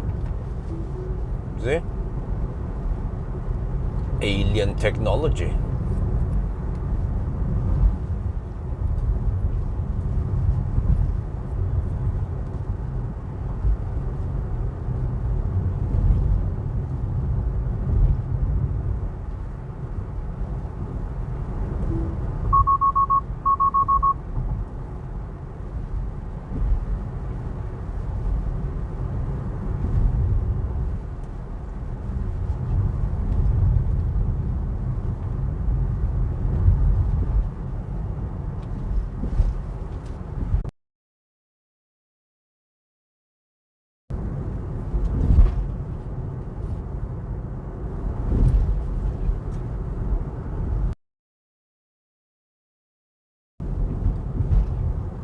I'll be back now. Freaking bumpy over here, man. That will actually shake the whole camera, which is not ideal. Buck, buck, buck. 21 degrees over here. Okay, it's getting colder. Let me turn off this one and run all the fans.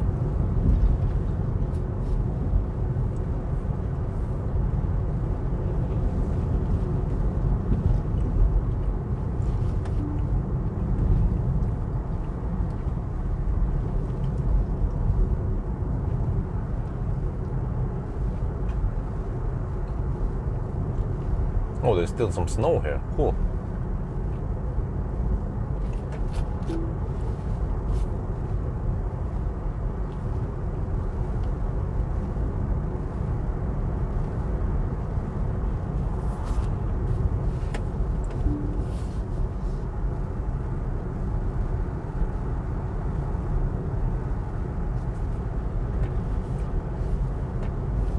Wow, awesome landscape.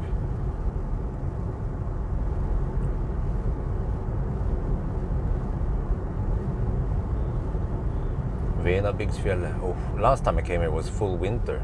That was actually with the Model 3 performance. I was doing a little test.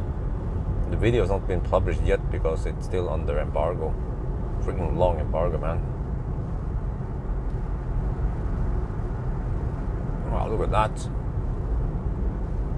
The sun's angle is not ideal, but okay.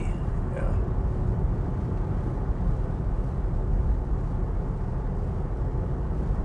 No, it's not new asphalt. New asphalt would be black.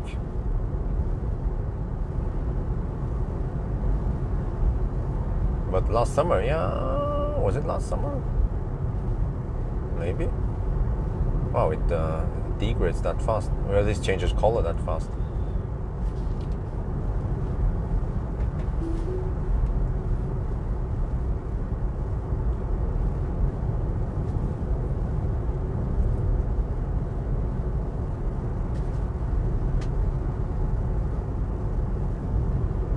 Oh, autopilot is a little bit wanky though.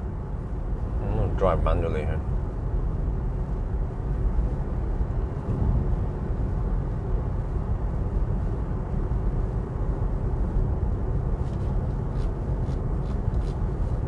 Okay, consumption since Ringebu, 351 watt-hour per kilometer. Oh shit, that's like e-tron consumption in winter.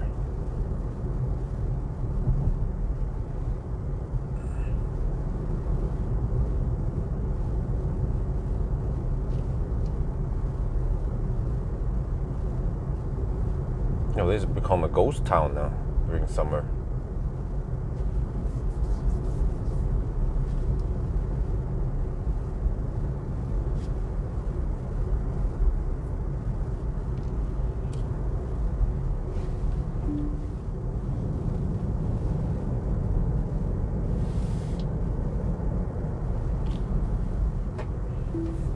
We have this one, Lundes Veikro.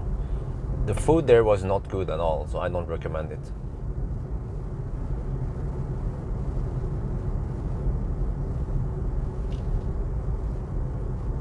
Oh, it hasn't bloomed yet over here. So as for Venabygdsfjellet, you see we're missing some green in the birch trees here. It looks a little bit grayish. For Venabygdsfjellet, I probably want to wait until July till I come around here with another car. So we'll see. I might not use this clip.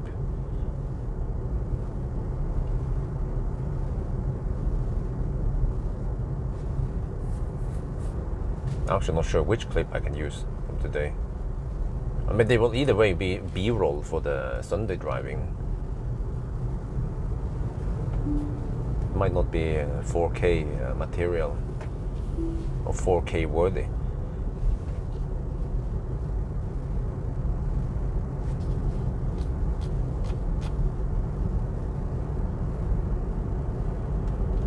Uh, 19 degrees over here. It was 21 degrees just a minute ago. Maybe it just didn't update. But this is so cold that I can use only fans.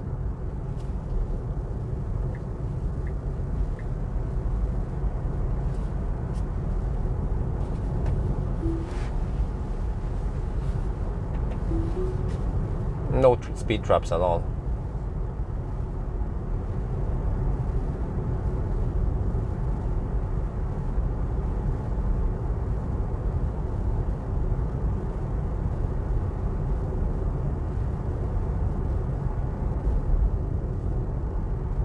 Well, autopilot works right now, kind of.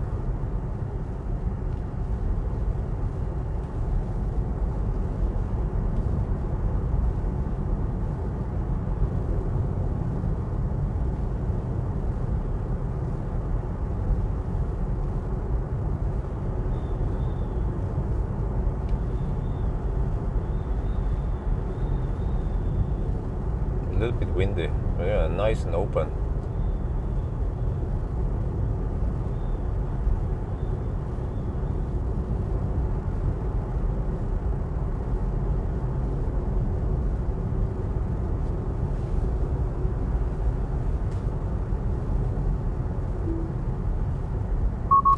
Oh, for fuck's sake, man. It wasn't even that close. Car phantom brake.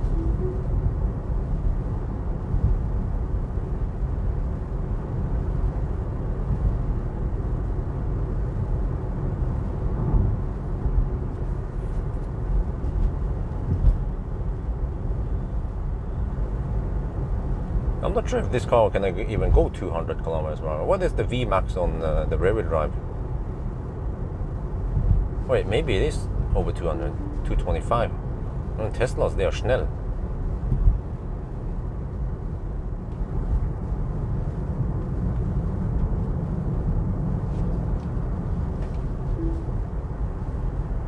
$217, damn. I mean, oh, are you telling me that this car can outrun the fat e-tron? Huh?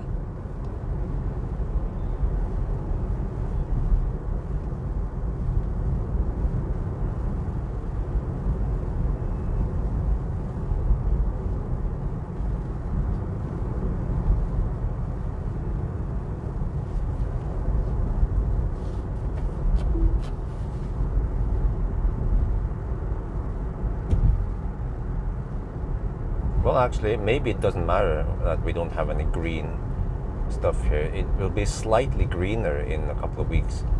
Yeah, we're missing some leaves on the birch trees, but on the other hand, it's not much green altogether. Well, no, we're missing some green on the ground also. Yeah. The moss and some other stuff is also supposed to be green soon. Oh shit, bumpy, oh shit, telehiv, for the win, for helsike, oh shit.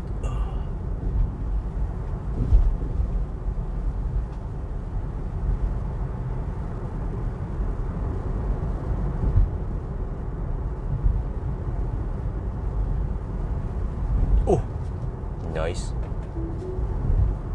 Yeah, still some snow in June.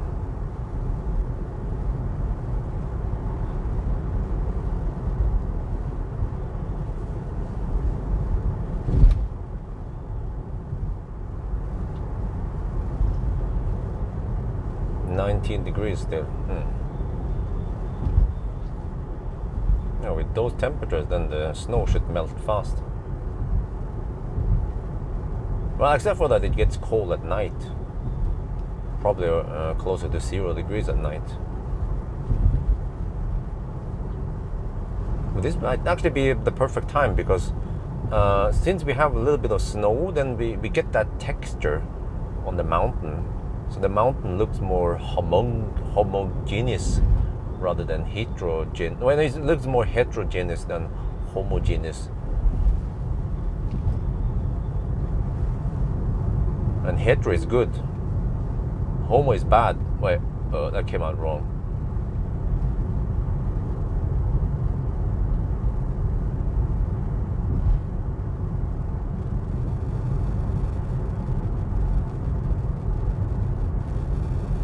Well, I'm in no man's land.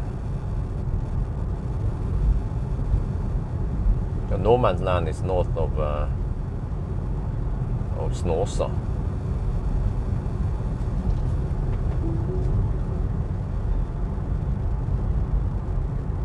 I'm down to 38%. Oh shit.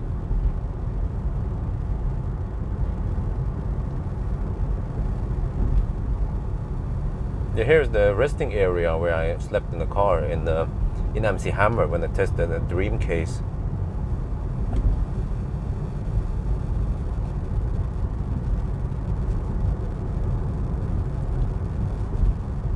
Well, let's see if this shot works or not.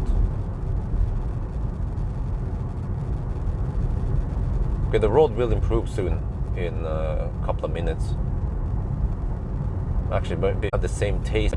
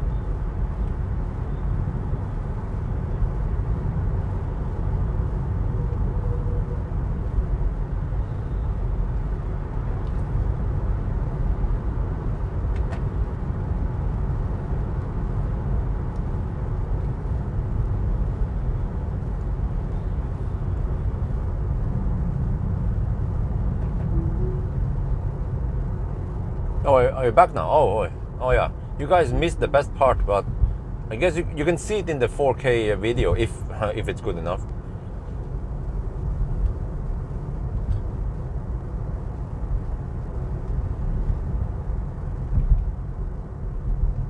I coasted on the one stretch when we were offline. The last stretch couldn't coast too much because we had to slow down for the curvy parts. 12% grade, damn.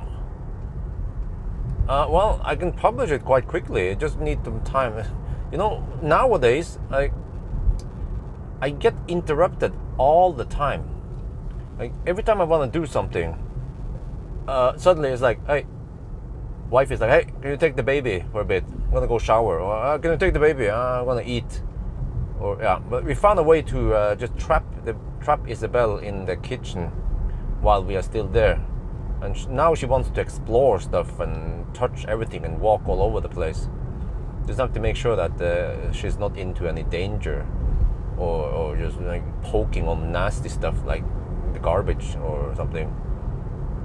But anyway, what I'm saying is that, oh shit, I get regen limit. Damn! What? I even tried to coast. I get regen limit already, huh? At 37%.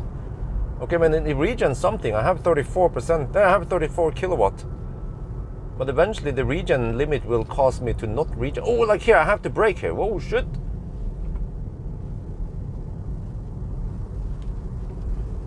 I lost a little bit of energy for the friction brakes. Damn. I've been descending a lot. What was the regen limit? Oh, max regen. Yeah, I have 34 kilowatt regen limit now. Damn.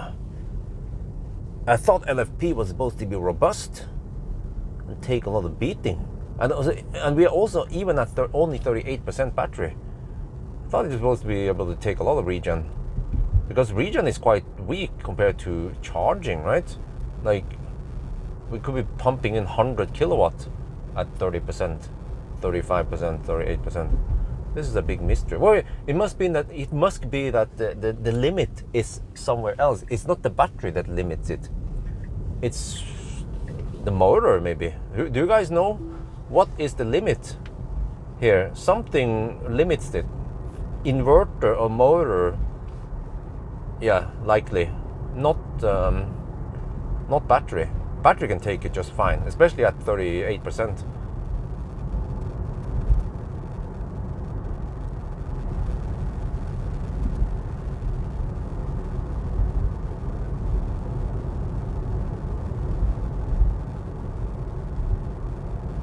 Maybe call LFP battery.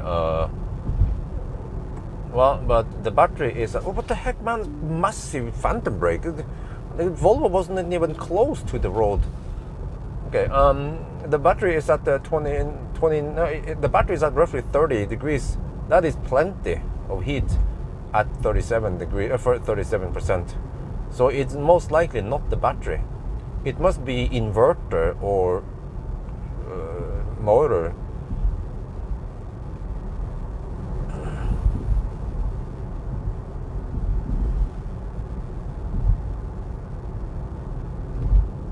Yeah, we're already down. I mean, we're already up to 50 kilowatt regen already.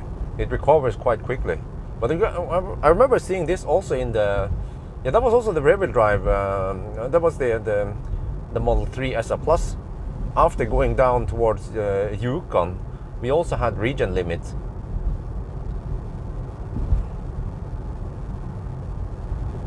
So it seems like. You guys, you know what?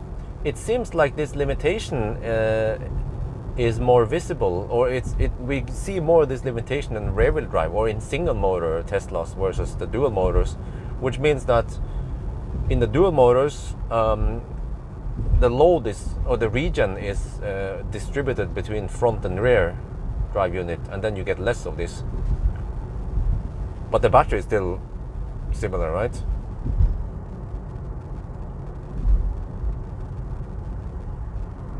Some smart people should be able to identify why it's like this.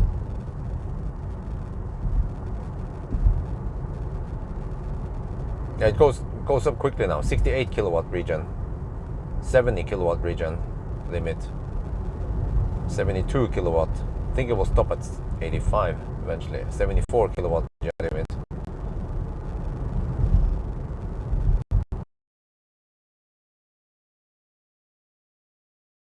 I think it's a 40 zone. Are you serious?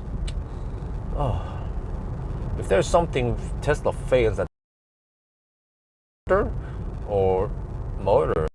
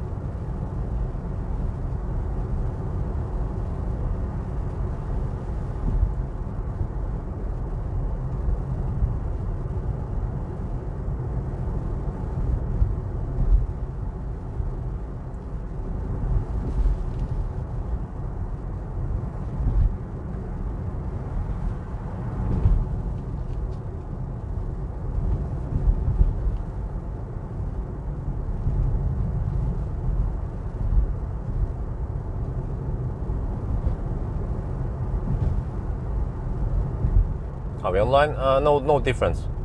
But guys, I have a theory here. We need to test it somehow. Well, except for we don't have any long downhills anymore.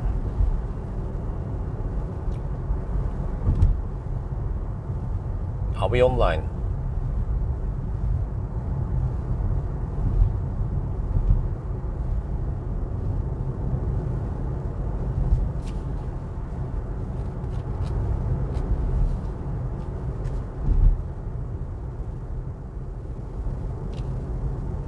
Okay, you know, I suspect that putting a PM motor in neutral might actually heat up the stator. What do you guys think? Because I noticed this, that every time you put a PM car, a car with a PM motor in zero region, for example, the Ioniq 6, so I don't remember. Oh, no, EV6 I tried recently. Like every car where there is a PM motor, when you put the car in neutral, it will always regen a little bit. So I suspect that by putting this car, that's what I did. When I put the car in neutral and I coasted downhill. But what happens if you do that with a PM motor? Maybe it heats up the motor, which is actually not good. It should instead regen a little bit, like the zero regen, the no regen mode in many EVs. Does that make any sense? Someone needs to tell me what's. Wait, shit, I forgot. What is happening in the motor if in a PM motor if you put it in neutral?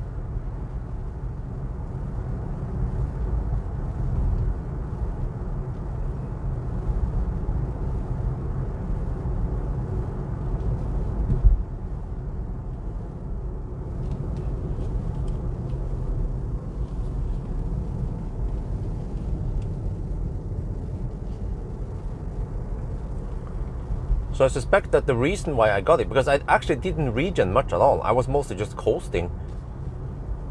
But that is actually bad if instead of regening and gaining the energy back, I coasted and heated up the motor. And then the car was like, oh, what the fuck do I do with this heat?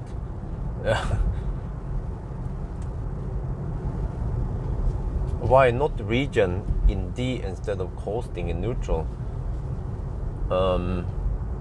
Well, good question. Then I have to control the speed manually. I could do that. I think that would have been better.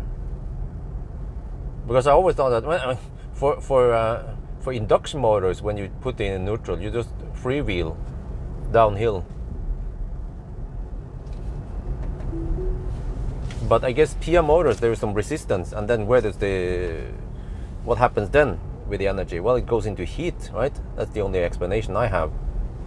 And then that's why, after some coasting, the car needed to limit the regen. Maybe because the motor was simply getting too hot. Does that make any sense? No, in N you don't get regen. That's the problem.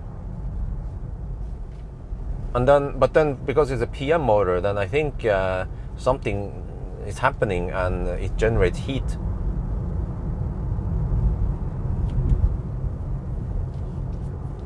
Because the motor is not disconnected. There is no clutch here.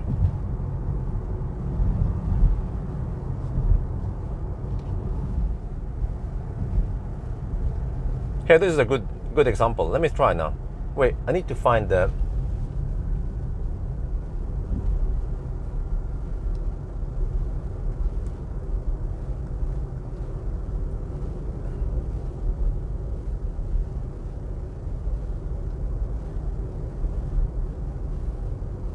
Man, do I have a tab for temps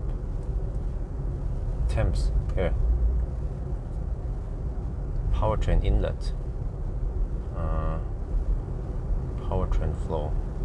I don't know if I have the stator temp here.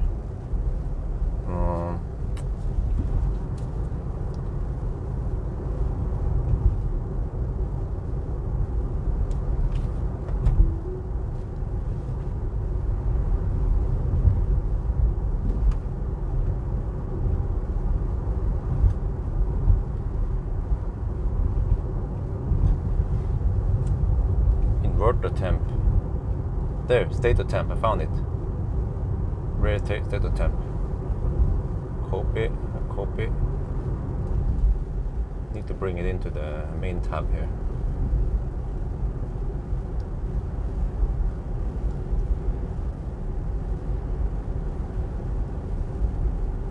Wait, it was already there, I just didn't see it. There, rear stator, it was already there, okay. Okay, stator is at 35 degrees. Now let's test something. Long downhill, I put it in neutral. Let's see what happens with the stator temp. Okay, we're picking up speed. We're getting some regen limit, 60 kilowatt regen limit now. We're picking up speed.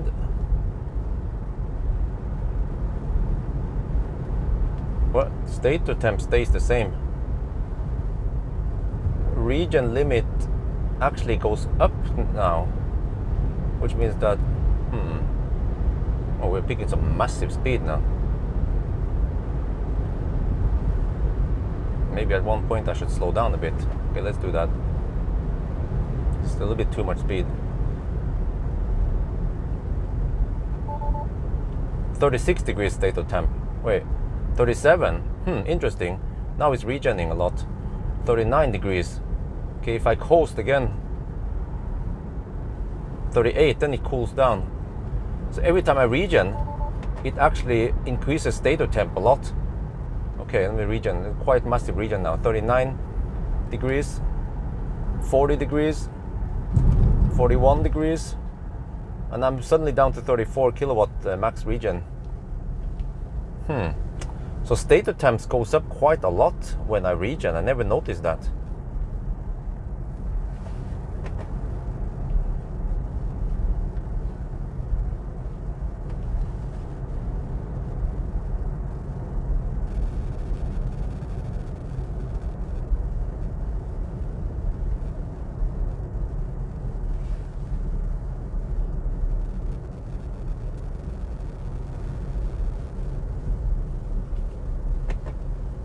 Now we're down to 34 kilowatt regen limit again. But stator is only at 37 degrees. So there's something else here that limits it.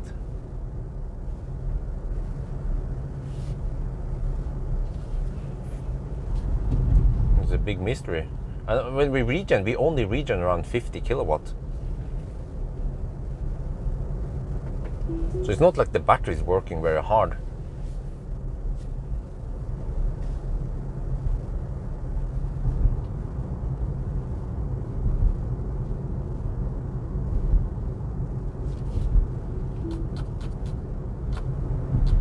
Okay, we're almost at Atna now. So yeah, I guess I will end this segment. It's even less than an hour. It will be around 55 minutes long. Oh wait, 19 kilometers. No, it'll be about 1 hour long. Okay.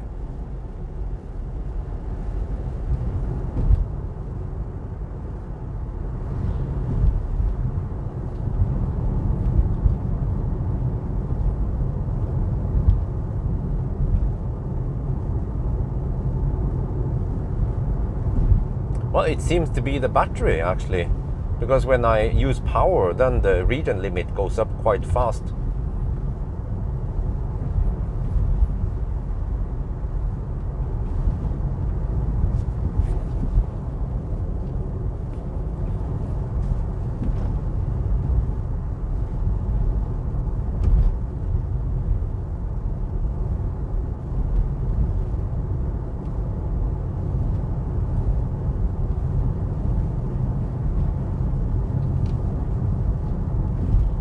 As for this section, I'm not sure if I will use it, because I might want to use I might want to record from Alvdal to Elverum, for example. So it's a weird starting position to start from Atna.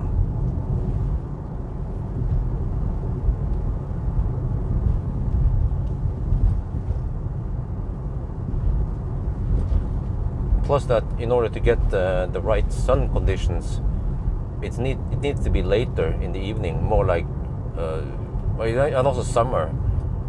Maybe on my way back from Arctic Circle, I need to try to time it so that I leave Alvdal around 6 or 7 in the evening. But then the sun will be from the west.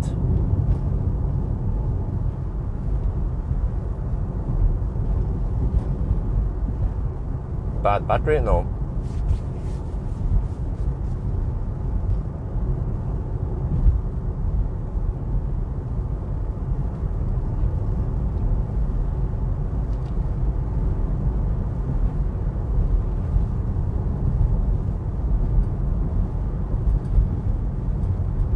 Oh, there are some bugs now on the windscreen. A little bit. Okay, which means that I should stop at Atna and do stop the videos and then clean up. Then I guess I'll just record another segment and see if I can use it or not.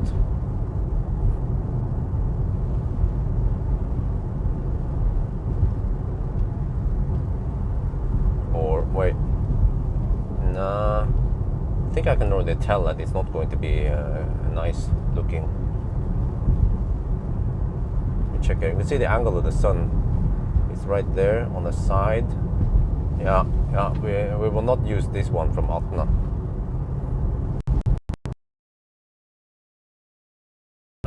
Uh, 1080p shots.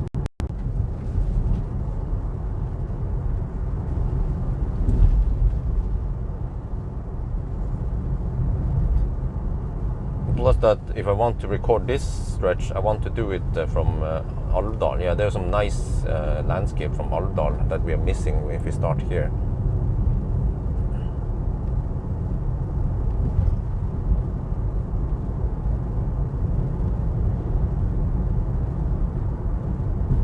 Yeah, so now suddenly we are back at 85 kilowatt region limit again. So it's those strong and long downhills that introduces region limit. But normally I don't see this in all-wheel drive cars.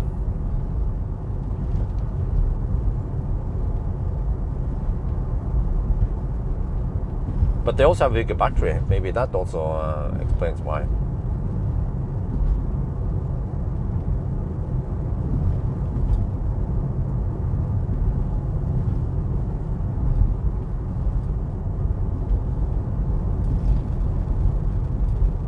Oh damn, consumption is 133 watt-hour per kilometer now since Oslo, but we are in the high-ish lands still. Oh, there's an RV there. Oh shit, now we'll get sun in our face. Partly at least. And what the heck, man? Stop that shit. Oh. Another phantom brake.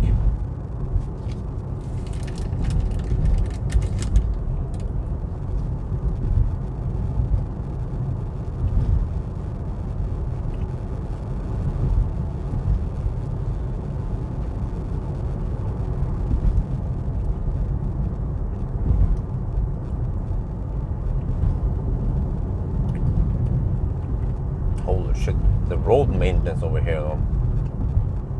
Or rather the lack of, or the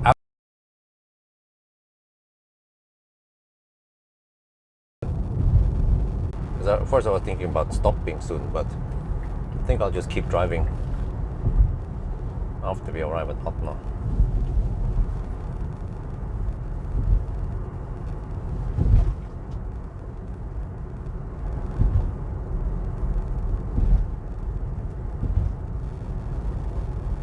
Oh, it's super bumpy over here.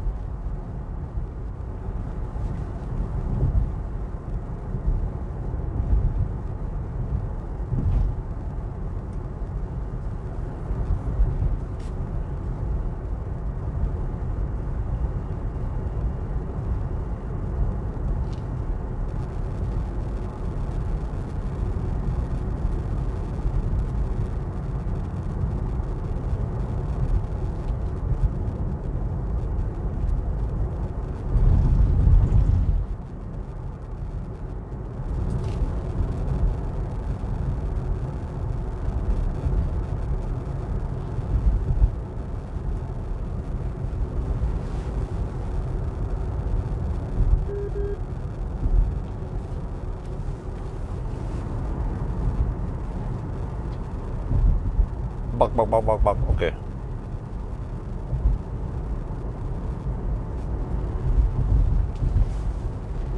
Oh, I think we are back because we are almost at the highway 3 now. Østerdalen, Atna. So we are finally getting within reach of the big roads, communication. This is the downside of driving these, entering no man's land. Okay, you see that for lights, then this angle is okay. Getting sun from the side is okay, but once I turn right now, then I get sun right against me, and that will not look pretty. So I have to figure out when the time of the day when it makes sense to record from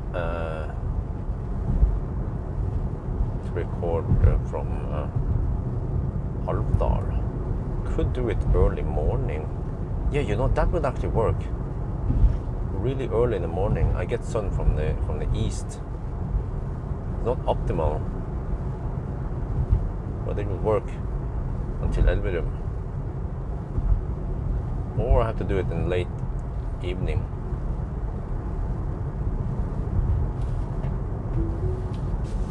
Yeah, from here on the rest of the trip it's okay. You see, right now, the car claims I won't make it to Oslo. Well, we'll see. Maybe I'll barely make it there. We are 240 kilometers away from Oslo. We shall see. According to my calculation, it will be fine. We just have to drive a little bit back and forth around Alna afterwards. I've done 295 kilometers now.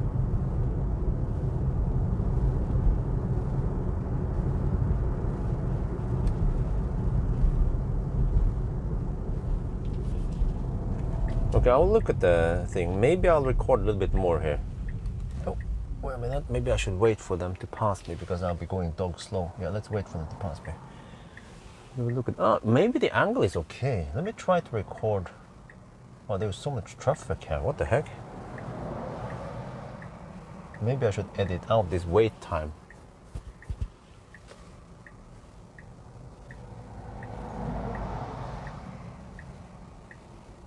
Okay, I will wait for the last car here, since I've been slow poking here.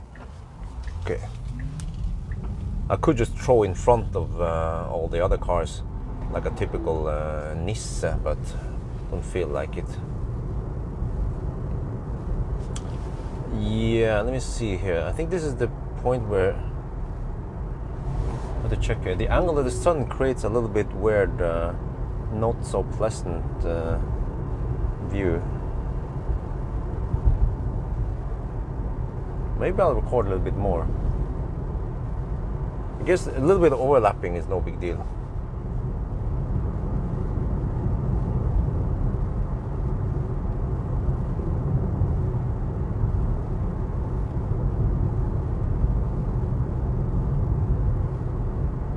Maybe it works.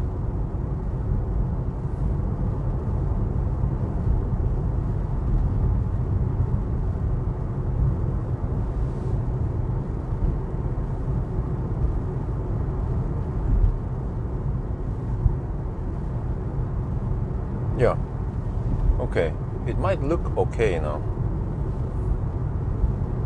If not, then I'll just stop at the intersection.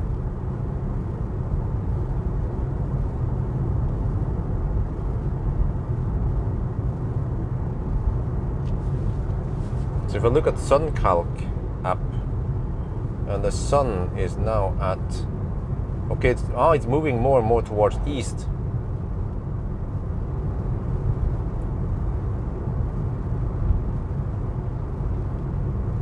It's at what they say the azimuth, 244 degrees now. That's why it actually works. I use polarization filter, but even if you have sun right against you, even the polarization filter will not help that much. I mean, it helps a little bit, but yeah. So angle of the sun is very important versus which direction we are driving.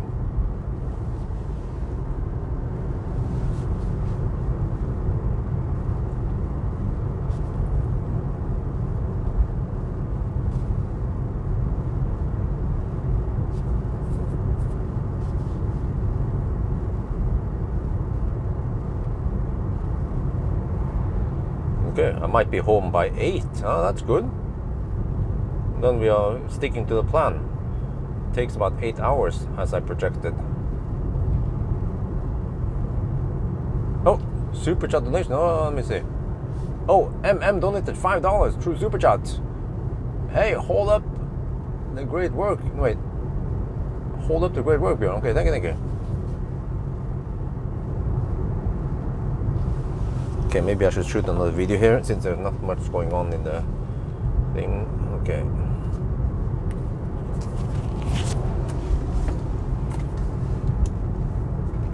Yeah, we have sun slightly behind us now.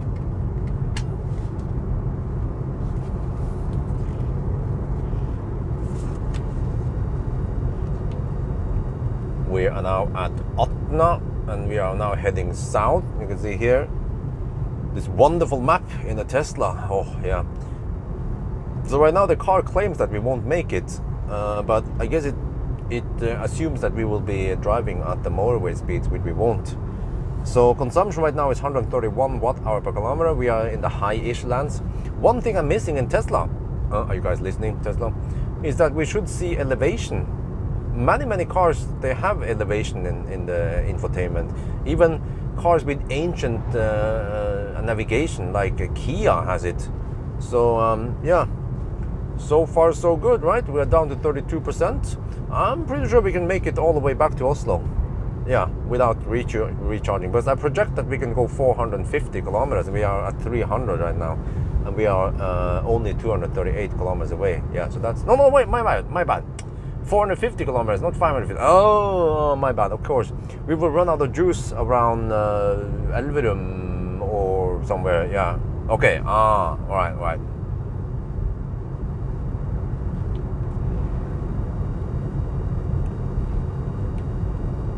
ตอนนี้เรามาถึงอัดนะครับแล้วก็อันนี้ก็เป็นถนนใหญ่นะครับแล้วตอนนี้นะเราใช้ไฟฟ้า131วัตต์เอาต่อกิโลเมตรผมคำนวณว่าคันนี้มันน่าจะวิ่งได้ประมาณ450กิโลเมตรนะครับก็อีก150กิโลเมตรก็แปลว่าแบตมันจะหมดนะประมาณไม่รู้ประมาณเนี่ยไอเลเวลที่ไหนไม่รู้นะ เราก็ต้องชาร์จนะครับ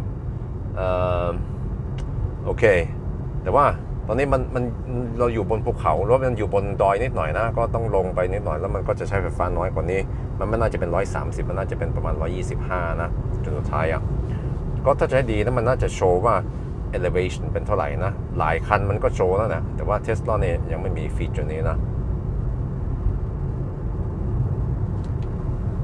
No, that's not elevation. Elevation is shown in meter over sea level. The consumption graph is a consumption graph. If you're driving downhill and you hammer it, it will look like you have an uphill, but it's not. Yeah, my bad. What was it? Only 450 kilometers? Let me see. Yeah. I projected 456. That means we run out of juice 100 kilometers north of us. We run out of juice. We should run out of juice around Espa. Yeah. I think. Yeah. So that's fine. We just top up there and then hammer back home. But that means I'll be home by 9, not 8. Oh shit, what is this? Well, now we get sun against us. Uh-oh, this is exactly what I wanted to avoid. Yeah, so I think I will just stop the 4K shots here because we will get many of these. Well, actually, let me check the map. We'll get a few of these. Yeah, but that's actually enough to make the shot not nice looking anymore. And I want it to be nice looking, like 99.9% of the time. Okay, let me wait a little bit. But I'm pretty sure I don't want to keep this because I want to record. I want to record. Oh, phantom brake. I want to record Alvdal Elverum stretch.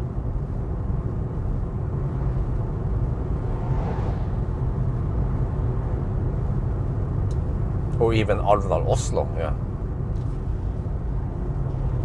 But let's just wait a little bit before I change my mind.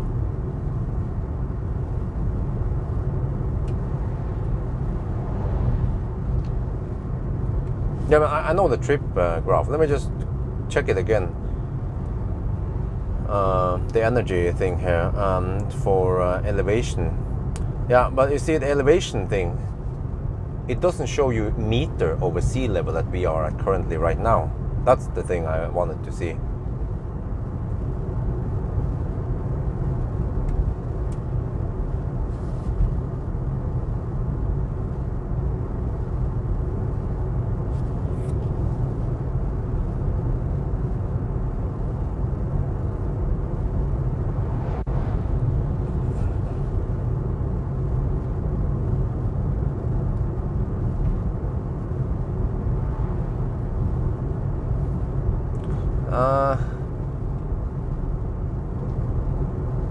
No, you know what? We move more. Yeah, I see on the road that we are actually headed more. Wait, it's getting cold now. What the heck? We'll put on an OnlyFans. We move more in the other direction most of the time. So this would be a good run maybe for a morning shot. Which means that I have to leave. I'm not sure. I have to try to leave Alvdal around 8 in the morning, maybe. But then the sun will be a little bit low.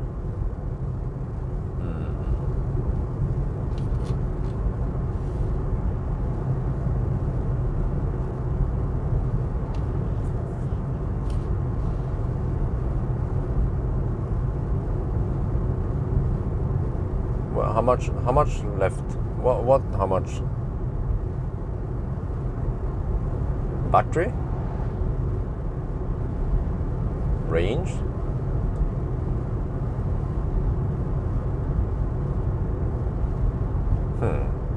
Oh, maybe I should check out Koppang.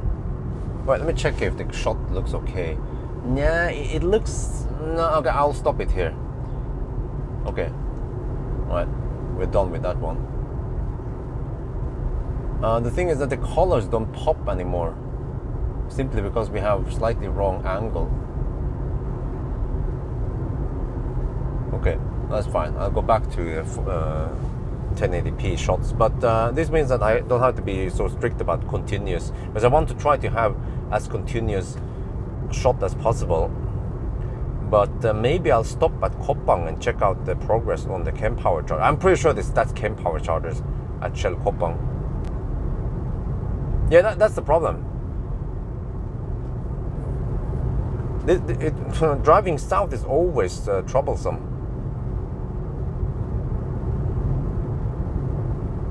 And I experienced this before in the magic hour. The problem with the magic hour is that we don't get the sun high enough, because you see, you can see that the sun is shining on the leaves, and that creates this nice green color. But if the sun is not up yet in the magic hour, then you don't see that nice green in the color. So it seems like south route might be tricky. East-west routes are easier. If I want to record a eastbound route, I just record it in the morning, and then if I want to do a westbound route, I record it in the afternoon. So, for example, Gudvangen towards Oslo, that one needs to be recorded in the afternoon. But then Gudvangen, the other direction, needs to be recorded in the morning, midday.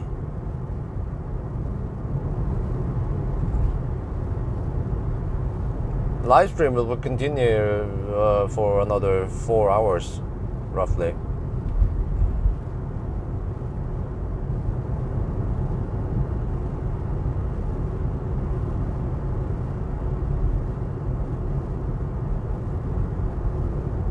Okay, I'll stop at Shell Koppang, just a quick one, and check the progress. PL. Well, I think that will be the last P stop before we. Yeah, well, actually, we have to pee one more time at Espa when we run out of juice. The car now estimates. Well, how much do we have now? We have I have 16 phantom brake there. What the fuck, man? I have 16.8 kilowatt hour left. That means about a little bit over 100 kilometers, 120 something kilometers left.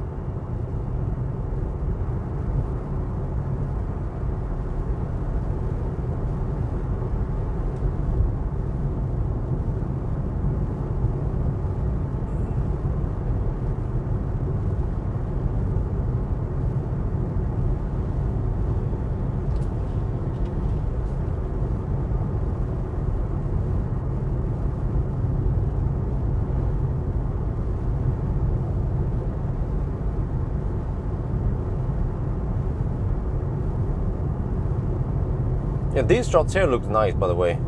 For the most time, it looks nice, but there are those shots where it doesn't look very nice, and that ruins the rest.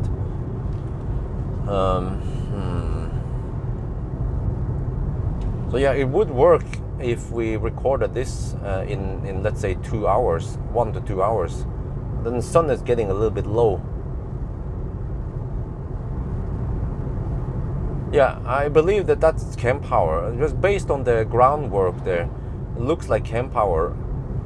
They put marks on the ground around the transformer, everything, and also not only that, but they also shut down the 50 kilowatt chargers temporarily.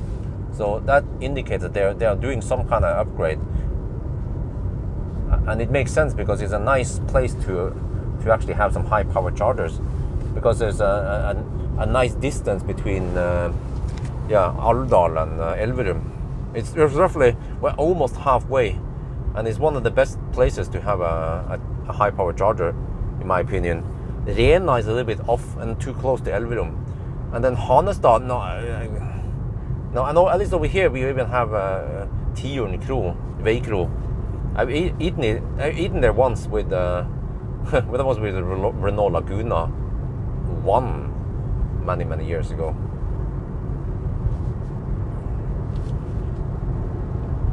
Yeah, it's not going to be perfect, yeah. But I ditched this one now because the angle is not great.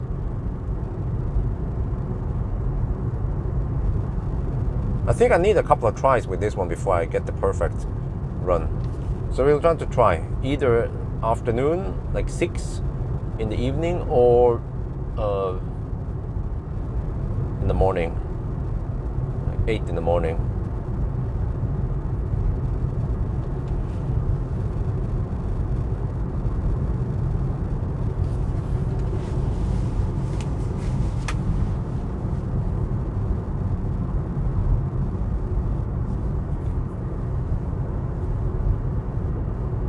I don't know about Evony and recharge.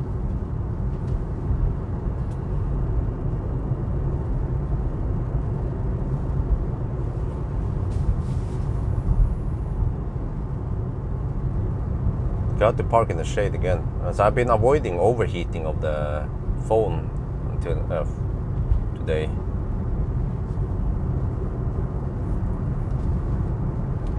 We basically travel in the correct direction versus the sun. So we try to get the sun either in our back or on the side, but not straight against us. And that's good because then we don't need to cool the cabin so much. And then save energy, slightly at least. Yeah. Okay, consumption has dropped to 129 now for the total trip. That's good. It should drop. Yeah, it should keep dropping now. And also, check the wind. We're also lucky with the wind because we got some tailwind earlier, and we even get a little bit of tailwind now. But eventually we get some headwind closer to Oslo. Okay, here we go. Skjellkoppang, one of my favorite stops. I used to stop here a lot when I had the trailer. Well, there is not progress yet, seems like. But I'll stop here anyway. Oh, wait. Oh, they have done the... Oh, nice. Oh, yeah. Oh, they have actually completely removed the 50 kilowatt chargers. Ha! Oh yeah, they will have drive-through stalls. Perfect. People traveling with trailers will love this. Okay, I need to park again under the... But I can show you guys briefly. Look at this. Oh yeah. Now we're cooking, huh? I could have told Recharge a long time ago this is a prime location for a high power charger, but they probably figure it out. Wait, what is this? Is it a charger stack? I'll be back.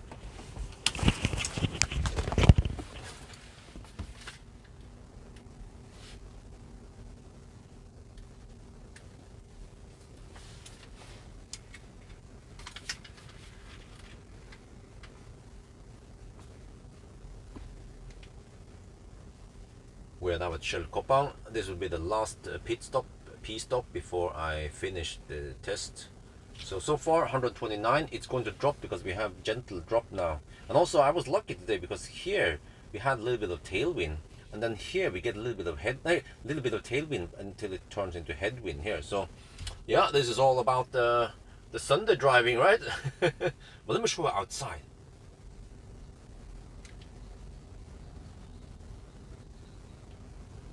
ตอนนี้เรามาถึงเชลครบปังนะครับแล้วก็เนี่ย129 วัตต์แต่มันจะตกนะจากนี่เพราะมันจะลงดอยนิดหน่อยนั่นน่ะไปถึงเอลเบรมแล้วก็เราก็โชคดีนะกับลมนะเพราะว่าวันนี้นะเรามีลมส่งไปทางนี้นิดหน่อยนะแล้วก็ขากลับมันนะเราก็มีลมส่งนิดหน่อยแต่ว่าเดี๋ยวมันจะกลายเป็นลมต้านนะโอเคแต่ว่าจะให้ดูข้างนอกนะ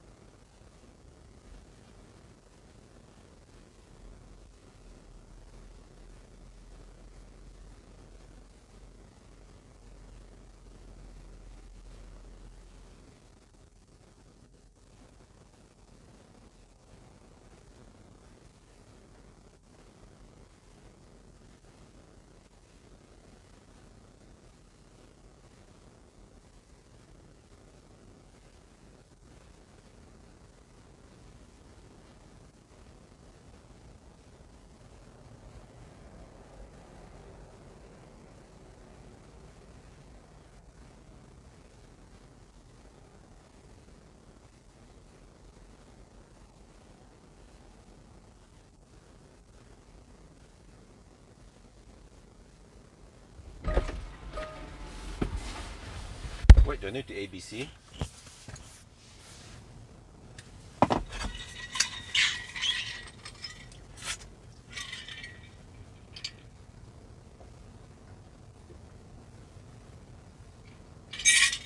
Damn, is that a female truck driver?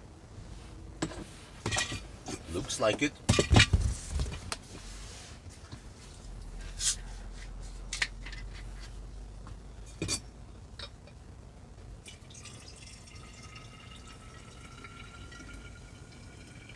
Trucking is probably dominated by 95% men. But I've seen female truck drivers before. But then, male truck drivers, they are usually fat bastards. What about female truck drivers?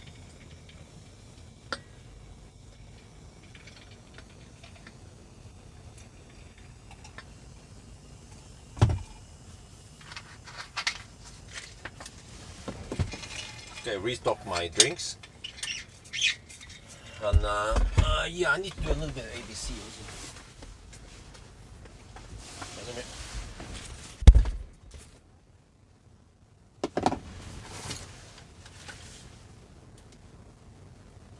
Where did I put the camera? I put it somewhere, yeah.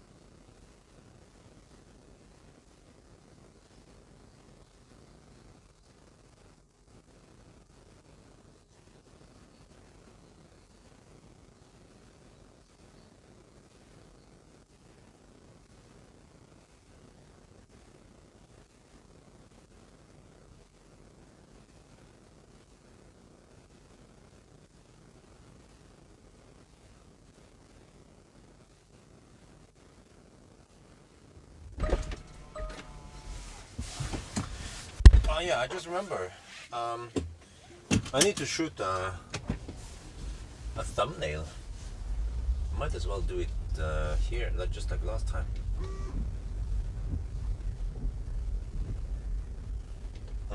Behind here, isn't it?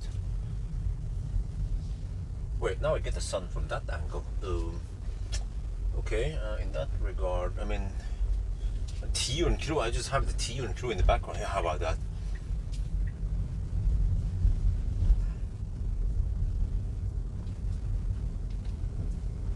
Wait, is it thing open? Even? Check it out. Closed. Wait. I used the e-tire. That was many years ago.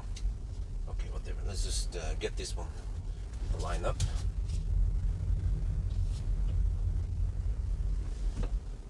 Where? Oh, there's Tion over there.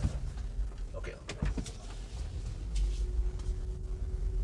Okay, I don't want to stay here too long because now we're baked in the sun.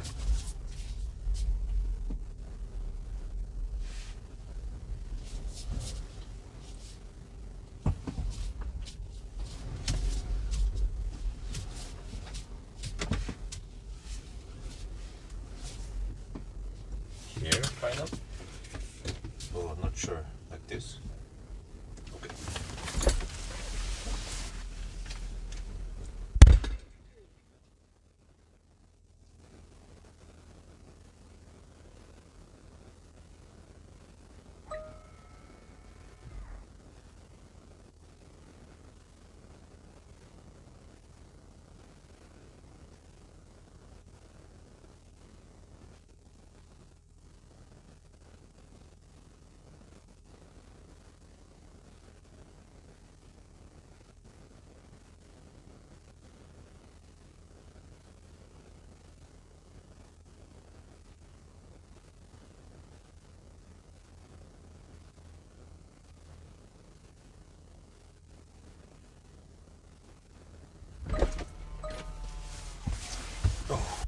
Heats up quite quick in here.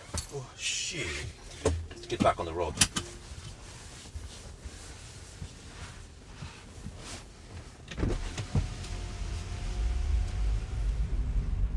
So it's 23 degrees outside.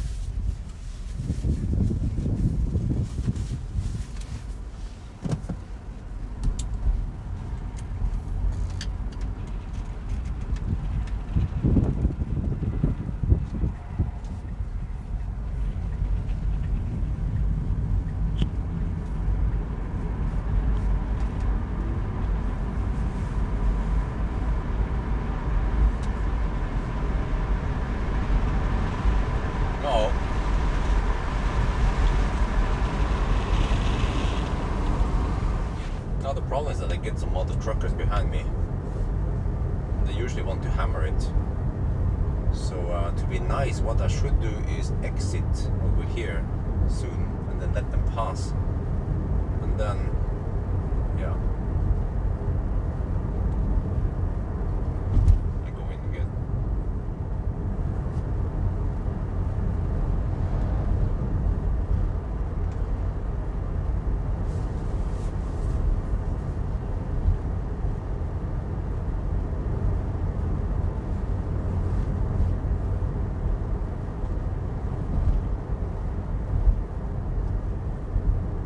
Except for that,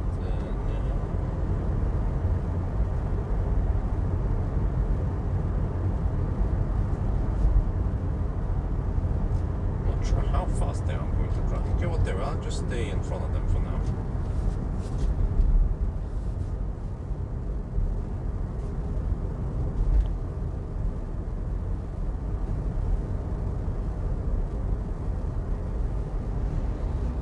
Horse also?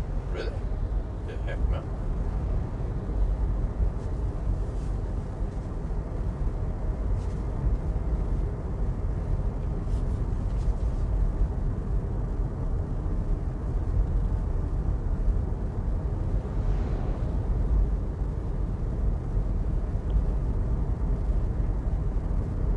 Yeah, I feel like I'm okay. Let me just stop here. I feel like I need to let these two mother truckers pass because they want to hammer it. So I've been nice to the truckers. See? One truck, two trucks, yeah, and then I go in. Which I know I want to slow poke, and they will most likely go faster than me. And even if they don't go that fast, I can always slow poke behind them. Because now I'm not recording a 4K shot anymore, so we don't care about the view. We'll have to figure out where to stop. Let's see. Entry med Shell S-Bahn.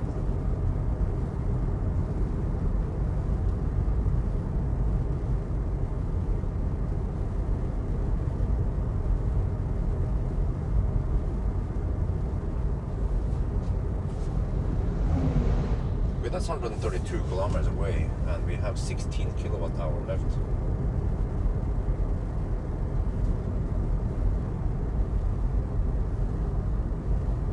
That's an average of 121. That is possible, but it seems like we might have to stop before ESPA. In that case, we will go on. The car claims 1% at ESPA. Okay, it is possible. But if not, then we stop at in Natsporten. Nice place with plenty of chargers. Oh shit, microphone, yeah, forgot the mic. Always, mic always get forgotten. He's always left behind, yeah, the mic.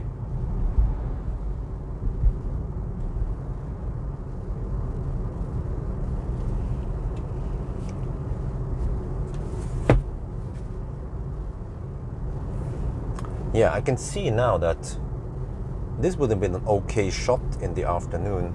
The sun is still fairly high. Okay, so that's it. I have to try to start from around 6. I have to start from Aludal. Try to remember it. I don't know if I'll forget it by now.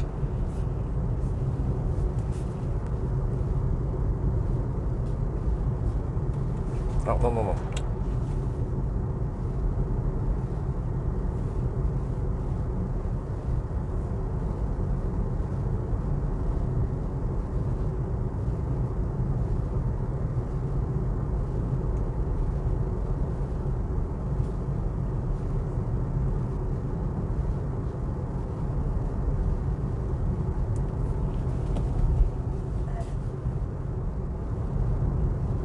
Yes, but the thing is that I might do this on my trip to the Arctic Circle with the MG4. So on the way back, I have to time it so I pass through.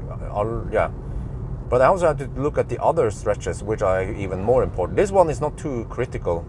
The ones on the Arctic Circle, especially northbound route, that one. Around Majavatn. That one is super beautiful. Actually, even past Harran, past Harran, also some nice places there.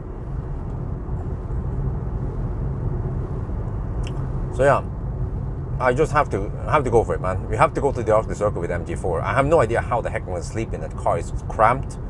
I should also bring EcoFlow and of course mattress and shit. So that would be a good trip, absolutely. Wait, if I bring EcoFlow, I should also try to bring some kind of cooking equipment. No, but you know, I don't need to bring EcoFlow because I think MG4 has vehicle to load. But the only problem is I can't use that while charging, and I might want to cook while charging. Yeah. I also don't remember how I'm supposed to camp in that car. Just keep it on and it will just stay on, right? Well, it's summer anyway. Might not even need to use HVAC during night.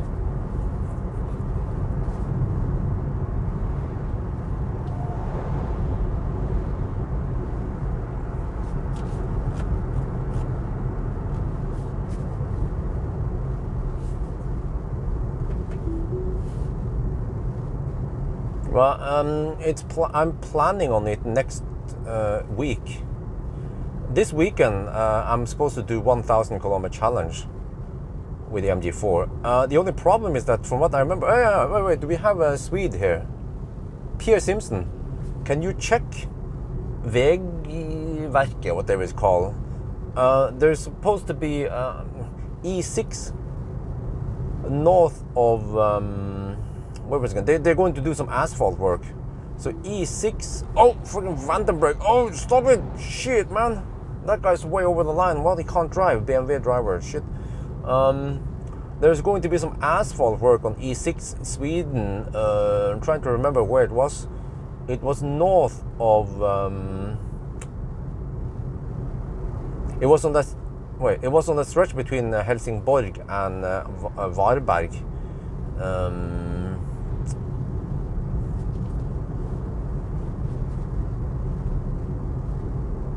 Where was it again?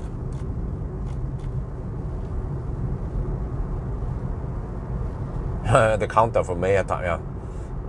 Yeah, Maya will be super useful because you can help wifey take care of the baby, and then I can go wild. I have to try to make some money this summer.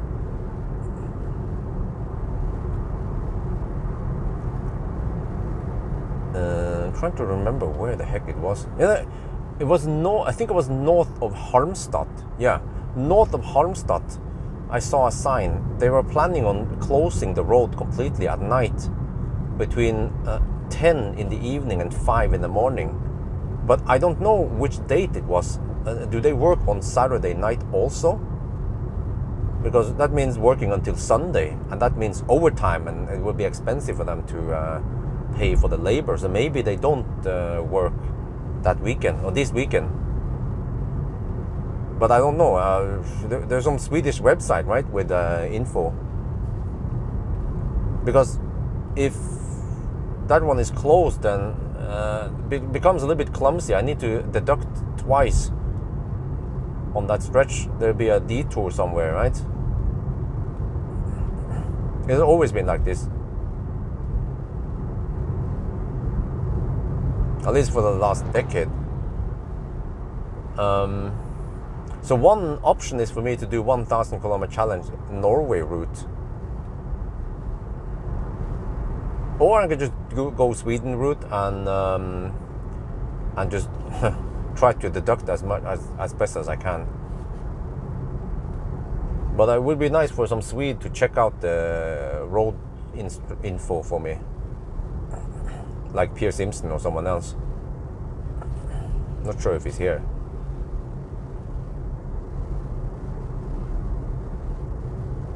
Huh? No, there's plenty of double yellow in Norway.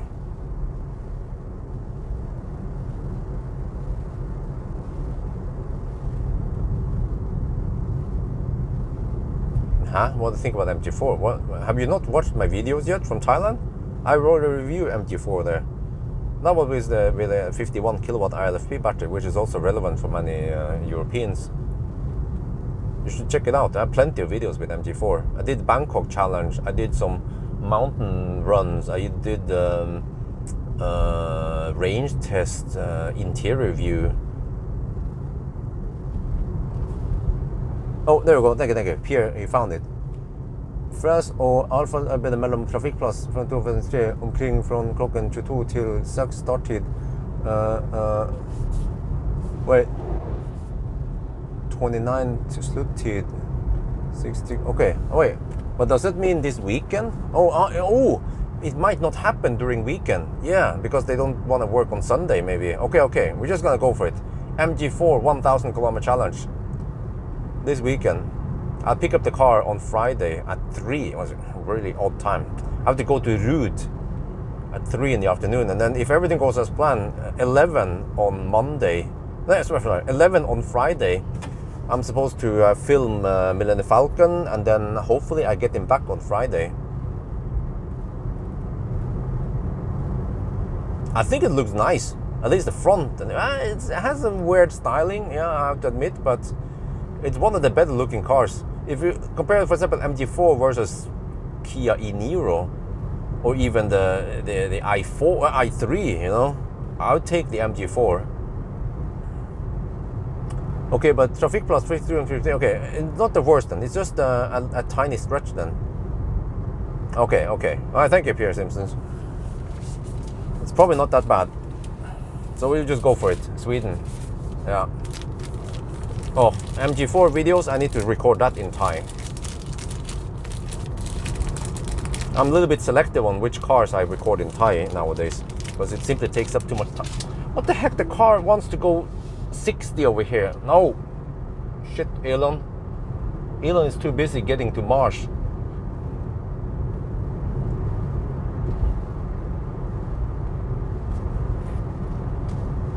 Oh, yeah, but you know, okay. Last time I talked about selling Millennium Falcon, but there's always one but crack, which is that if you don't own a Tesla anymore, then I cannot participate on the referral program, right? And there's actually a lot of potential money in the referral program. I just have to get my finger out and record a video while I talk about the referral program and what goodies you can get. I should do that ASAP. So people who consider buying Tesla, they can use my link. I mean, we already have we have around 3 or 4 people use my link, and 2 of them already took delivery. And I didn't really talk that much, so I need to make a separate video and highlight this so I get lots of referrals. And there are plenty of people out there who were convinced to buy a Tesla because of my videos.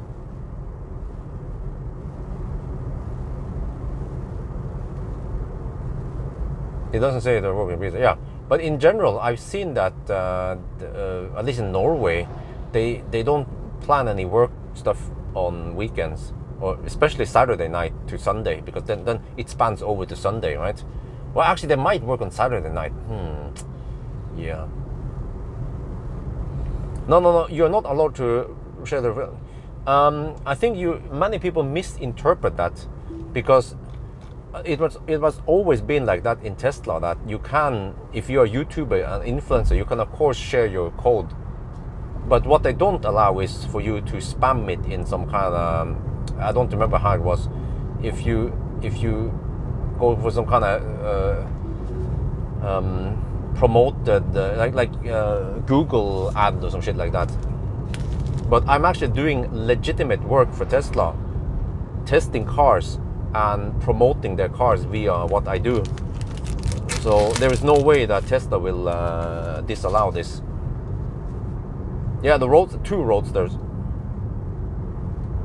But one thing I didn't understand when I read the whole thing there is that they say that if you already own a Tesla, then you are already in the Tesla community, and then you don't get the points, which makes sense. I mean, if you already own a Tesla and you want to buy a new one, yeah. But on the other hand, wait, you should still get a reward, right? Because I mean, what is the point of the Tesla referral program? They want you to buy a Tesla, okay, fine, but what if you already own a Tesla and you still want to stay in the Tesla family by buying another one, right? You should still get the reward. Not only do you want to get the customer in there, but you also have to keep them there and not let them go to other brands. Okay, but that's the confusing part. I read the text and I was like, huh? What does it mean? They mentioned something about if you already own a Tesla and you are already in the Tesla community. I was like, huh? I didn't understand it. Maybe someone can figure out what it means. Okay, now the car says I won't make it to Espa, which makes sense. So I will try to navigate to Tangen instead.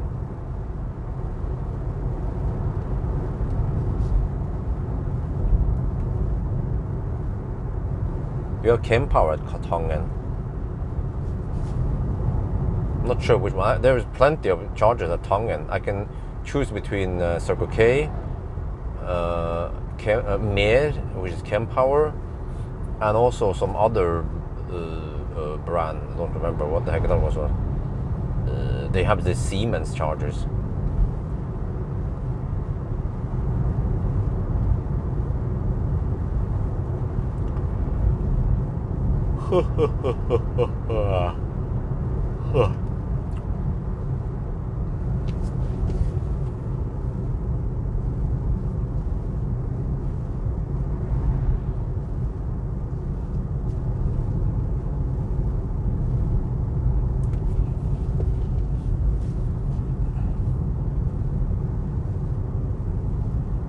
Oh, it's still too hot for OnlyFans. It's 23 degrees outside. Damn. What the heck, man?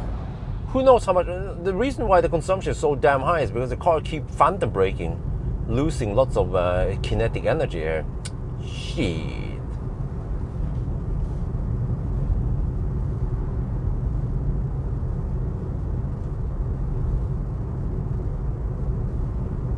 Well, they like big charger and they cannot lie.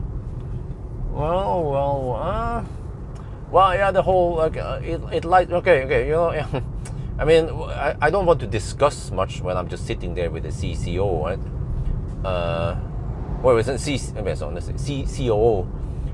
I just ask him the question and I get the answers, and then I just ask more questions. But yeah, so he said that, yeah, you know, the tritium charger they use, that's they call it there was a 3-letter acronym, I don't remember. Something about IDT or whatever. I don't remember. But it was like Ionity only design or something. So other charge point operators, they cannot order tritium with that look. It's something exclusive for Ionity. So they say, yeah, but they have the nice lights, so it lights up at night and so on. But I was thinking, well, but you know, the Ionity sites and even Tesla sites on other sites, they already have regular light poles, LED light poles. What prevents you from using the regular light, right, at night? So, well, okay. I mean, they have their own they have the policies, maybe enforced by Porsche or other shareholders that they have to follow. As long as the car brands are feeding them, then I guess they don't have many options.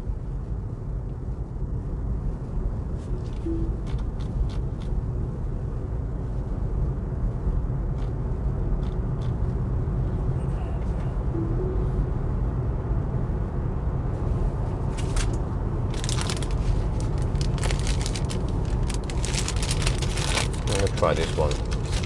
What is this again? Crispy duck? Some crispy duck wrap. Wait. Actually, let me wait a little bit.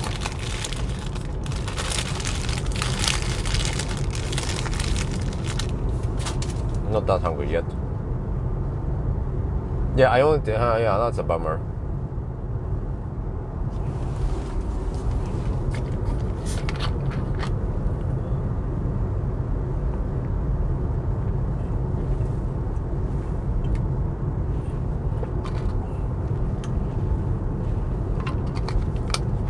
Well, everywhere care about the wheelchair users.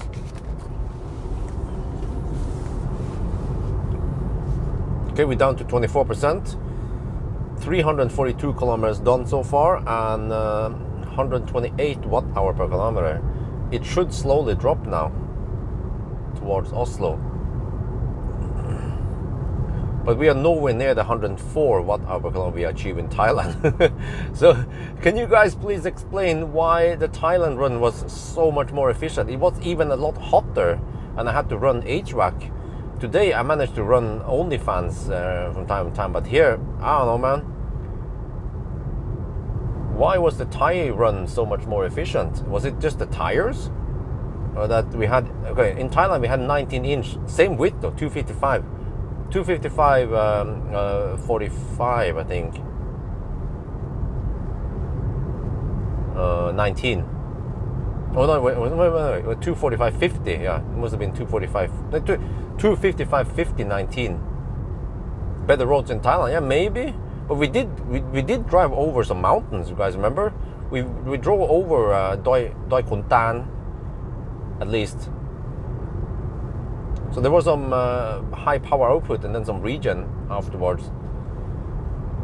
And yeah, but that one had the wheel caps.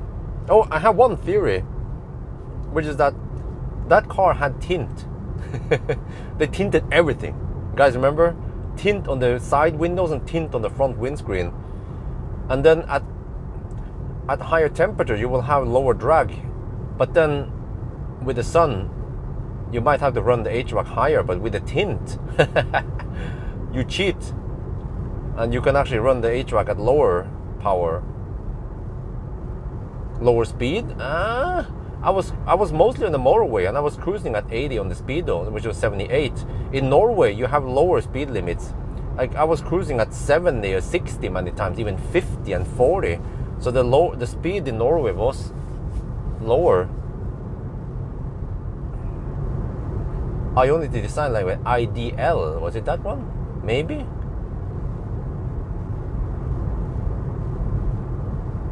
Yeah. I have to ask Ionity again about this.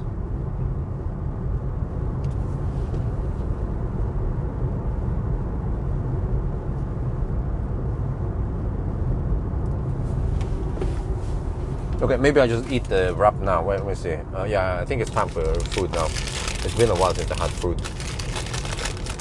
And the roads are pretty good now for eating.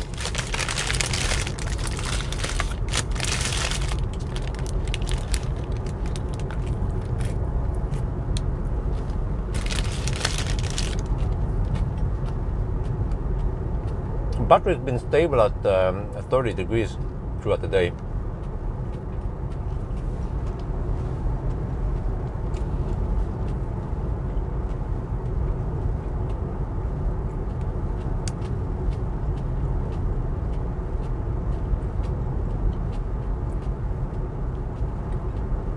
But I have to admit, the Kempower charger doesn't look that pretty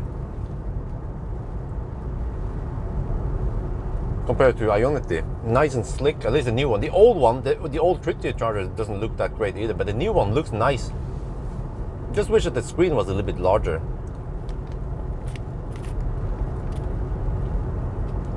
And actually the cabling system with the new one is also pretty good. Many times I can park in a bad position with the car, but I can still reach the cable.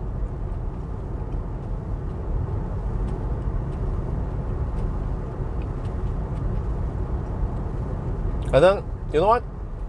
At least recently, I haven't seen too many broken Ionity chargers on my Swedish route.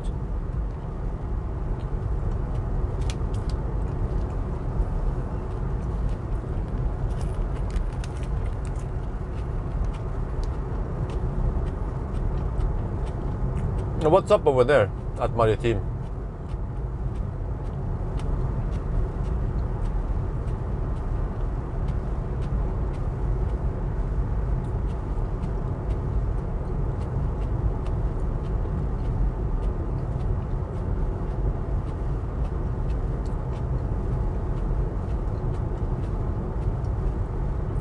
Oh, interesting.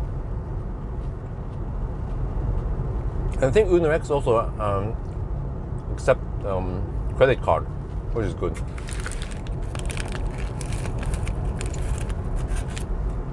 Yeah, I think it's probably true. Because those Ionity executives, they watch my videos. Well, at least some of the important ones. They don't have time to watch all of them. But you can bet if there's something, if I'm complaining about broken Ionity chargers, they will get the message from someone.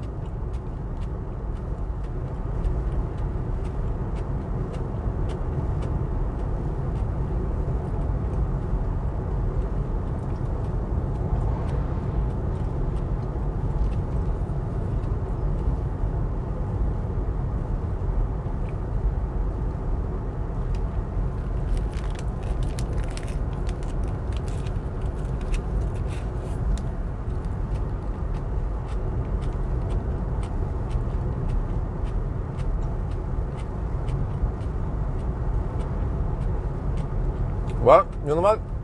Maybe not big of a deal anymore, because I don't know if you guys have seen it in Norway at least. There is a sudden shifting here in what kind of brands CPOs use.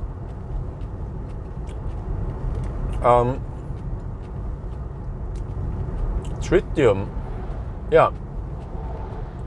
In Norway now, as far as I remember, no CPO today installs a brand new site with 50 kilowatt anymore, they always go for HPC. Either the 150 kilowatt Delta chargers or Kempower. Mere, they still install 150 kilowatt Delta chargers. Yeah. Circle K, they mainly go for ABB, but I've seen more and more hyperchargers now from Circle K. That's good. That's a very good choice, because hyperchargers are in general very reliable. And then recharge, they just go bonkers with Kempowers everywhere. And then as for Eviny, I think they also stick with some Delta. And then Mer also has some Kempower sites.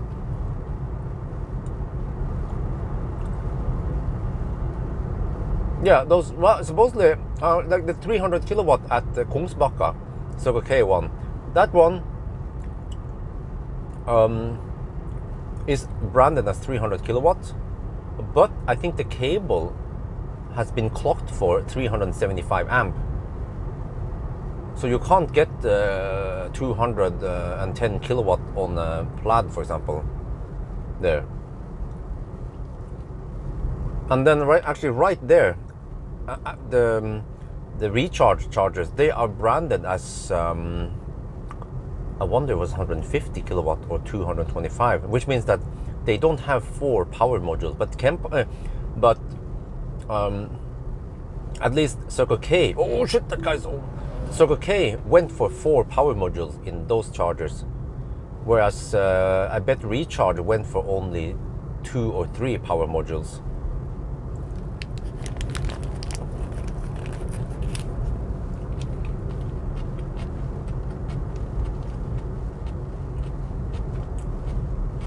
Which means that not many CPOs use tritium. I've seen those RTFM, whatever it's called, RTM 75, the new tritium charger, 75 kilowatt. There is one at Kungsbacka that Recharge owns. But that's pretty much it. Haven't seen too many of those. And to be honest, I haven't seen those, you know, those 150 kilowatt tritium chargers with a big screen, the old one, the one that looks like the one Ionity used before.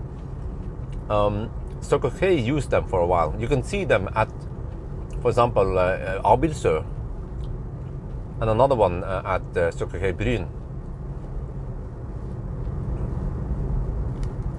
But nowadays, it's all about hypercharger and Kempower and Delta.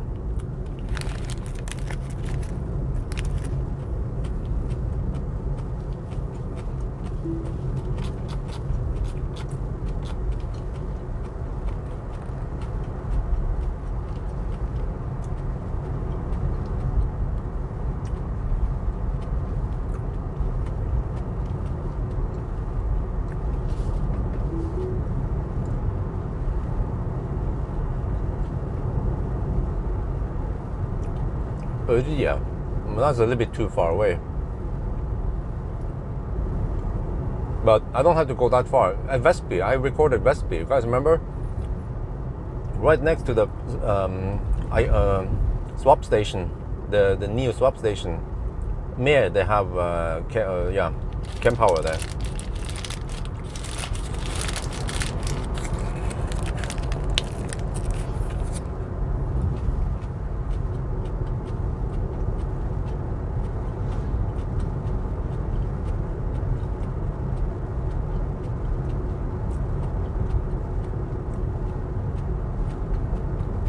Oh shit, I totally forgot. I was supposed to call some dude. It's probably too late now. It's outside the office hours.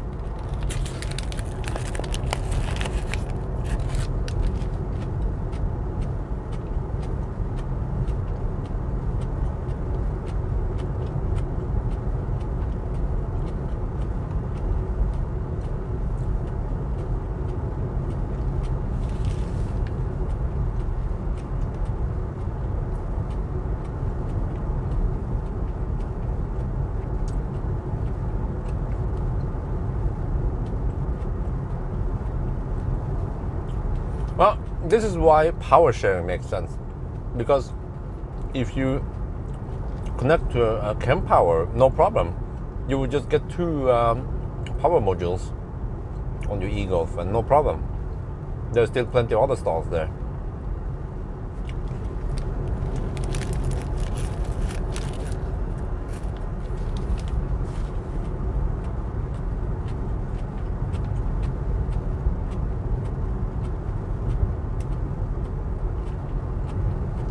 But I think those anywhere chargers, you know, those charger containers, they would be awesome. Well, a gas station could just order that shit. It costs roughly 3 million NOK. Think about this: 200. Slightly less than 200,000 euros, slightly less than 300 and what is that? Roughly 280k euros for that charging container.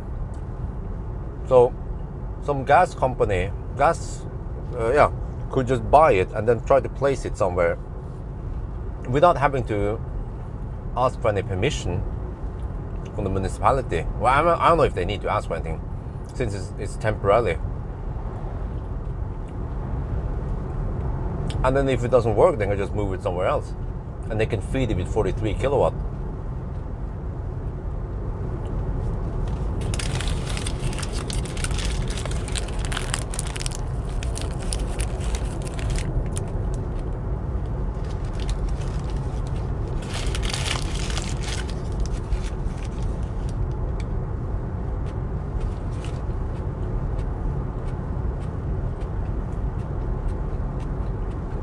This is kind of funny. I bought this wrap. You guys can probably hear me munching on something. I bought this wrap that is, they call it crispy duck, but there's nothing crispy about this duck. The only crispy thing is the cabbage I'm chewing on.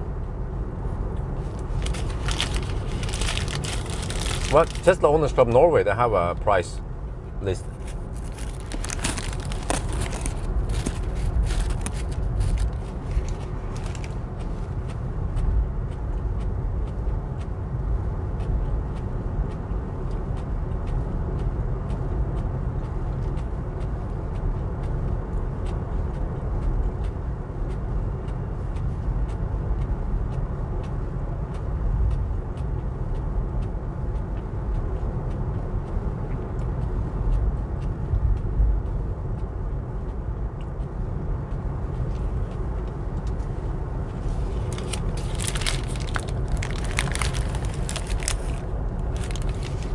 And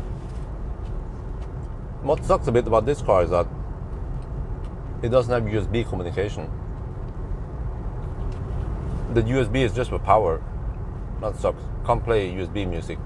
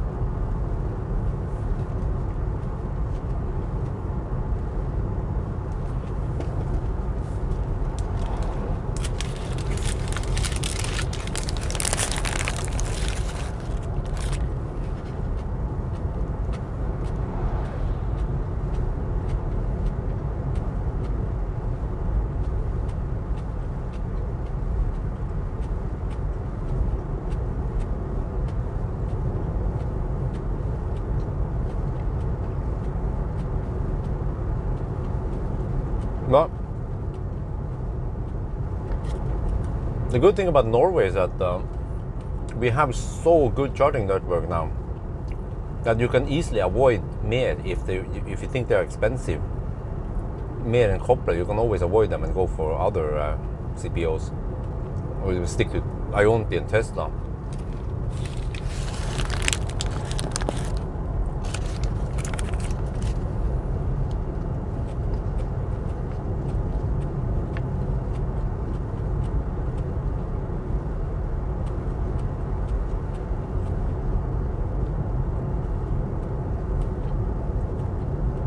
Skulestadmo.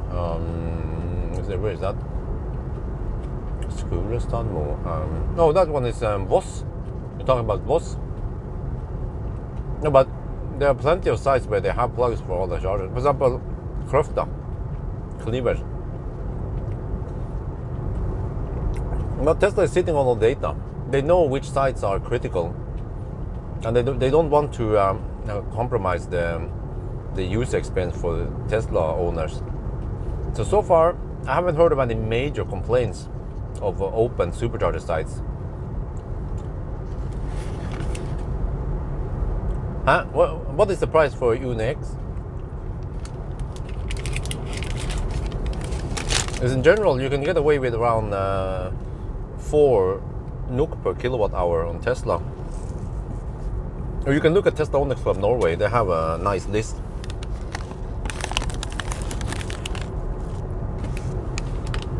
They call it prisoversikt.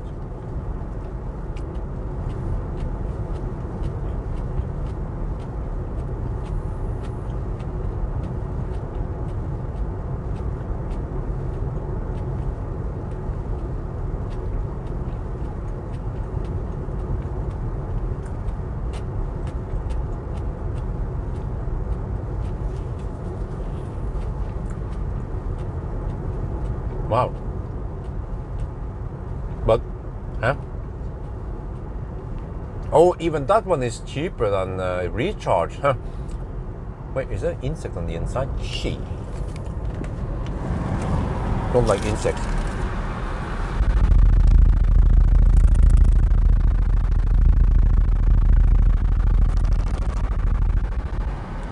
Yeah, Recharge is even more expensive, even for the 50 kilowatt.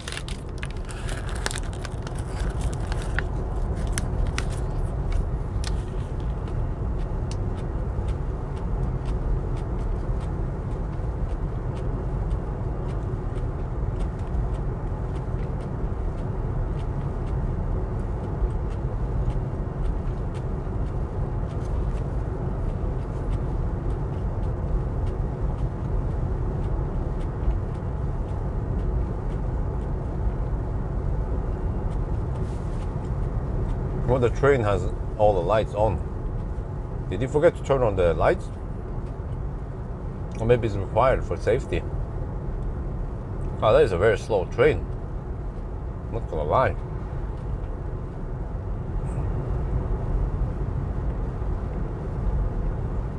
And the rail network in Norway really sucks. Look at that, we have single line. There. That's a bummer.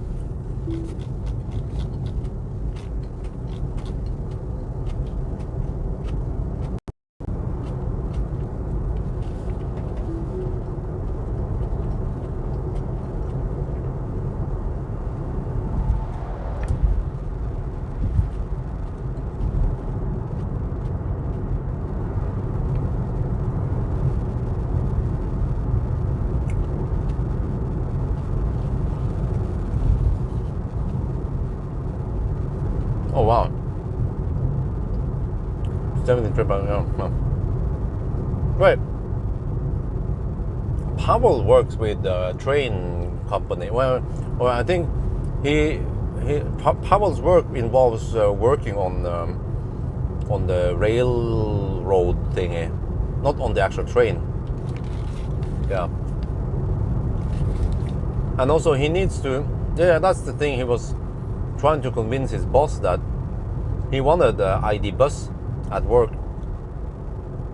But then the boss claims that, well, but they have a beredskap, the company is all about I'm not sure what it's called in English.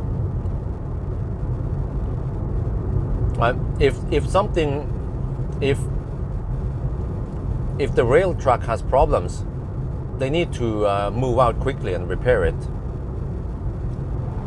And maybe it's Bonnenui he's working on, I don't know. So the boss claims that, well, but ID bus is not going to cut it because this is beredskap. We have to be ready. We can't just dig around and charge while you're on the way to the site or shit like that. I was thinking, wait, but if they have something like beredskap, I mean, how far are we supposed to drive, and then how fast are we supposed to drive? And then if you have, it's not ambulance or police, which means that technically you have to stay within the speed limit, right? When you drive there. So that means that an ID bus traveling at speed limit can go 400 kilometers, and then if your system or if your network consists of very few hotspots, or what do you call it, depots, where if you have to travel that far to get to your site, then how about having more sites?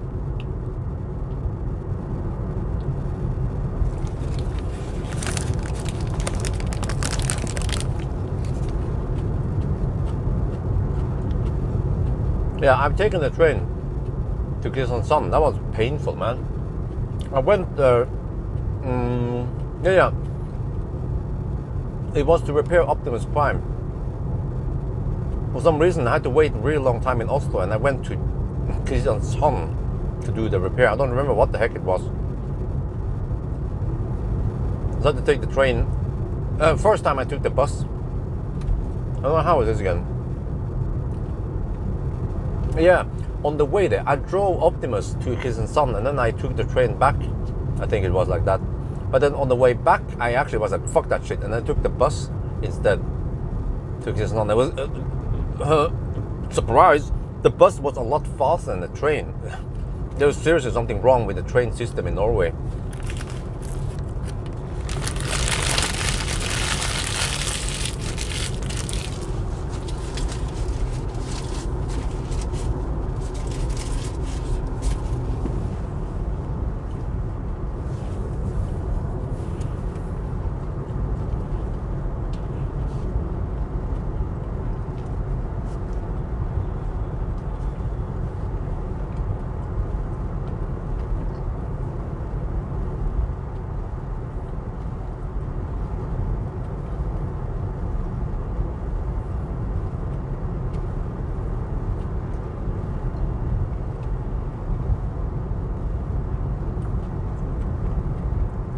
Well, we're down to 17%.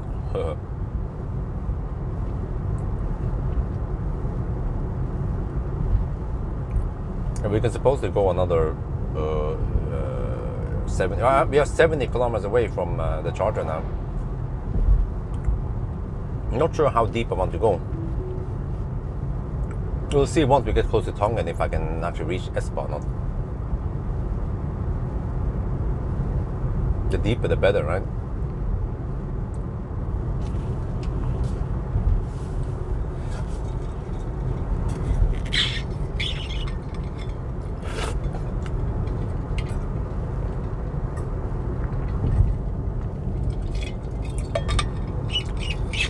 Yeah, this is quite amazing, this Stormberg bottle,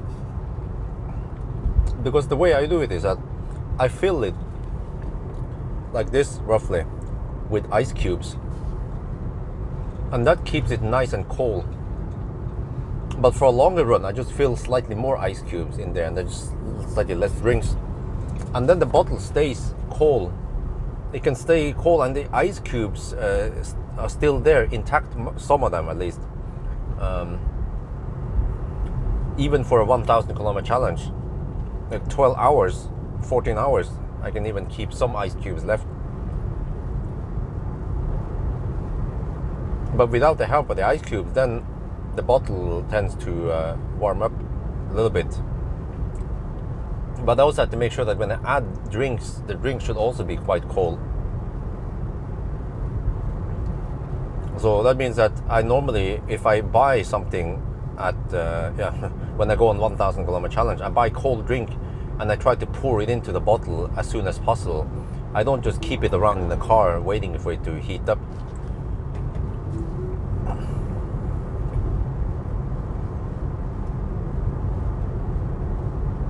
Well, what kind of e-Golf is this? Oh shit, another phantom brake. There are two variants of the e-Golf.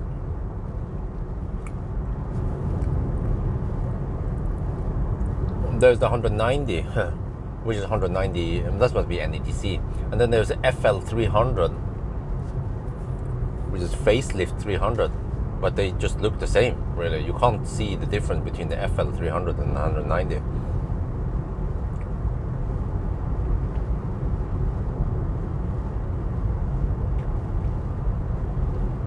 Huh? All the broken doors is Stormbike bottled with, huh? What? Oh yeah, the door closing sound. Yeah, that's right. It's the ice cube that makes that little glung glung glung sound. Yep.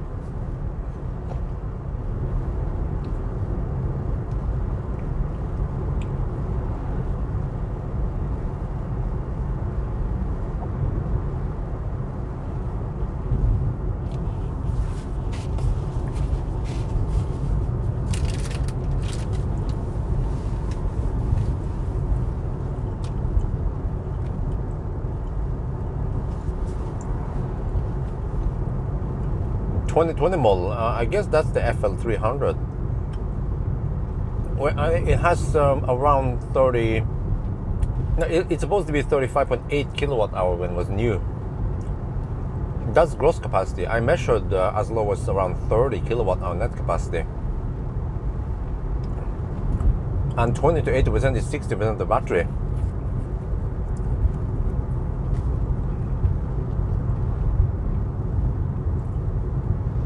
%60 out of 30 kilowatt hour is 18 kilowatt hour. I guess if you drive with a hat, you can probably go.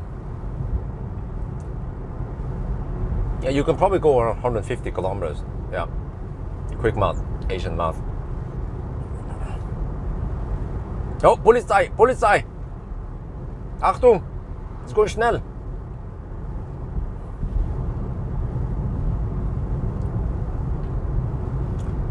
It's a nice Sunday driving on a Monday. Okay, so now predicted that I'll be home by 9? No, wait. No, 8 maybe. Yeah, if I hammer it, I'll be home by roughly 8.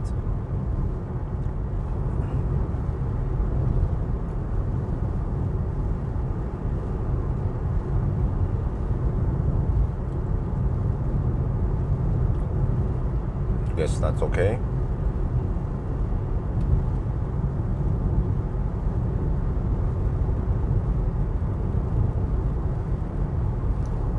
Well, I have to ask you guys, you know, when wife is home alone now, she has to do everything by herself, right? With the baby. Which means that if she needs to pee, the baby doesn't want to be alone, then she needs to take the baby upstairs also and then pee in front of her.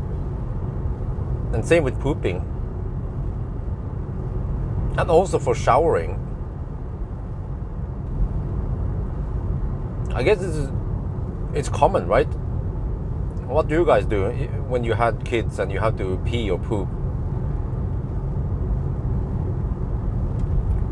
You have to bring your baby. And then we have this baby Bjorn seat she can sit in,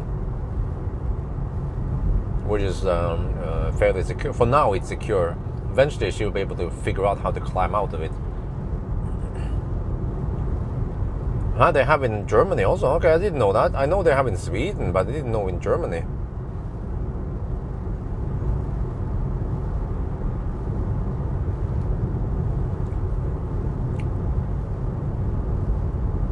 Play bin, huh? What?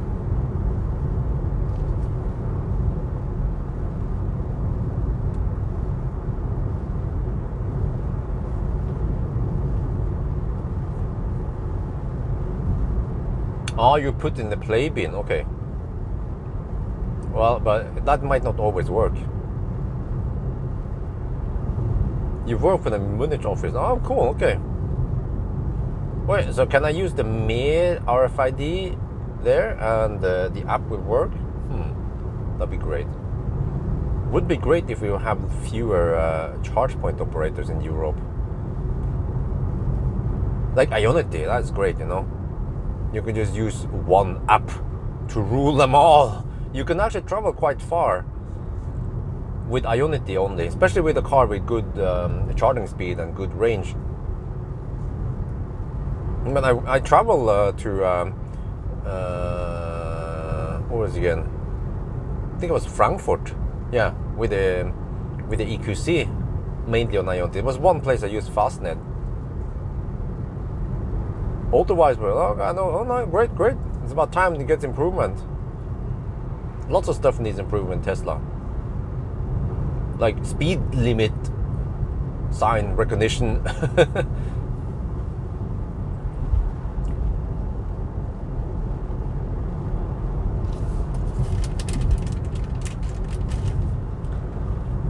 Oh man. If I have time, I have to go to IKEA tonight.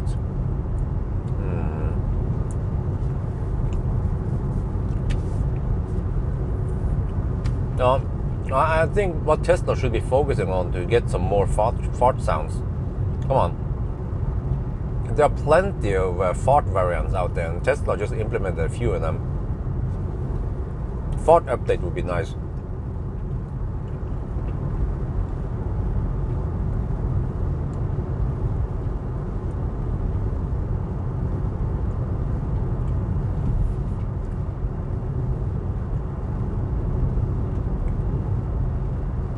Well, we are lucky that Tesla can actually fix the stuff with OTA.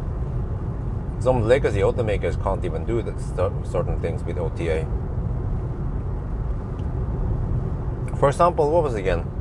Yeah, the BMW iX3 pre-LCI. Supposedly you cannot get preheating of the battery on that one. Even with OTA, or even when going to the garage. I don't know. I heard that you have to get the LCI to get the preheating of the battery. Is that true? That's freaking absurd, man. Even Millennium Falcon got that feature 4 years ago.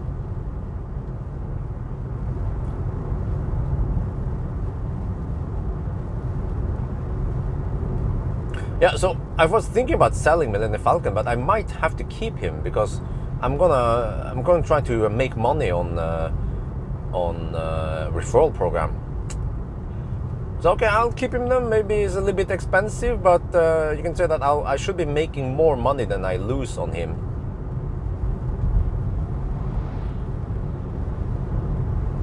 Or I could, well, I mean technically I could let Marcus rent it out for me. I'll be the owner and he rents it out and he can just keep the money. Wait, but then I'm paying for the insurance and everything. How does that work? Okay, how about we split it? I get a cut, he get a cut. But what's in it for him then? Well, I will put Marcus Bill's sticker on Millennium Falcon. Yeah, that's also worth a lot.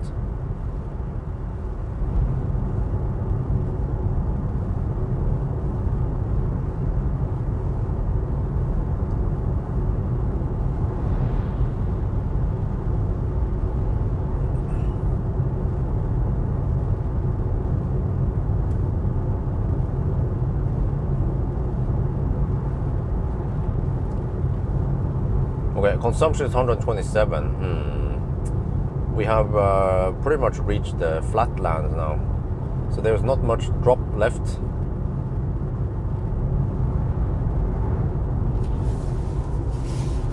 It does not sound logical. The cost, yeah.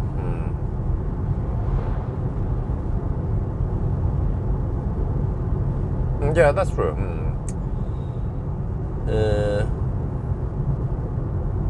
But I don't have time to deal with that. With dealing with customers and all that in and out, and who is gonna borrow when and rent when. Unless I rent it, I could rent it out via my company, but nah, I'm not gonna do. I don't have time for that shit.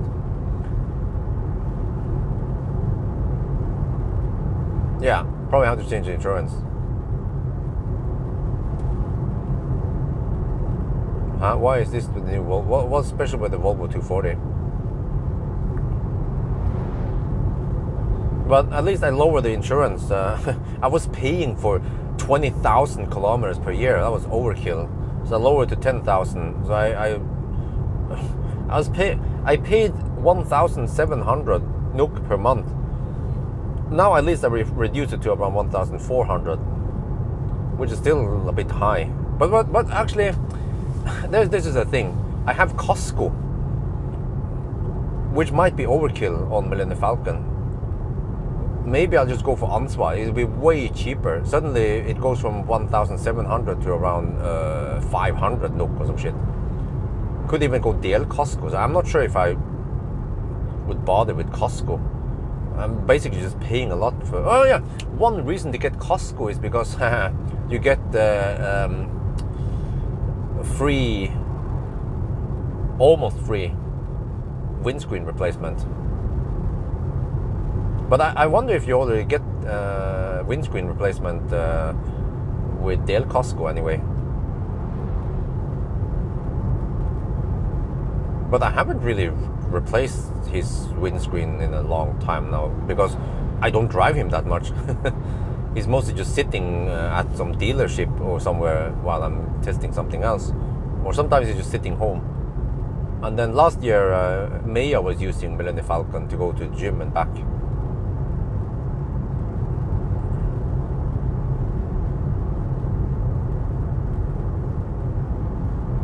Well, I could probably just rent out Millennium Falcon as a private person or some shit like that, or via a company. I'm sure how the heck it works. Rent him out for 1,000 NOK per day. Is that fair price? How much? What is the fair price for Millennium Falcon? He has free supercharging, you know, and he still has around 400 kilometers of range.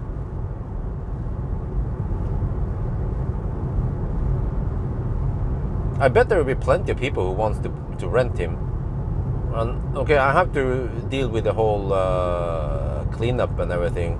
Maybe they can pay a cleanup fee. How about that? Unless they want to clean up themselves.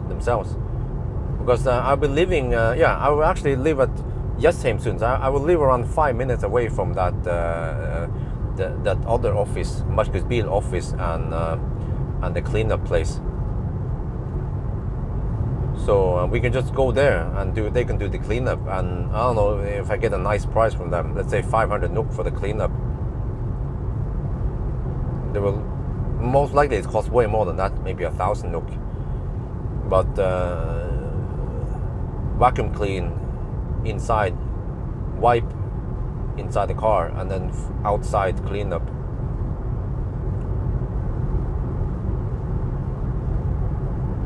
Well, 3 kilometers. Well, actually, yeah. If I get enough customers, I have to go 3 kilometers. Sounds expensive, but God, so you're a cheapskate. You drive around with an e-Golf. But yeah, but maybe 1,000 NOK is a bit expensive. I have to look on Nabobil how much they charge there. And since I don't have any middleman, then yeah. But it's like a little yes, but okay, the price is that much, but there is a cleaning fee. Unless you want to clean it yourself. It's like Airbnb, right? You see a price, you click next, and then suddenly, boom, huh? What happened to the nice price you saw initially? Oh, that's welcome to Airbnb.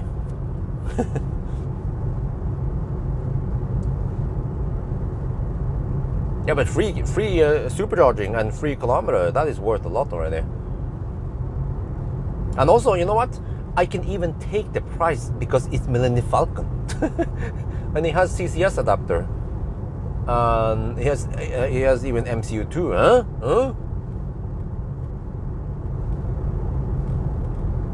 It just charged a little bit slow.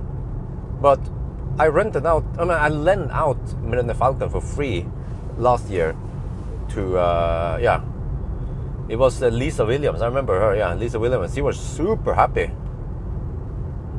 It was like a dream come true, traveling around Norway with Millennium Falcon. So that's the thing. Because it's Millennium Falcon, then I can actually take a slightly higher price. But I think I need to approve who wants to borrow this. For example, the drivers need to be over 25 years old. That's just an insurance thing. But also, I don't just accept anyone. We'll see, I guess. But then if I don't have him all the time, then I can't rely on the Millennium Falcon for a press car shuttle. Then I have to use the Leaf, I guess. Yeah, I have the Leaf. I bought the Leaf. Just have to get insurance on it. When I tried to get insurance online, there was something that failed. So I was like, okay, fuck that shit. Let me try again next day. Then I forgot about it. But once I move over to Jessheim, then I need something with okay range. Worst case is that if I have to borrow something from Toyota, then I have to travel all the way from Jessheim to Drammen. And I'd like to hammer it. I don't want to slowpoke. I Leaf could work, but then I have to take a charging stop. And that becomes cumbersome, extra cost and time. So maybe eventually I should get something like a classic Ioniq instead.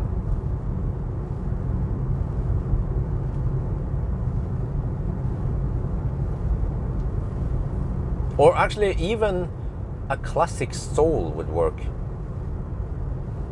It's cheaper. But we'll see. It will be relevant in 6 months at least or something. But on the other hand, yeah, I need to... We'll see. Yeah, how it goes. And then I guess I also have to, if I make money on Millennium Falcon, I have to pay tax on it. It becomes income. But I also have expenses. I don't know how the heck I deal with that. You can't just look at the income purely. You have to look at the expenses also. So I have to ask someone who knows more about this. Maybe it can be, it could be company income, but then that means that the car will be a company car, and then I pay insurance. The company pays insurance and any expenses that I will run into. Okay, I'm not sure about this. I don't know how to do this. Marcus and Nasir, they are ninjas on this topic. But do you guys think people want to rent Millennium Falcon?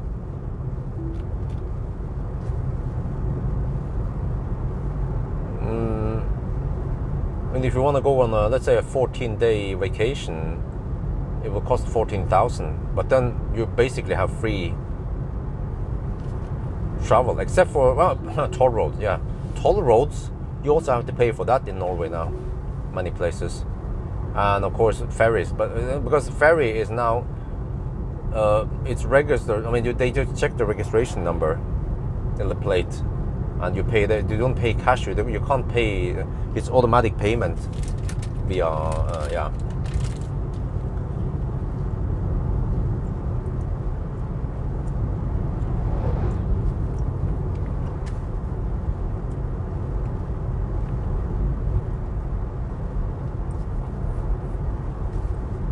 But this is the stuff that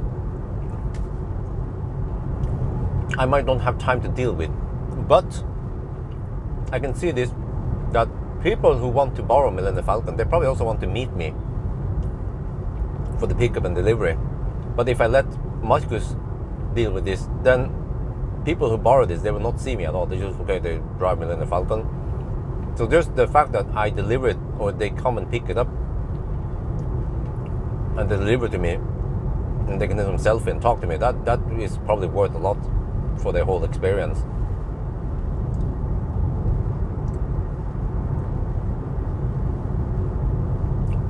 And also, Millennium Falcon is kind of old, so at least wifey doesn't care what happens with Millennium Falcon anymore. But I remember she cared about what happened with MC Hammer back then, and also Optimus Prime.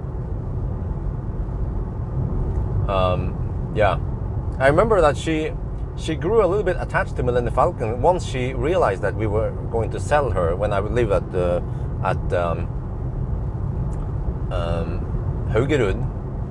So for the longest time, she was not much into cars or caring about cars, but I remember that one time when we realized that we were going to sell him, and then she took a picture of Millennium Falcon.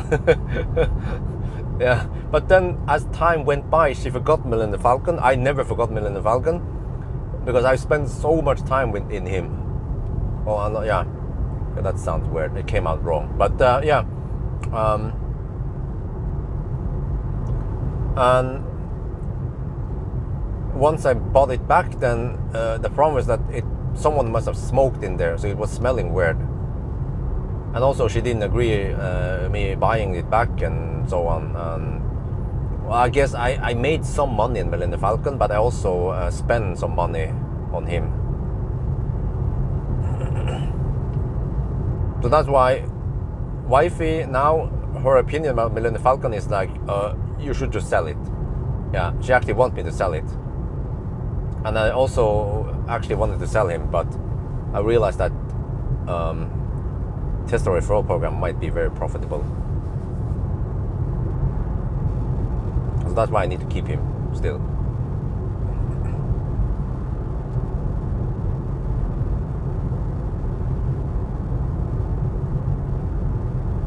Oh, that's crazy, man. Just for 15 DKK. Wait, how is this again? In Sweden, maybe some Swedes can tell me. You know, Trängselskatt. If Norwegian cars, they pass through the toll roads, there is a threshold right before you actually get the bill. I think initially it wasn't, so it was crazy, man. You would drive past there and they send you a bill for 15 sec or some shit. 9 sec. Why even bother? Shit, I feel like I'm slow poking now. I need to pull over at some emergency thing. I think there's one coming up here. Yeah, there was a bunch of cars behind me. Maybe I should let them pass. Or maybe... Yeah. Yeah, let them pass.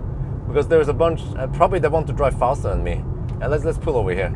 Okay. I'm gonna be a nice panda. Let them pass. Okay, hang on. Okay. Well, I might as well open the windows if I already have them, if I'm stopped now. Oh, shit. Oh. Get some free venting. All the cars passing by, they create this vortex and...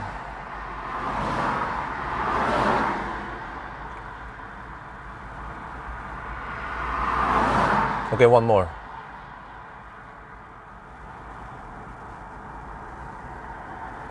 Oh, this guy is slow. Shit, come on.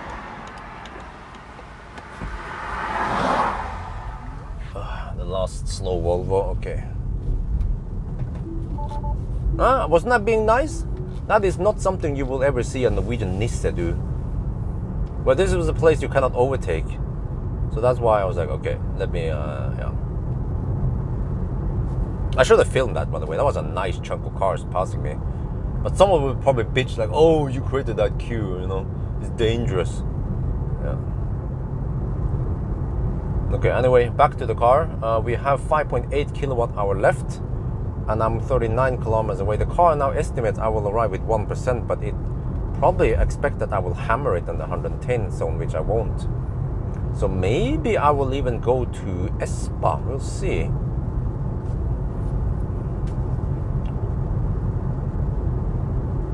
Yeah, but as long as they can overtake me, then I don't let them pass. Except for trucks. Trucks are different because they most of the time they need some space. But even trucks, like some places, especially if you have downhill, trucks can easily hammer me. But when it comes to regular cars, passenger cars, then I don't bother moving or stopping for them. If they want to hammer, they could just hammer me. Österån is really, really easy to hammer. No, there are no V4 near Oslo, so I haven't tried it yet.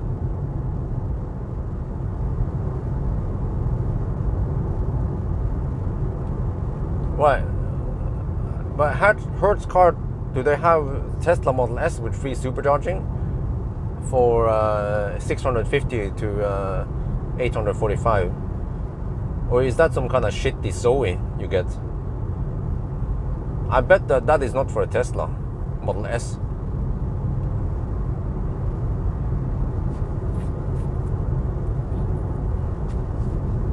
The closest V4, from what I remember, or from what I know, is the one in Netherlands, which is way too far away. And I'm not sure what I'm supposed to experience anyway if I charge it. It'd be like, oh, okay, I get 250 kilowatt, okay.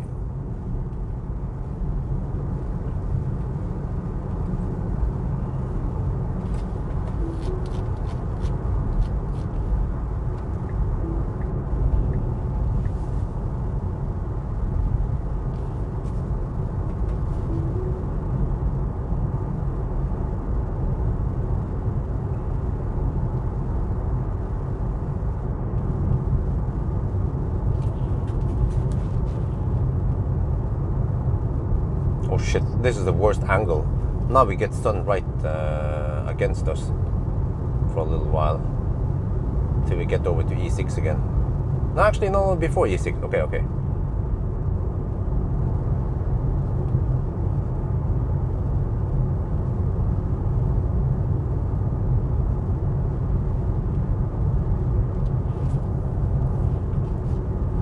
Increasing the EV stigma, but for the most time, I'm hammering it hard.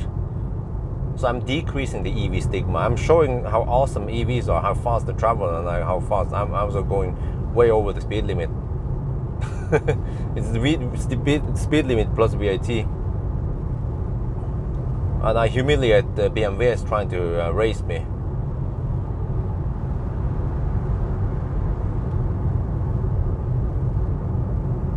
But maybe in Europe, but not in Norway. Norway is a long-range Model Y that will be the best seller. Okay, consumption is still 127. Well. This is what happens when you have these inefficient tires here.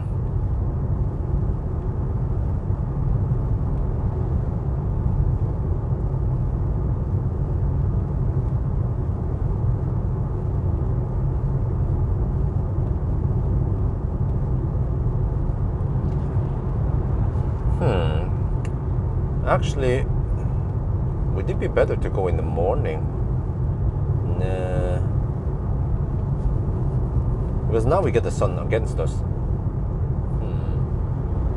Well, unless I stop the recording at Elverum, I could say Alvdal to Elverum, but that's only a 1 hour. No, that is a two hour drive. Yeah, 2 hour drive from Alvdal to Elverum. That's a long enough video. Yeah, that's true. And also, this stretch here is not very interesting anyway. Yeah.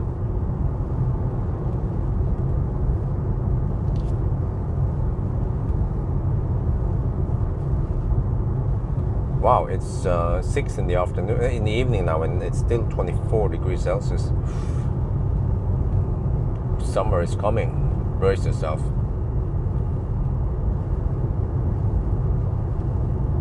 What? There's a 4 NOK on top of that one again. Yeah, you see? So 1,000 NOK flat rate sounds like a pretty good deal, including insurance and charging. Well, at least supercharging. But I think most people can do it with supercharging. The two guys the 2 times I lent out Millennium Falcon last year, they just mainly used supercharging, and they didn't mind that it was going a little bit slow because they had to stop and chill anyway, or eat, or whatever they're gonna do. So because that was my concern, like, oh shit, it charges kind of slow. So yeah.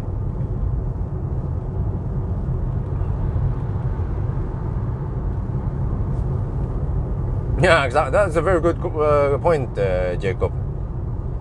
Because they only see the edited video that is 10 minutes long, and they didn't know how long I actually drove this.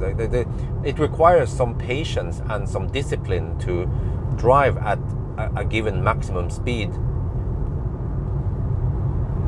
for some certain tests. But the funny thing is that this is how Norwegians drive. Okay. Anyway, now the car claims 1%, and yeah, you know, there's just a short distance from yeah, this is just a very short distance from Innlandsporten to Espa. So I will see again, reassess once I'm getting close to Innlandsporten, whether I can make it to Espa or not. It would be great to stop at Espa, or Espen, yeah. I think this car costs around 450k, which is a freaking bargain. Even across Europe, it's roughly 40,000 euros only. Think about this, you get motorized liftgate, you get the premium audio, you get plenty of space, you get 170 kilowatt charging, you get a frunk, you get Anhängerkupplung. What else do you get? Electric adjustable seat, electric adjustable steering wheel with memory. You get fart sounds. It's just a so good car for the money.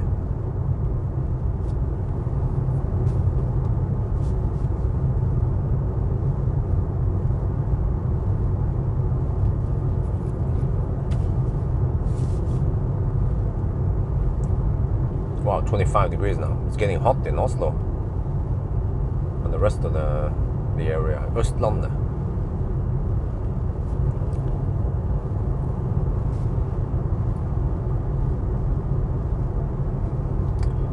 So if I have time, I could go to IKEA. Well, actually, wifey and the baby doesn't have to come with me. But I'm planning on buying a mattress. But it's probably going to be too big for the Model Y because I need a 120 centimeter mattress, and yeah, it's way too big.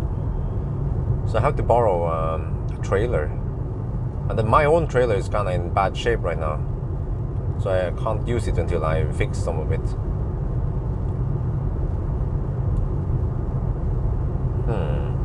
Maybe I can take it over to. Well, normally they don't repair trailers.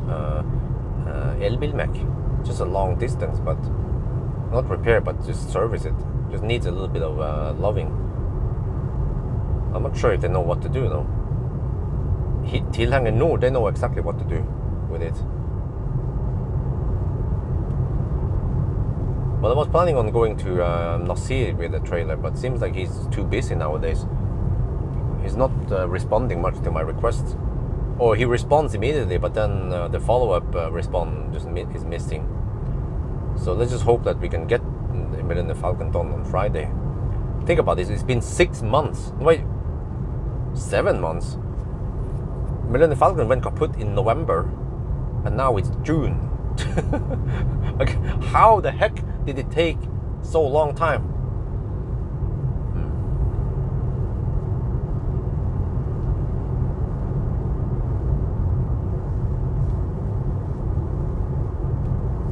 Oh, Denmark. Oh shit, okay, that sucks. Oh shit, consumption 128 watt-hour per kilometer. Uh-oh. It goes up now. Even with OnlyFans.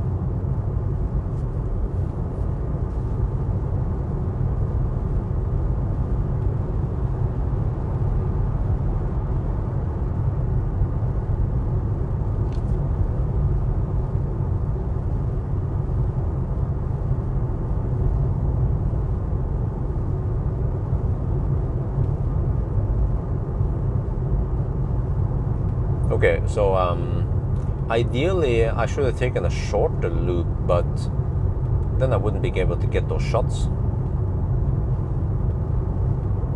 Ideally I needed to end up at home with no juice.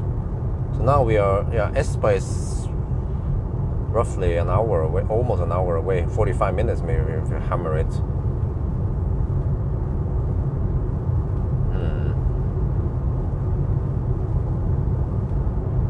Yeah, if I took a shorter loop, I would have been home around 7, but now I'll be home closer to around 8.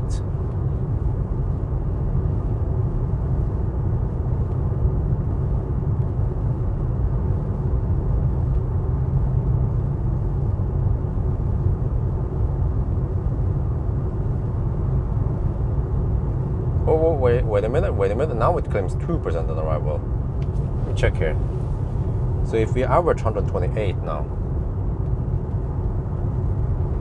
which is plausible, we have 3.5 kilowatt hour left. That is 27 kilometers left. Oh, and we are 25 kilometers away from Innlandsporten. Okay. Yeah, that's it. We will stop at Innlandsporten with 1% or 0.5% left. And 300 watt-hour left, probably. Yeah, that's good enough.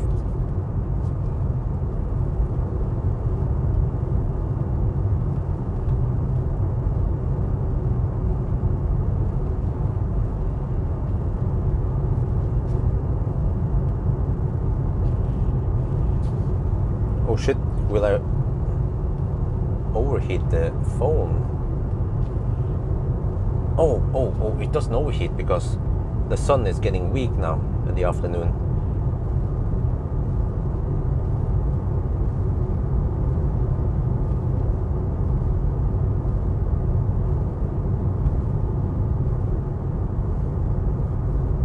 I'll be nice to that Tesla. It's coming, come on, go, fast. Go. I could have moved over to the left lane early, like a typical Nissan, but I waited for that Tesla to pass me first, because he's going faster than me. A, B, C, always be considerate, you know?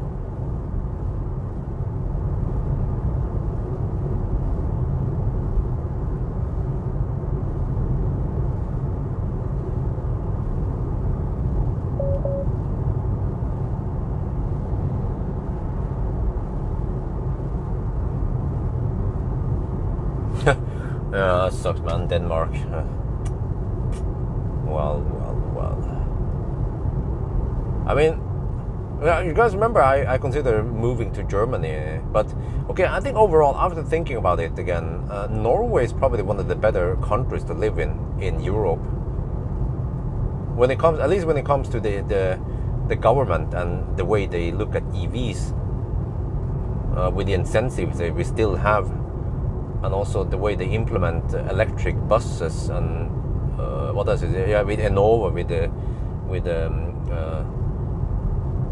payback on like stuff for the environment, you know, like heat pump and solar and subsidies. I mean, yeah.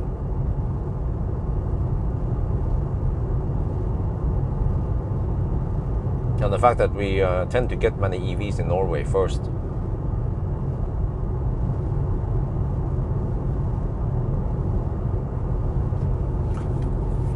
Which means that I will probably stay here then. Yeah, okay, I'll stay in Norway. But in the future, once I stabilize my economy or my financing, I don't know, man. Economy sounds more right than financing, because actually in Norwegian, when we talk about finansiering, it's all about loan. Yeah, financing in Norwegian means loan. Well, anyway, once I stabilize my economy, and I wouldn't mind trying to go for some kind of Frankfurt camping. Stay in Frankfurt for a couple of months. Yeah, I like that idea. Get some bratwurst. Oh yeah.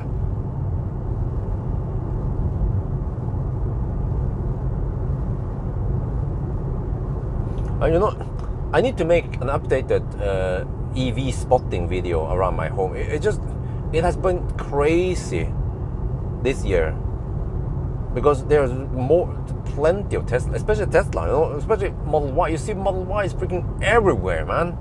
And Tesla in general, Tesla is just dominating the roads nowadays in even Alnabru. I remember 5 years ago, you would go to Skøyen, the west side, and there you would see lots of Teslas back then also, because only rich people could afford EVs. But nowadays, even the poor people around my neighborhood in the ghetto drives around with EVs, or they can buy second-hand Teslas. Yeah.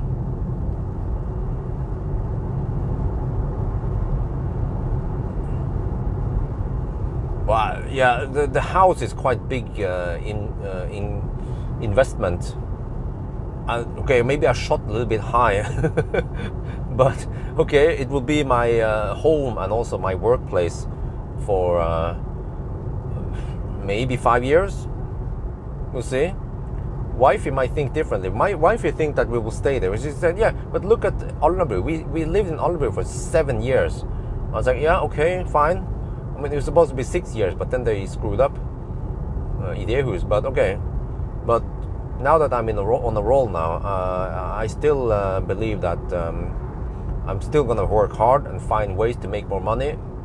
And I just this is not the end game. This house is just the V2. I already have V3 house in my mind, and this will be the motivation for me to work hard to get the V3 house, maybe in 5 years. So once I stabilize my economy, maybe in just a couple of years, if I have enough money, I will even try to buy a land somewhere, and I'm aiming for something like 2,000 square meters, maybe even more, somewhere between 2,000 and 3,000 square meters. Yeah, but I think 2,000 should be plenty, but around there. And then just let it sit there. I don't have to hurry and build something there. But then once I'm ready, we'll build the V3 house.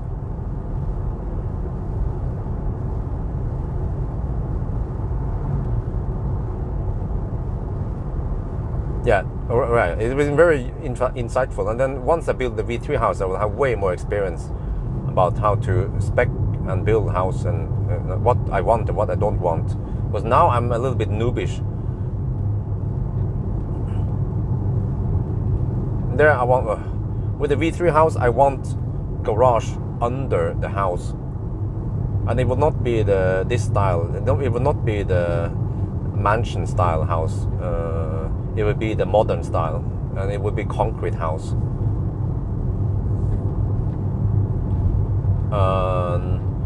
This house here is 15 times 10 meters, so roughly 150 square meter of area on the house itself.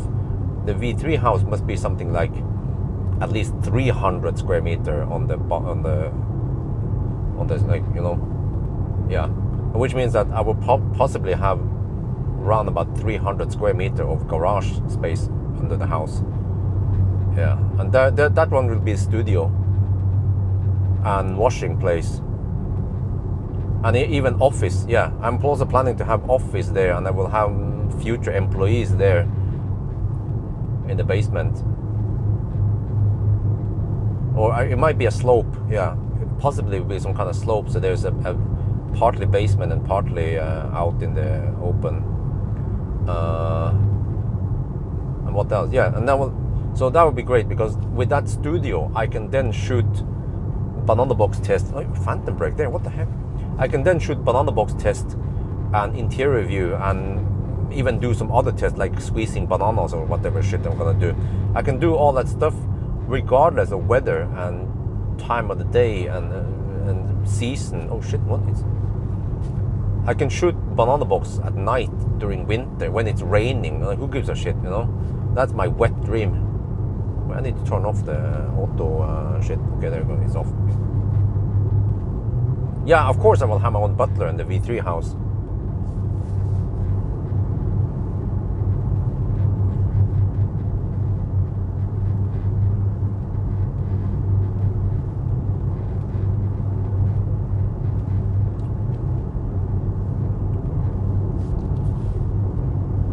Wait, do I need to coast? I feel like I need to coast here.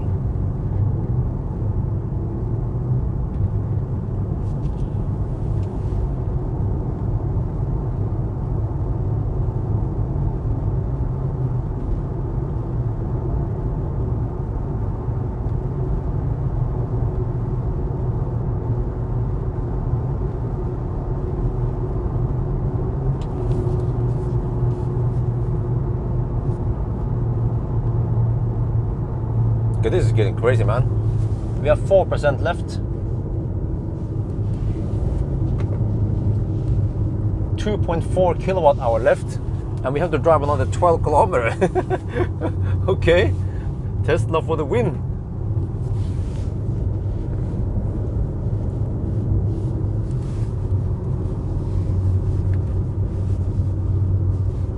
I think I measured that this car measures distance quite accurately, so we don't have to apply any corrections on distance at least.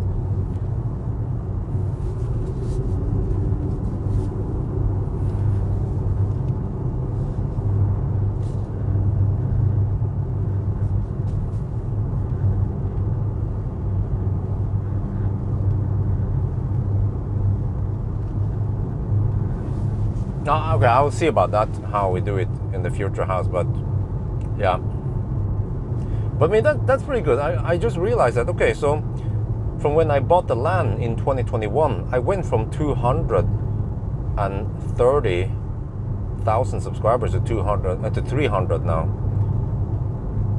But however, when it comes to view count, the view count has, I'm not sure if the view count went up or not, and if the channel is actually growing. Well, I remember, let me check something here. I used to get around 3 million views per month. How is it going now?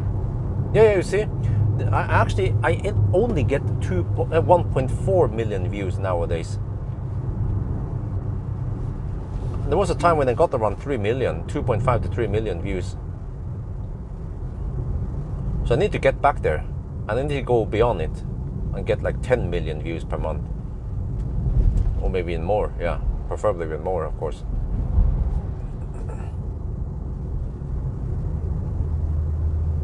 Yeah, exactly. The V3 is not going to be a mansion. It's going to be a castle or a, yeah.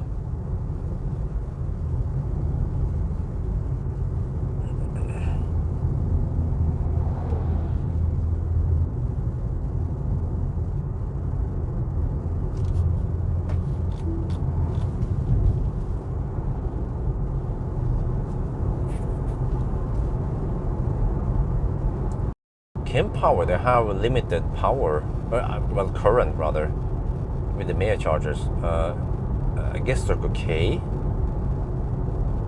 Yeah, and also that's closer to the. Okay, I'll go for Circle K. It's more practical. It's close to the toilet.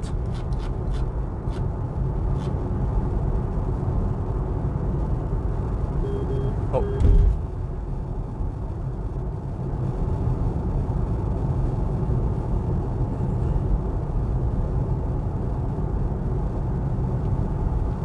How do you know that the V4 will generate lots of views? Because it has already been shown, and it's not, I mean, it's not mind-blowingly amazing and things like that.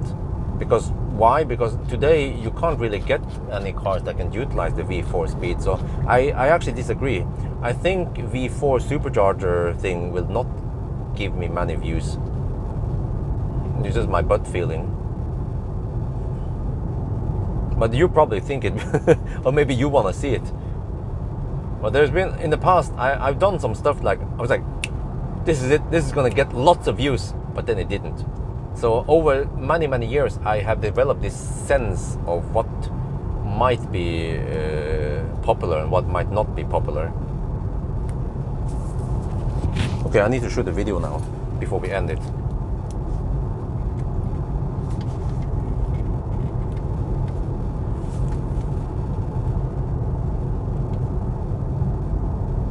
This is it. Wait, let me just go a little bit faster. And then wait for this merge thing to fix itself. This is it, the final run. We're down to 3%. And the consumption is 127. Okay, we couldn't go lower, unfortunately. 440 kilometers now. I think we have to bail out here at Inlandsporten. There's plenty of charging possibilities over there. Yeah, look at this. 24 degrees Celsius, boiling hot outside. Oof. Okay, so that's it. I wanted to go to Espa, but I'm not sure if we can make it there. Most likely not. You can see here, by the way, we supposedly have only 1.5 kilowatt hour left of usable remaining. So that will round about be a little bit over 10 kilometers left. Wait, actually, can we go? I'll reconfigure it and see.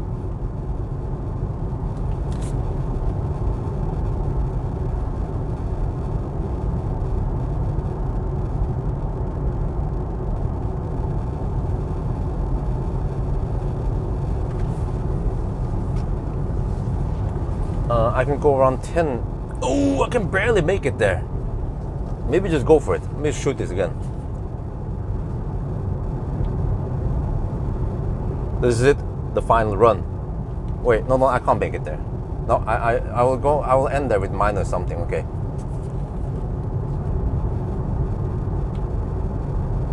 All right, this is it, the final run. We are getting close to Espa, but I cannot go there.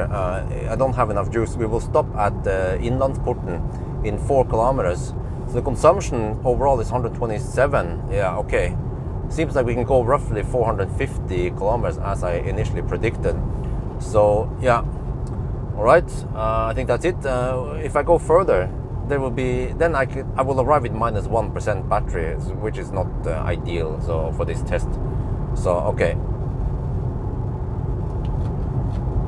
I'll slow down a little bit. The truck is way behind there. Okay.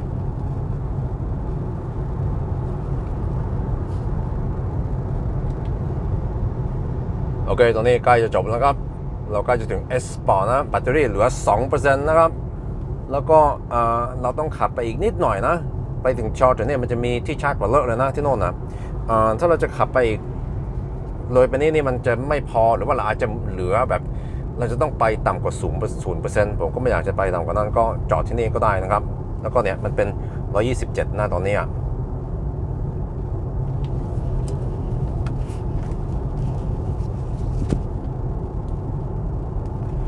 Well, to be honest, yeah, it could be a combination of more YouTubers out there, but I think that the problem is that because of my life situation, I chose to get a baby.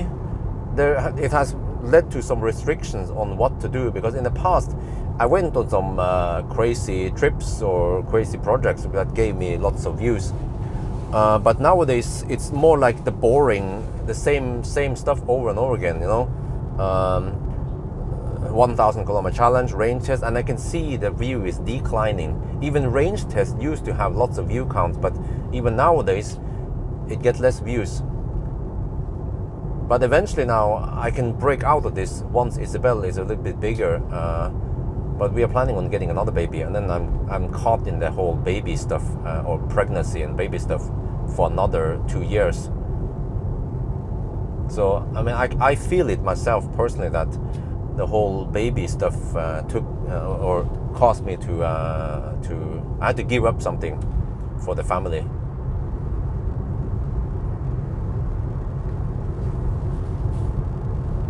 Okay, yeah, I have 0.8 kilowatt hour left. So from here to Espa there's another let me see, let me check here.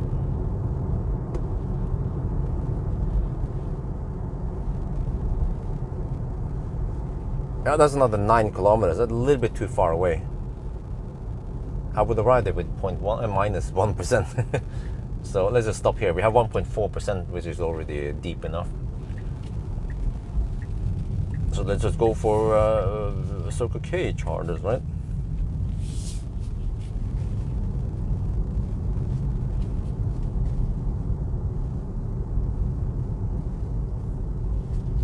Well, 446 kilometers left. I can calculate the remaining range, how much we have. 0.8 kilowatt hour. That's roughly 5 more kilometers. And that puts us at roughly 450 kilometers total.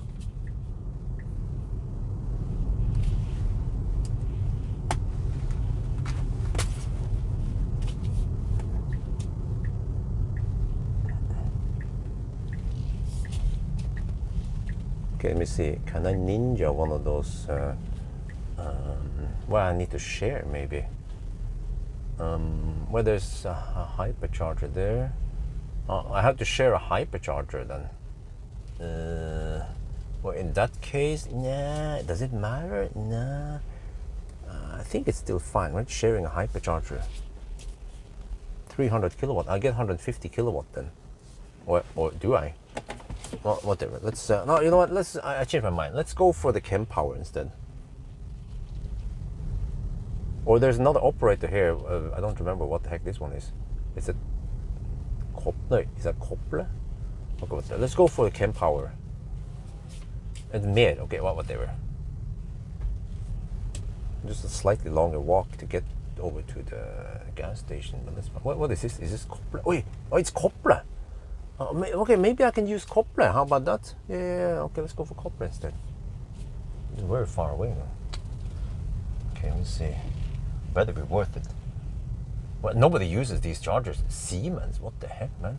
Lynlader. Okay, 180 kilowatt. Do you have something faster? Like something like ultrasnell? Bitte schön. 180 kilowatt. What about this one? 180 kilowatt. They're all 180 kilowatt. Okay, whatever. Then we just take this one. C charge. Oh, is that even type 2? Damn, they have type 2 embedded in the high power charger. Okay. Well, maybe I can take this one. The placement here is better. Yeah, okay. Let me see. I think I have the koppler RFID with me, even.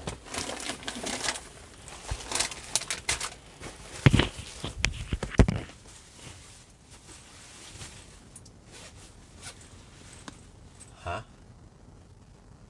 Please, Björn, let me the curves of charge just for. Huh?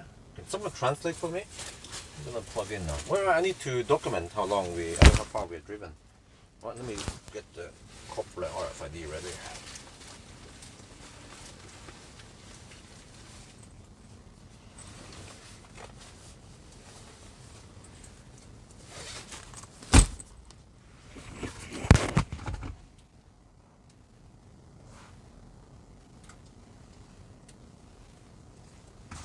Well, okay, don't worry, you will see it. No. Alright, kids, alright, kids.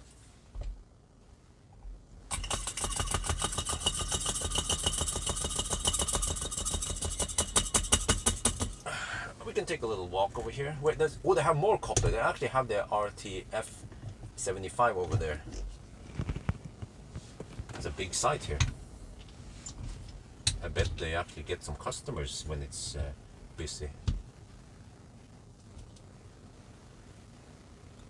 Huh? I misspell? Oh, that's funny the way you actually misspell it. You said Björn missed spelling. But what you meant was that Björn, comma, I misspell. Oh, it's so funny, man. Okay, whatever. Let me just, okay.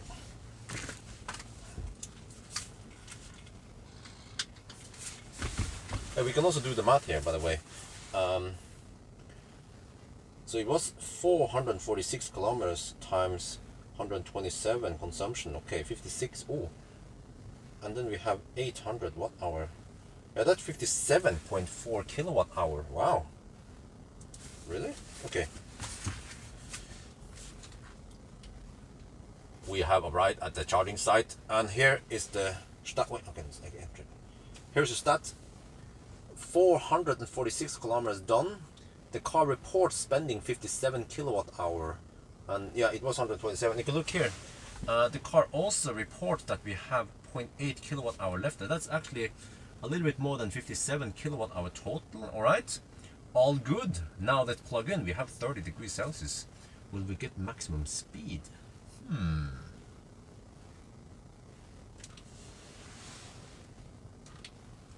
เรามาถึงที่ชาร์จนะครับแล้วก็เนี่ยจะให้ดูนะโอเคมันเป็นอย่างนี้นะ446กิโลเมตร127วัตต์เอาต่อกิโลเมตรนะครับรถมันรีพอร์ตว่าเราใช้57กิโลวัตต์เอานะครับแล้วก็เราเหลืออีก 0.8 กิโลวัตต์เอานะครับมันจะเป็นเกิน57กิโลวัตต์เอานะคราวนี้นะฮะแล้วก็ตอนนี้แบตเตอรี่เป็น30องศานะเราจะลองชาร์จดูว่ามันจะชาร์จเร็วแค่ไหนนะครับ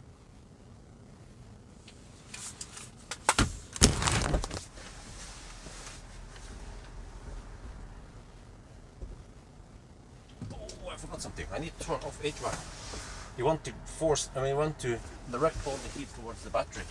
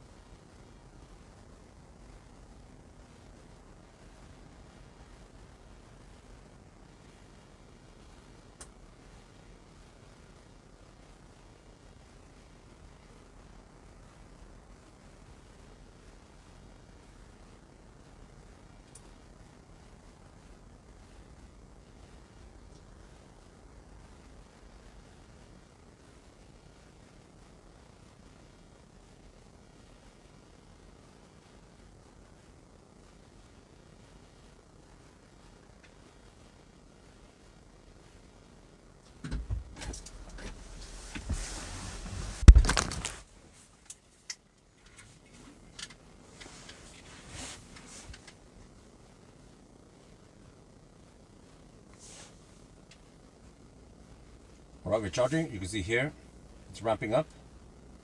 Also, pro tip, if you're charging, in a Tesla at least, it does not apply to other cars, but in a Tesla, you want to turn off HVAC, because then you divert all the heat possible, or the heating power, towards heating of the battery. The Tesla wants the battery to be nice and hot for maximum speed. Okay, it's ramping up now.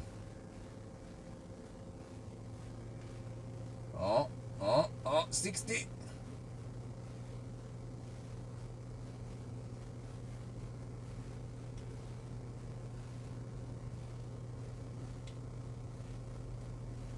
โอเคมันเริ่มแล้วครับ90 กิโลวัตต์นะครับแล้วก็เนี่ยโปรทิปนะที่เมืองไทยอาจจะไม่สำคัญแต่ว่าเราน่าจะปิดแอร์นะอันนี้มันเป็นสำหรับเทสลานะคันอื่นนี่ไม่ใช่อย่างงี้แต่ว่าเทสลานะถ้าเราปิดแอร์มันจะได้โฟกัสความร้อนทุกอย่างแล้วนะความร้อนเต็มที่เลยให้อุ่นแบตเตอรี่เพราะเทสลามันชอบให้แบตเตอรี่มันอุ่นนะครับ130 กิโลวัตต์ดีมากนะครับหรือว่าเราจะได้170ไหมหรือว่าไม่ได้เพราะว่าเนี่ย376 แอมป์นะครับประมาณหรือว่าไม่แน่ใจนะมันกำลังขึ้นอีกเพราะว่าสายชาร์จอันนี้นะครับให้ดูนะมันไม่ได้เป็น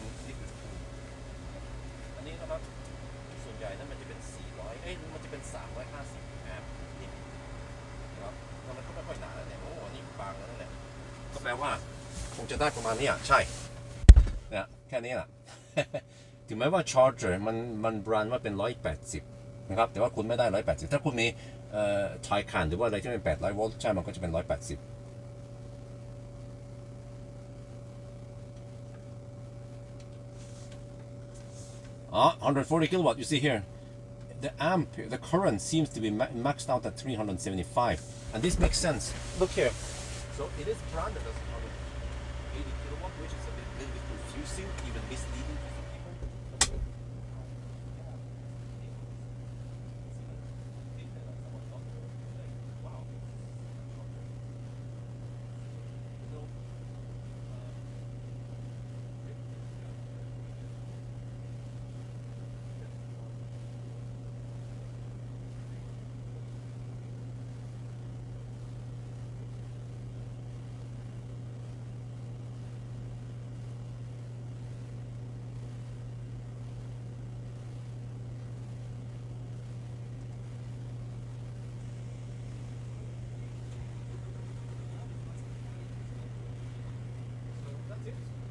because of the current limit. Yeah, so it would be great if we had thicker cables and we get 500 amp temporarily, because then we'll be hitting 170 kilowatt. But this is plenty enough because I still have to go to the restroom.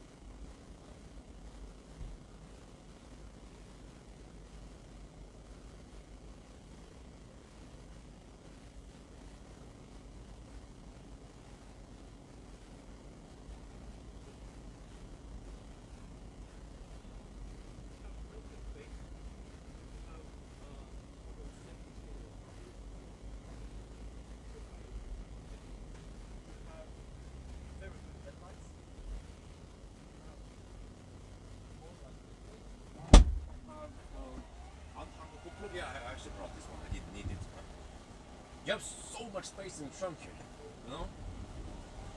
What else is it? Plenty of space in the back. Awesome infotainment. You have electric adjustable seat with memory, electric adjustable steering wheel with memory. You know, you get glass roof. Let me see. I have to read. You get so much stuff for the money. You get the same interior, and I can show you here. Even this one, if you go to software and you go here, this one even has the premium audio system with the subwoofer. So Tesla, they are not cheaping out on stuff. You get the best shit here. Only minus is that you have slightly smaller battery and you have rear-wheel drive. That's it. The rest is just awesome, and you actually have stocks here. So yeah, I think that's gonna be it for now.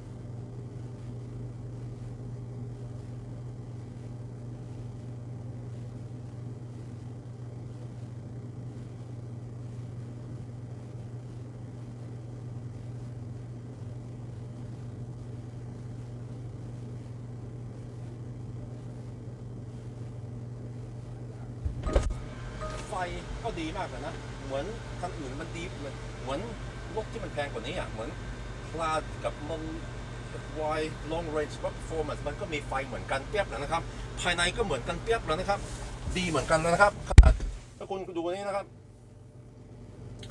เนี่ย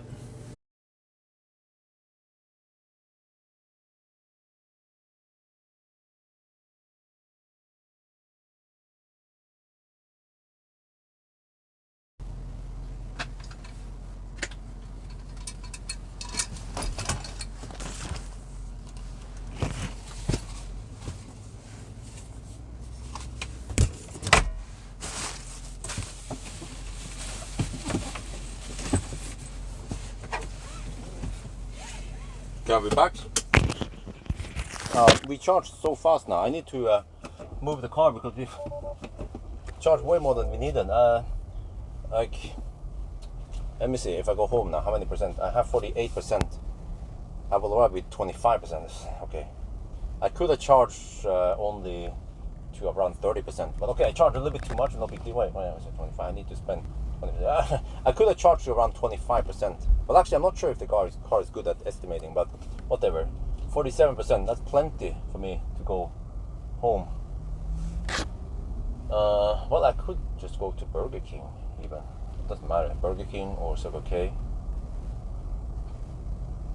for some juice. But that's a bummer that the charge. Yeah. I see this more and more often now that chargers, they are not they don't have enough amps pretty much.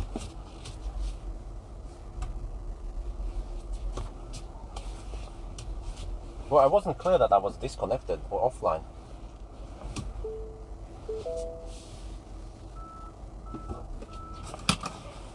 Okay, I'll be back. And I can just keep climate on now. Oh yes, luxury. Garbage.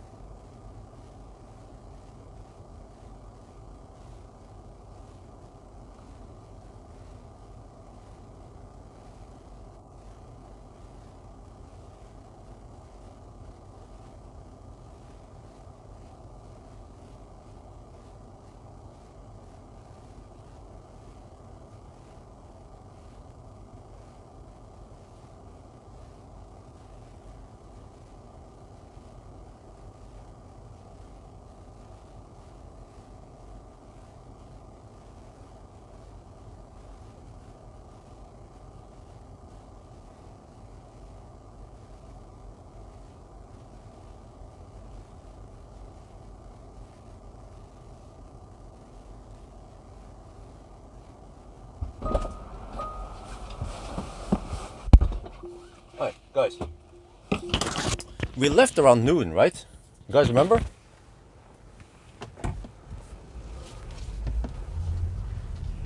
I remember we started right around noon, maybe a little bit past noon even.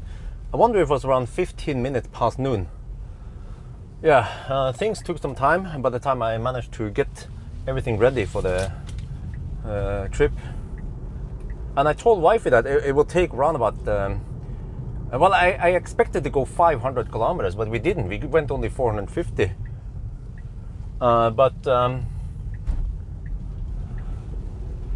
Yeah, so based on 500 kilometers, I was thinking, okay, around about 7 hours of driving and so on, and a little bit of stops here and there.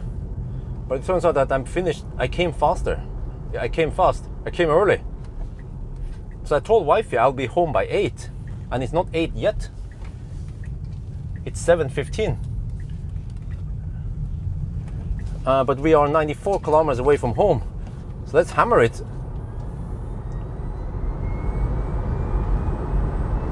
Oh, that sound of the future.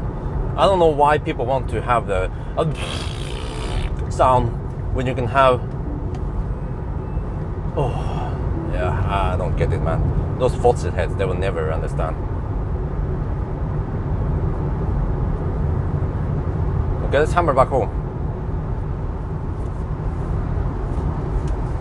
The GPS suggests we'll be home 13 minutes past 8. But I'm not sure if the GPS calculates my type of hammering. So yeah, I used the opportunity this time to promote my referral code by the end of the video. But I need to make a dedicated video about the referral program. Maybe talk more about the benefits. Go look closer at it.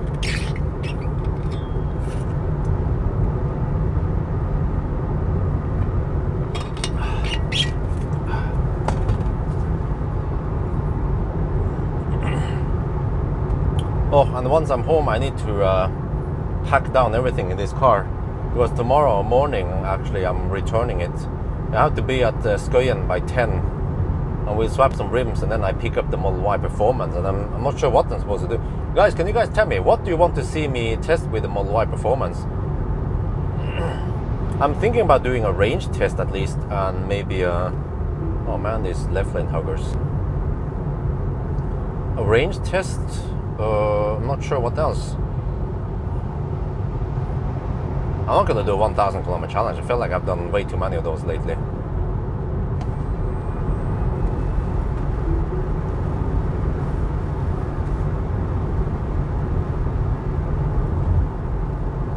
Tug of war? Huh? Really? That is so 2016 or 17. Yeah, I think it was 2017 I did it. When did you pass Haukeli, huh? Last? I haven't been in that route for a while. I need to take a trip there.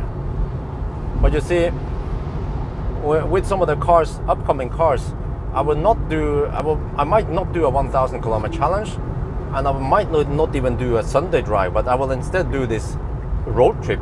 Yeah, just a regular road trip where I'm not trying to measure anything, just drive in the normal way, but I will record 4K footage. So then I can optimize time and everything, speed, even the driving speed. I will optimize everything for 4K footage. Wait, did I mention that we have Norwegian left lane huggers in Norway? Have you guys heard about them? I think it's a myth. Yeah, it's probably just a myth, those Norwegian left lane huggers.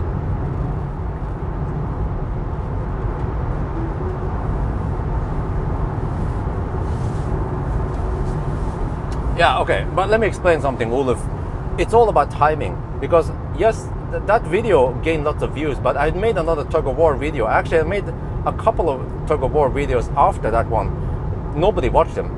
It's all about timing. It's all about the first hype. Same thing with hypermiling.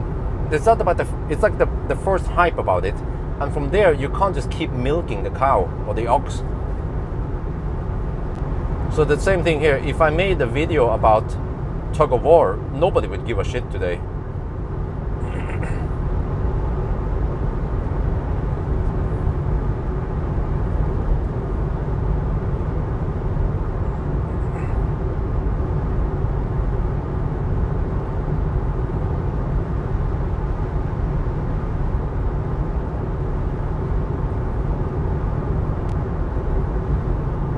Wait, what is the difference between a noise test and a noise test?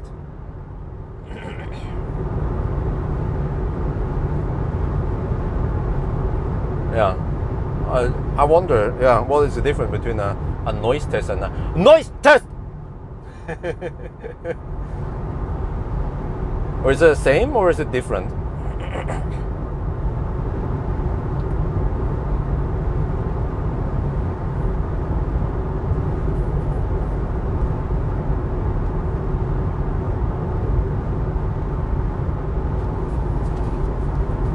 Okay, let me see. What was it doing now? Oh, IKEA closes at 10 nowadays. Have time to go to IKEA. Maybe I would just go straight there. Actually, it doesn't matter for Wi-Fi which one. I could just pick whatever if they have something there. Yeah.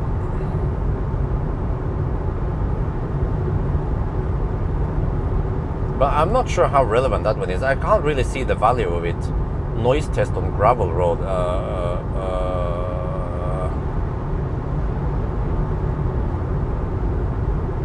Not trying to be negative or anything, but just have to use my time wisely with that car because I have very limited time with it.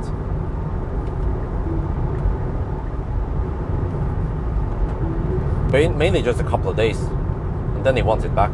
And then I wonder what car I'm supposed to borrow from him.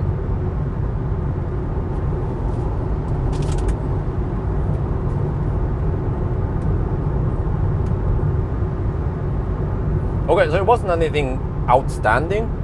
Consumption ended up being 127. Well, actually, we have a slight disadvantage because we are at slightly higher elevation than at home. But what was the consumption on the Model 3 Performance? Model Y Performance again? You guys remember? It was also 120 something, close to roughly 125, wasn't it? But it means that this Model Y has roughly the same efficiency as the Model Y Performance, which is quite remarkable that they can make a beefy all-wheel drive and still have the same efficiency. It means that these cars are already as efficient as they can be. And even if you go for the performance, you don't take any major penalty, except for when you go for some fat tires. That's a different story.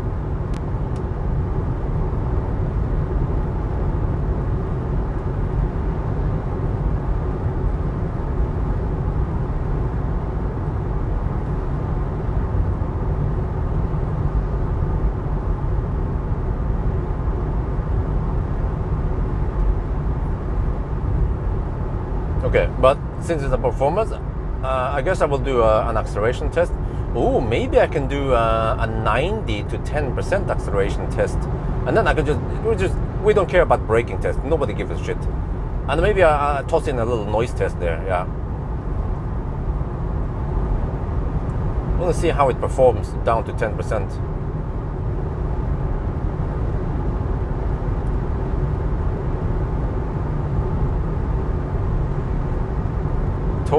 Towing a trailer. What am I measuring then? Consumption, acceleration. What kind of, yeah, what are we supposed to test or check for? There must be some kind of, I don't know, some kind of measurement we do, right? That people are interested in. Because if I just tow a trailer, tow a caravan, and then I don't try to do something, then it won't be too interesting. But maybe a consumption test would be useful. But I don't have access to a caravan. I can borrow the biggest trailer from Circle K Dal. That would work for me.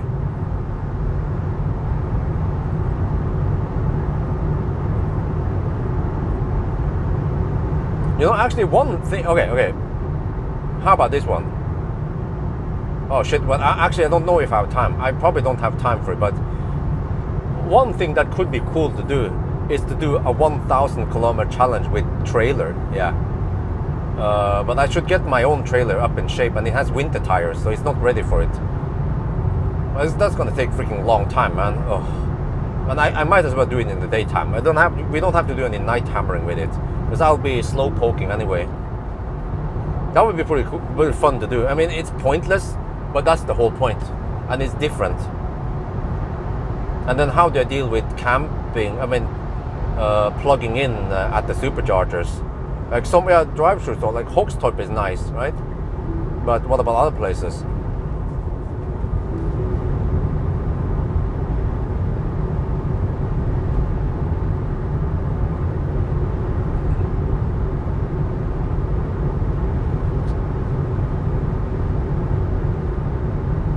Consumption increase. Well, you know, I've done a trailer test with the Model 3, but I haven't done it with a Model Y when I think about it. So that's the thing. With that Model 3 performance, or Model Y performance, I can do range test, but it's going to be semi-boring because I've done it already. So there is not much interesting thing as I can do, except for the 1,000 kilometer challenge with a trailer. That would be fun to do. Because the thing is that a trailer consumption test, it might not get that many views because it's not too relevant for most people. Because trailers are in general, trailers are so different. You can get a flat trailer, a heavy trailer, a boxy trailer, an aerodynamic trailer, you know, and even people driving them drive at different speeds. Some people slow poke at 70 kilometers per hour. Some people hammer at 100 kilometers per hour. But a 1,000 kilometer challenge, that's something I always wanted to do. I couldn't even do it with a Circle K trailer. Just borrow it for 24 hours. It would just cost a little bit more. I think it cost around, not sure how much it was, 1,000 NOK or some shit like that. But at least it will be in tip-top shape, and I can just get the biggest, fattest trailer for it. The fatter, the better. Consumption is gonna go freaking sky high, but it's a Model 3 performance, a Model Y performance. So I will charge at 250 kilowatt, so that's good. But I don't know if that one has a trailer hitch or not. I have to check it. If not, then I can always wait for another car with trailer hitch.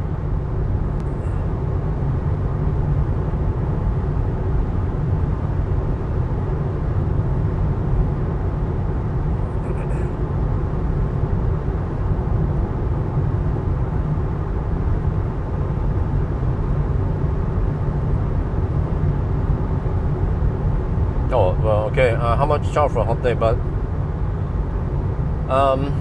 it's not hard. I mean, it's not that hard to figure out. It pulls roughly 1 kilowatt for cooling. So you just do the math. During the day, 8 hours of sunlight, so 8 kilowatt hour maybe. And then in a big battery, you lose around 10% battery. So, yeah.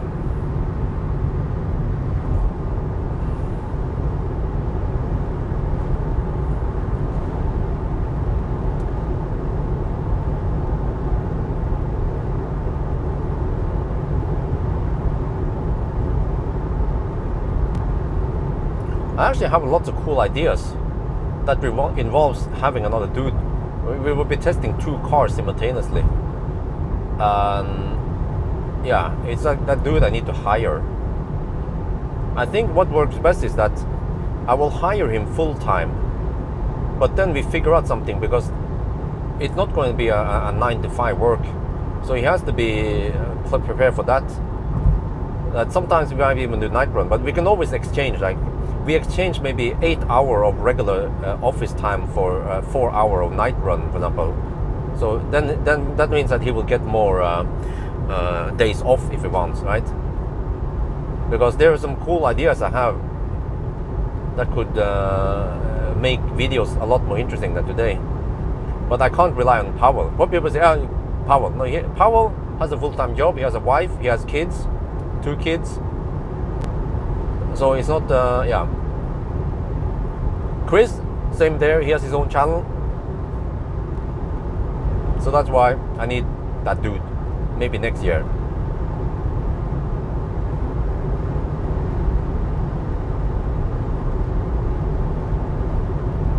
when it's getting hot. In that case, I would probably do something more extreme, like wait for extreme hot. Well, that's the problem in Norway. You know, when it's 28 degrees Celsius and you call that extreme hot, lol. But Thailand would make perfect sense. You know, 40 degrees Celsius. Yeah. How much battery are you using in 40 degrees Celsius? You know, that will be more useful. But then I need to be in Thailand, not here.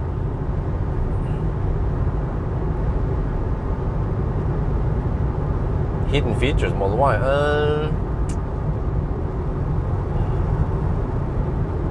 Well, what kind of hidden features are we talking about here?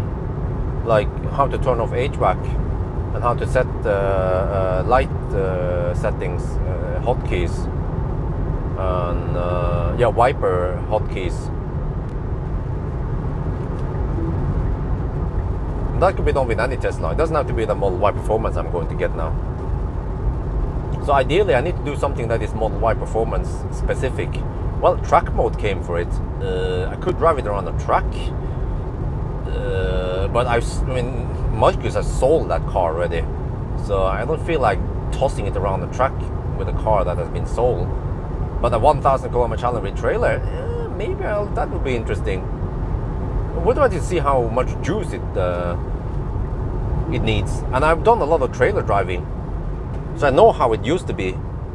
So it would be interesting to see. And also we have to charge so often, man, because the Model Y charges fast to roughly 70% maybe. Yeah, for trailer you don't want to charge too often also, because there might even be some overhead for unhooking and hooking and shit. But I will also try to prioritize the walk through V3, but preferably V3 because they are the fastest.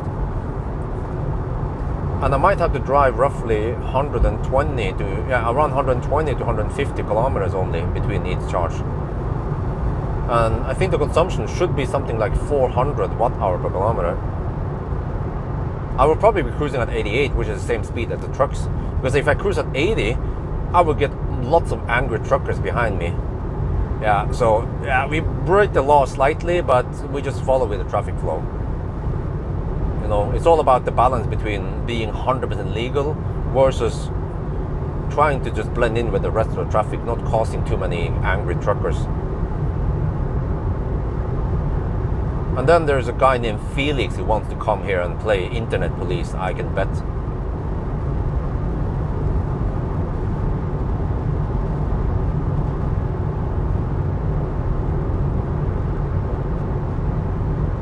Yeah, but that was Optimus Prime. You guys have to remember that Optimus was quite thirsty. So the car itself needed to just use a lot of energy to propel itself. And then they had to pull the trailer. So the reason why consumption was somewhat high on Optimus was because Optimus was thirsty. Yeah, so in that regard, I might actually get away with around 350 watt-hour per kilometer only. So it actually helps to have an efficient towing car, like a Model 3 or a Model Y.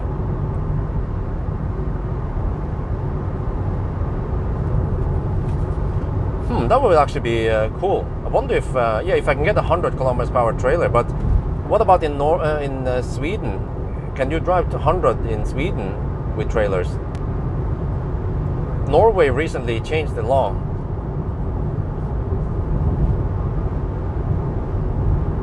Well, I don't mind. We can just lump around at 88 kilometers per hour. I've done it before many years ago, so I'm fine with that. It's actually very chill. And also, it's very relevant for most people. Most people need to stick to the 80 law anyway, right?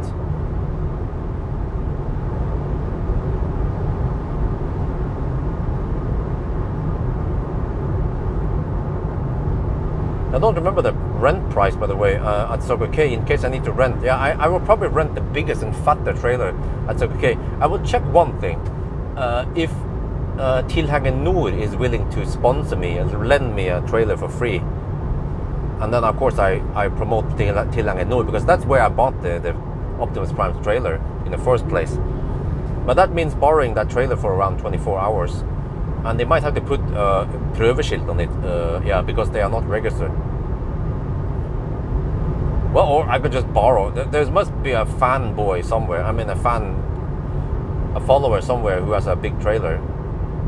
I can even ask the same guy I borrowed from last time. It was some guy near Megajul around Kalbakken. Yeah. No, I'm not going to Arctic Circle with a trailer, man.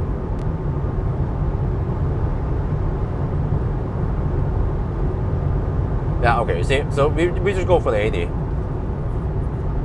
But right now, I don't even know if that Model Y has a trailer hitch or not.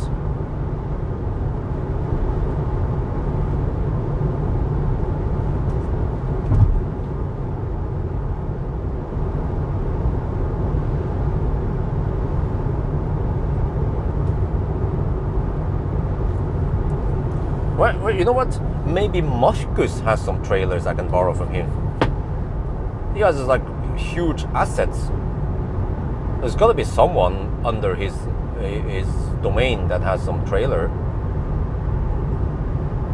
Well, or even a caravan, yeah. But for a caravan, okay, yeah, why not? Why not? Why is it like a big freaking fat, a big cabby, 8 meter? That's the thing, you know. You have to understand this. For YouTubing, for entertainment, and for the wow factor, we're not gonna dick around with a small trailer. You know, we need to go big or go home. So just get the fattest caravan. Yeah, that's even better. Good idea, man. Get a fat caravan, and then do the 1,000 kilometer challenge with caravan. But let's see, how much can the Model Y tow? Is it 1,600 kilograms still? We just need to find a caravan that weighs that one. I will actually check the actual weight of it, because if it's overweight, then it's not allowed.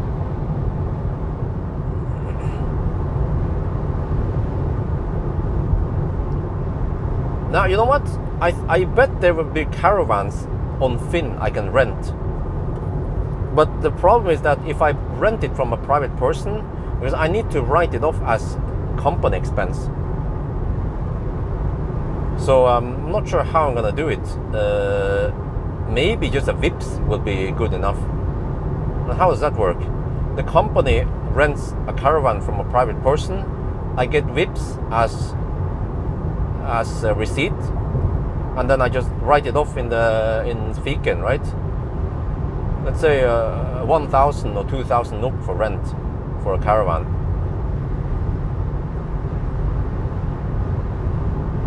Yeah, what is the maximum weight for Model Y? Towing weight? Or you know what? Even a big boat, but I guess, yeah, okay. But one thing is that I need to make sure that there's no shit dangling around in the caravan. Not that I'm gonna hammer around with it, but yeah, I have to be careful also when I drive around with the caravan.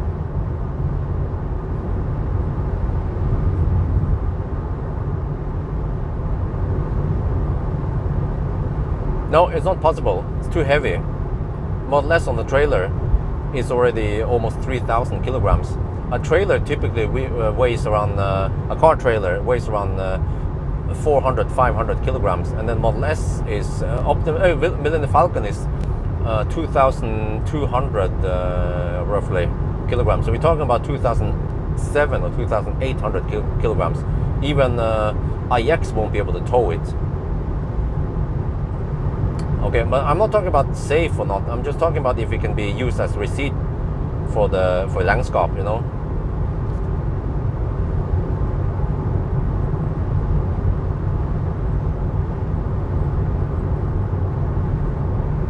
Well, I'm curious, how did you get scammed?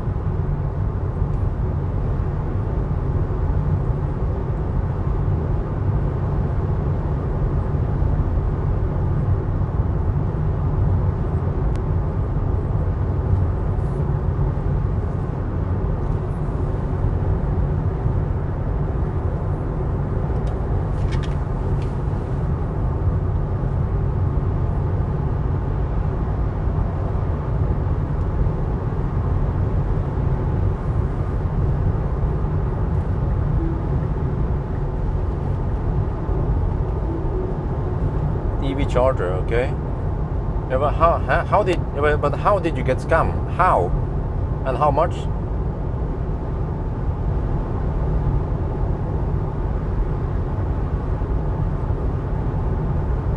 So you were instructed to Vips something, right? And then you're supposed to get charged, but you didn't get charged, was it? So you were scammed for 100 NOK or some small amount, I'm guessing. Hey, what's different? It's not clear.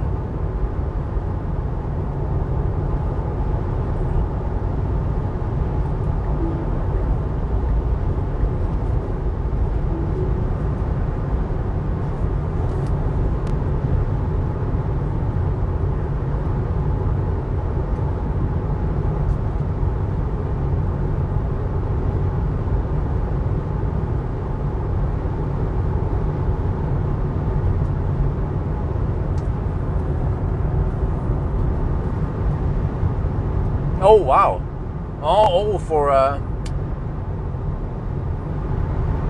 okay, for a charging station.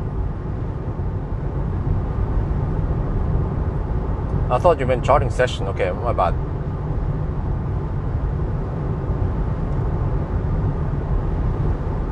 Okay, but that. Okay, well, yeah. Okay, now I understand. Yeah, but Vips is quite safe. I thought they managed to somehow get your credential and then do the transactional. But what you are actually saying is that it has nothing to do with Vips. It could be bank transfer. It could be cash. You got social. What do you call it? You got social engineered. Is that what the word is? That doesn't make Vips unsafe.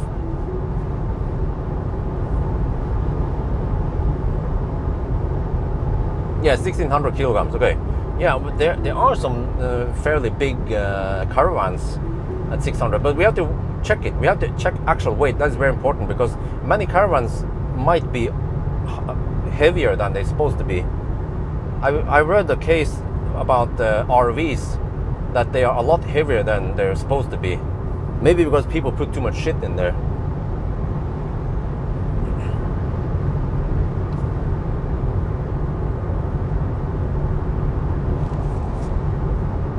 Oh, by the way, so now we're heading south and it's 8 in the afternoon. Yeah. It actually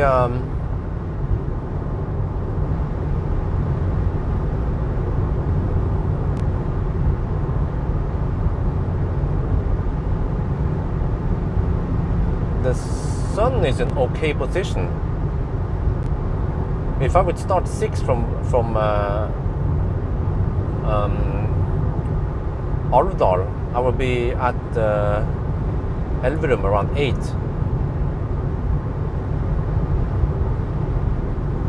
Didn't have good enough documentation. Well, that's a little bit weird because Vips has the Vips is sitting on everything. They have the bank account, they have the information about the owner of that Vips guy. So that was actually poor work of police. They should have pulled more information from Vips or DNB, which owns Vips.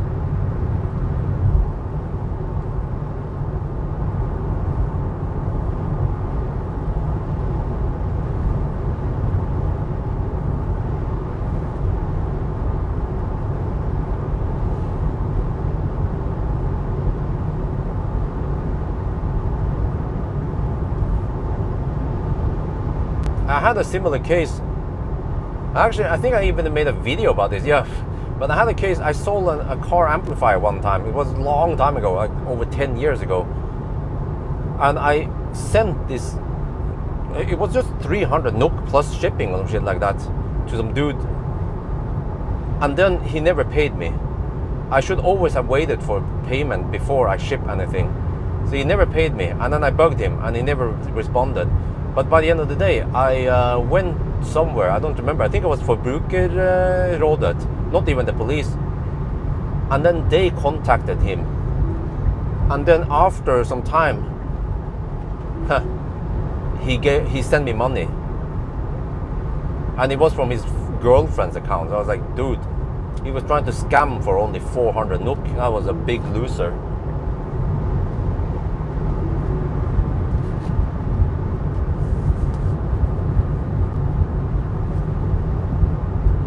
So from now on, every time someone says you want to ship it, okay, use postoppkrav, or you send me the money first and then I will send you the shit.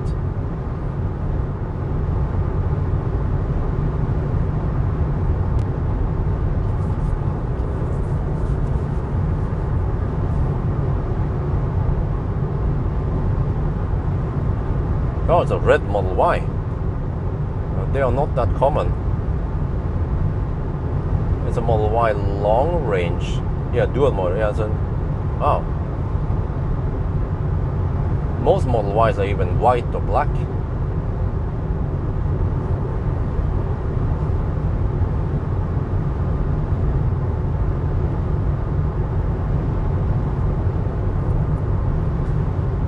Wait. Are you saying that 7,800 NOK is not a lot of money for you now? Well, that sucks, man. But it's a tough lesson.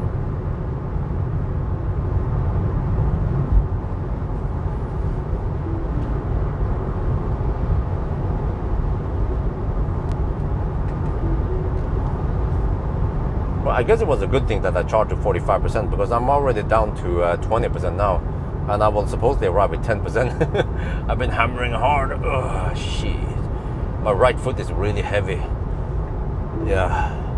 It's heavier than lead.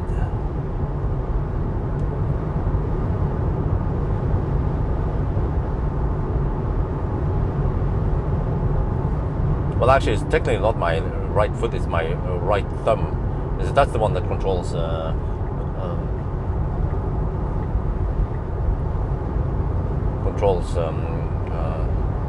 cruise control.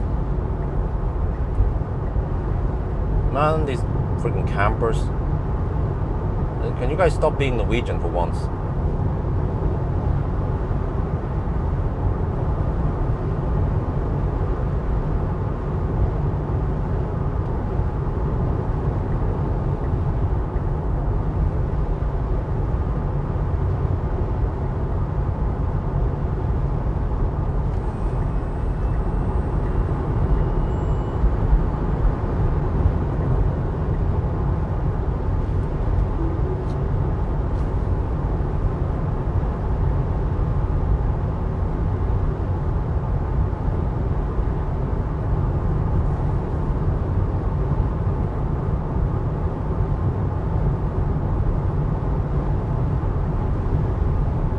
I have wife and kids to hammer back to now.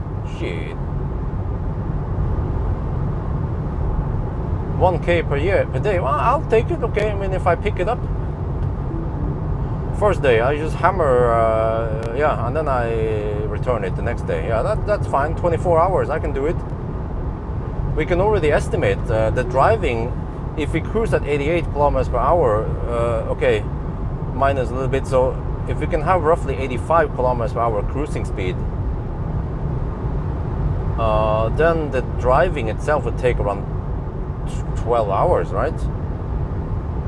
And then charging, okay, if we have 350 watt-hour per kilometer minus, okay, we have to add 300 kilowatt-hour, and we can average maybe 100 and, ooh, we should be able to average more like 150 kilowatts. That means only 2 hours of charging.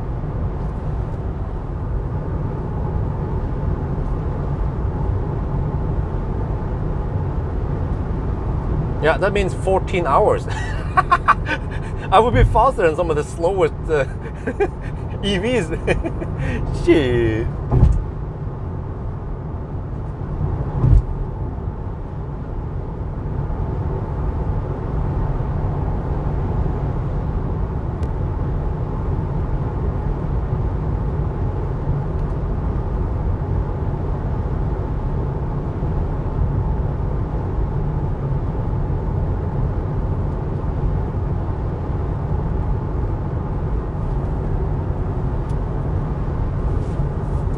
Minimum 3 days. Ah, shit. Okay, but whatever. I asked Marcus. Marcus knows a lot of people who knows some other people. Maybe he can provide it. Maybe he can put freaking Marcus Beal on the side of the caravan.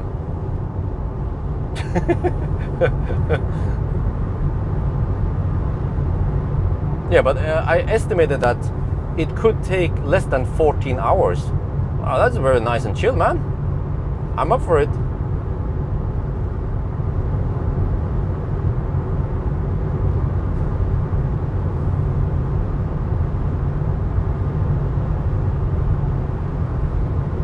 You know, the reason why Optimus was so damn slow back in the days was that he was limited to 85, 90 kilowatt. I would, and also I couldn't simply just charge to 50% with him. I would usually charge to like usually 70 to 90%, and many times I had to top up on Chademo. Oh, man.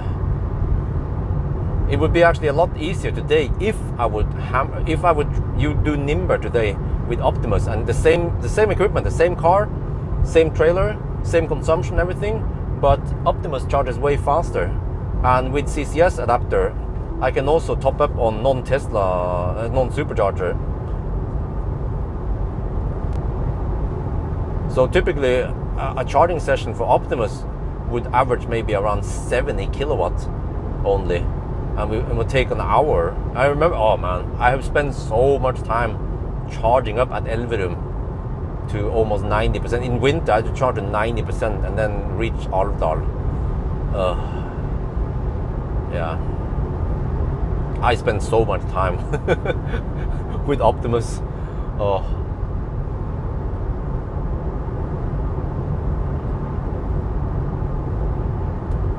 Yeah, but if I can get one for free via Marcus, I will take that one instead. And actually size is not too important, as long as it has okay size, not like some tiny hippie caravan.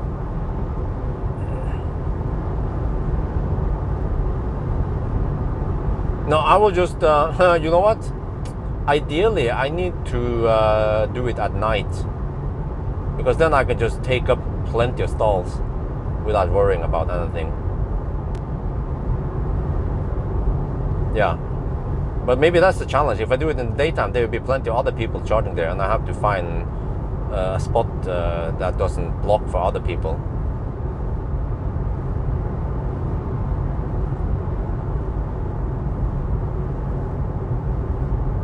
But yeah, Nimbering, well, that was so damn time consuming.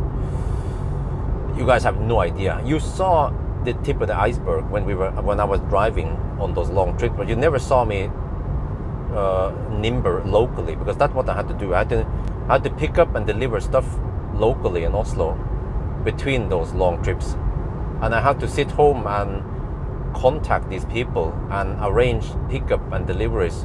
That was so damn time consuming. It's not worth it. I mean, even, you know what, even if I would bring an item, like when we went to Göteborg, right, I could have brought an item there, it would still not be worth it. And the problem is that people are low-balling the price, because they are, to be honest, they are stingy, because they probably have some expectations that shipping something is supposed to be cheap, not expensive. So, and they don't understand if like I bring even a small item like a phone, right, I would at least charge 300 NOK for it, because I have to spend so much time arranging pickup and delivery and take care of it, and also take a detour to pick it up and take a detour to deliver it. So 300 NOK is a fair price for a phone, for example, but they just don't simply understand it, because shipping it via postal service costs 50 NOK or yeah, something. And even for home delivery, stuff that you get delivered to home also usually is a lot cheaper. So that's why, in a way, Nimber is a great idea, but practically it is hard to make it survive, because the way things work today.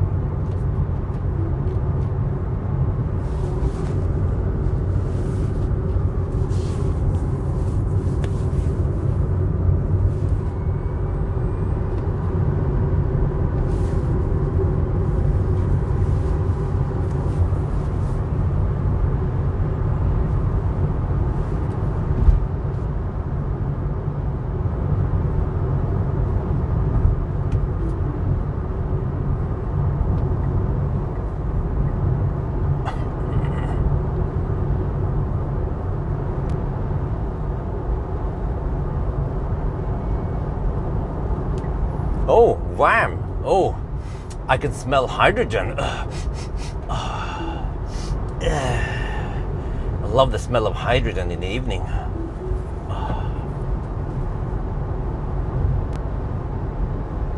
Yeah, exactly. Home delivery usually is around 100, 150 NOK only. But that's because they have streamlined the process. And usually it's some company that sends that product to you, right? Whatever you buy, clothes or some shit. So they have streamlined everything. But for me, it's a point-to-point pickup and delivery with clumsy analog communication, not streamlined at all. So that's why this kind of special delivery that I used to do cost a lot.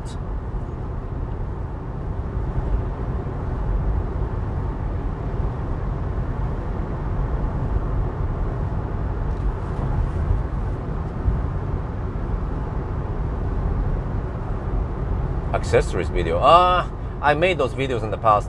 People didn't really like them. They were getting low view counts. I remember I reviewed some accessories from Top Desk and stuff like that, and people they want to see car videos. So I've done that in the past. I've done most stuff, you know, over the last 10 years. Or yeah, it's actually 10 years now.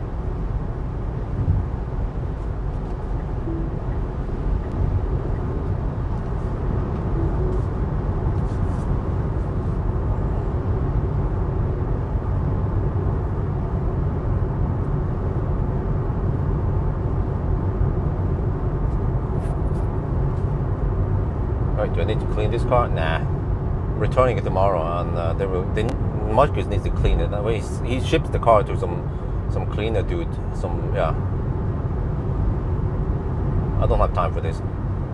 I'm actually spending a lot of time cleaning stuff and picking and delivering stuff.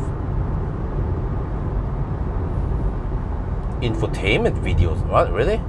I've done some infotainment walkthroughs. I did EQS infotainment and the ID3 infotainment, or ID4, I don't remember. I have to go back and look how popular they were to figure out if it's worth it or not to make a video about it.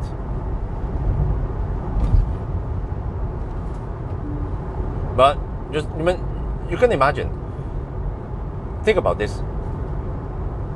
You're laying in your sofa, right, pulling an Al Bundy, and you just want to kill some time. You want to watch some brain dead stuff, and then there are two videos popping up. So some infotainment walkthrough and a 1,000 kilometer challenge with a trailer. Which one do you watch? No, a 1,000 kilometer challenge with a caravan. Yeah,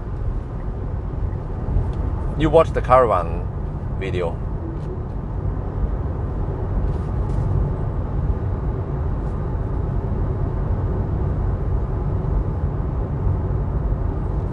You have to be 2+, huh? 2+ what? You mean Gutser is not being clear. ABC always be clear. What you meant was that at the bus lane, you have to be more than 2 people in the car. I mean, 2 people or more in the car. But the stretch I was driving there does not apply. It was just 2 more, but there was a time limit, and it's in the morning. Yeah, you don't know that area, but it's 6 to 9 in the morning on weekdays, so I can just hammer there now alone. Yeah, this is my neighborhood. I know what's legal and what's not legal, and I know what's barely legal.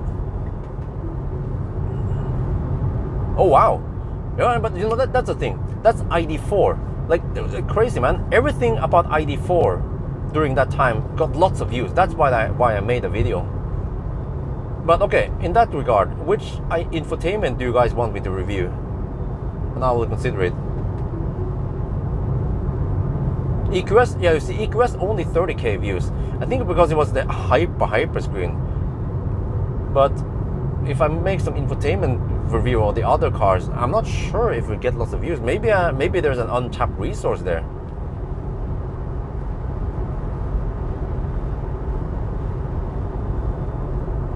No, they haven't changed that rule in a long time. It has always been like that for the longest time.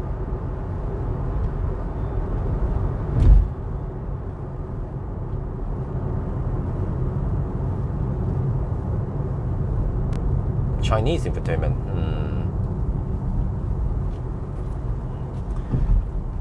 Yeah, maybe I'll consider it. To me, it just sounds a little bit boring.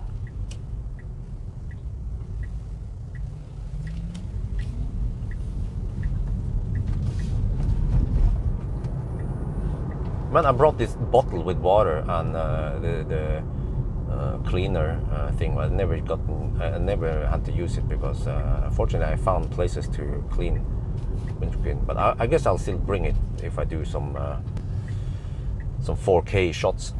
Is this guy going to eat the lane? Oh, okay, he saw me. Okay, that's good. Some of the mother truckers, man, I swear, they try to kill me by eating the lane. Man, you guys remember, you know, I talked to wifey about going to Thailand after New Year, and I just realized that I miss Thailand. You guys remember, what do you guys remember from Thailand? The truck mafia, oh, and the right lane hugging, oh man. Yeah, those Bangkok challenges were quite nice. And the noodles, oh man, the nudes, oh. What else was great? Oh, I mean, just, oh, Chiang Mai, oh.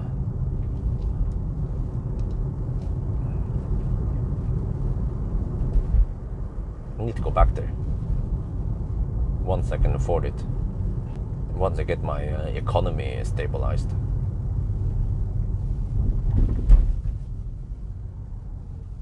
Stopped by the police. Well, actually, it wasn't technically stopped by the police. It was just a checkpoint. I was never pulled over by the police. It was more like, okay, the checkpoint was there, and then he was just curious. Oh, what is it? Yeah. All the yeah. Oh, yeah, stop at getting fined. Yeah, that's different. Yeah. Getting fined. Yeah. Yeah, it's getting more expensive now, so I just have to be careful. Just be right within the 120 limit, and that's it. Oh. What, you guys wanna go for it? Okay. Well, I mean, let's go for it. They should have gone for it. No, what the heck, dude? The mother trucker didn't. Okay, well. I mean, if they started walking earlier when the mother trucker was still stuck, then they would be fine. It's all about seizing the opportunity, right?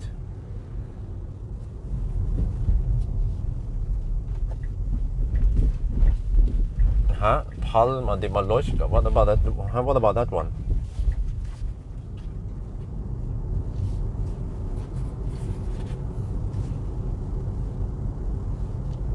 Oh, okay. They talk about infotainment. Oh, okay. Well, maybe for some reason people want to know about Volkswagen infotainment. Yeah, why not? Maybe at least that one. But I don't think every car needs to have an infotainment review. But actually, maybe Tesla. That could make sense. Tesla infotainment. But there's just so much to walk through. That's the problem. And I have to also show some stuff while the car is moving, I guess.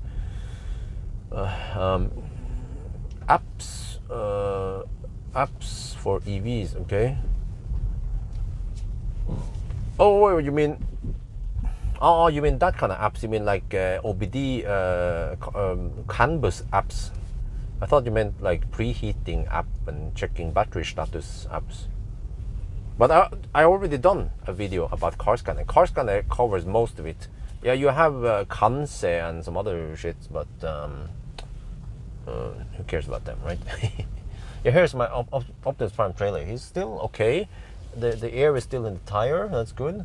But yeah, Optimus trailer is too small. We need something big. Where's the thing now? Wait. Okay, let me squeeze it and put it inside. Wait, where's my thing? Oh, that's the motorcycle.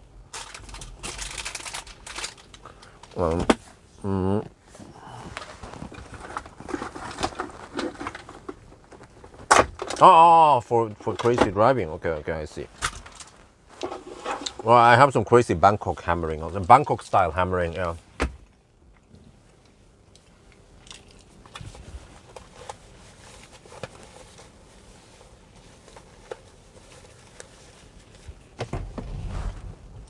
But, oh man, I have made videos about car scanner money. I made, oh shit, freaking kids, man. I'm about to back up and the kids, they just zip by with bicycles as if I don't exist.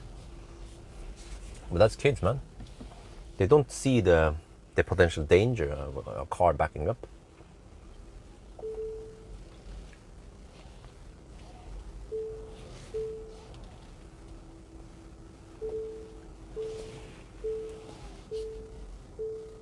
Does the car beep? No.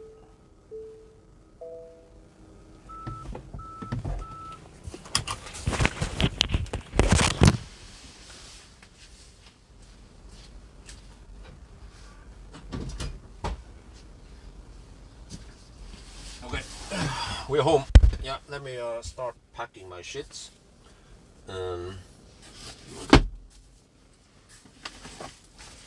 Getting ready to move out of this car and into the other Model Y. Let me see what Marcus wrote.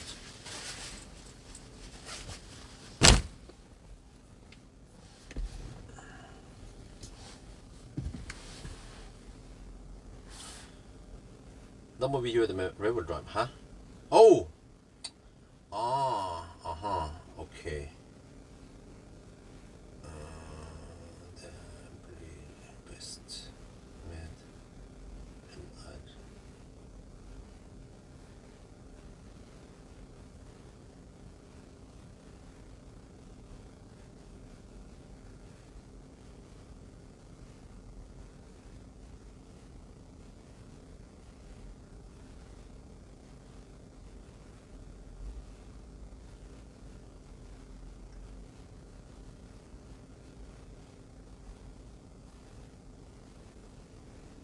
Okay, yeah, I cannot do it with this Model Y Performance because, yeah, he said maximum 800 kilometers. Okay, what the heck am I supposed to do within 800 kilometers? I just do a range test, I guess.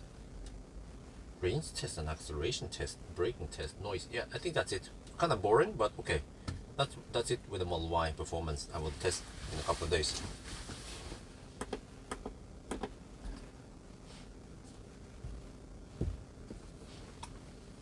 Okay, we're charging.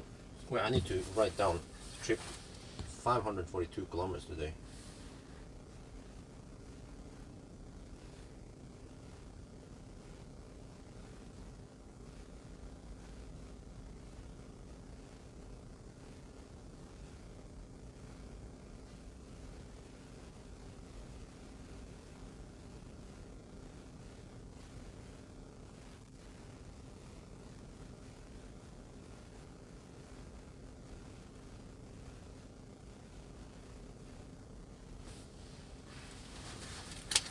I told Marcus that we have to do the plaid in Germany.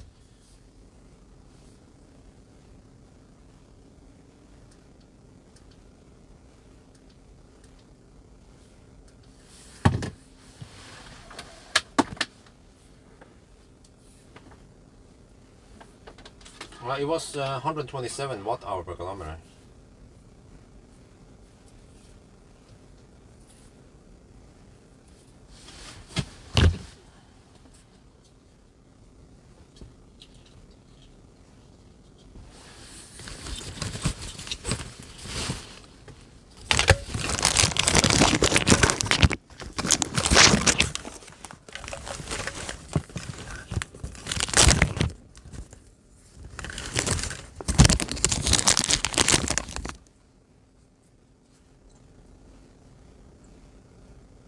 It actually looks nicer. Yeah, I agree. The new house, and that means that hopefully we get a good price for it. It looks actually it looks way more modern than before, with those that kind of color scheme it has now, and also the new entrance light and stuff. So yeah, hopefully I can get over 6 million NOK for this. Well, it's not the whole house, but it's the half of it. It's a good location.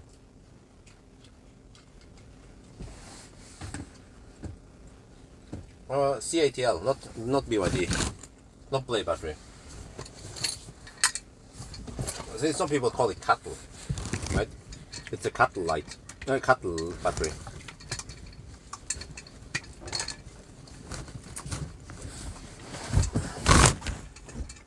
I have to take out some stuff in the back. So I bought this one in 2016 for 4.6 million NOK. And then hopefully I can get around 6 million NOK now.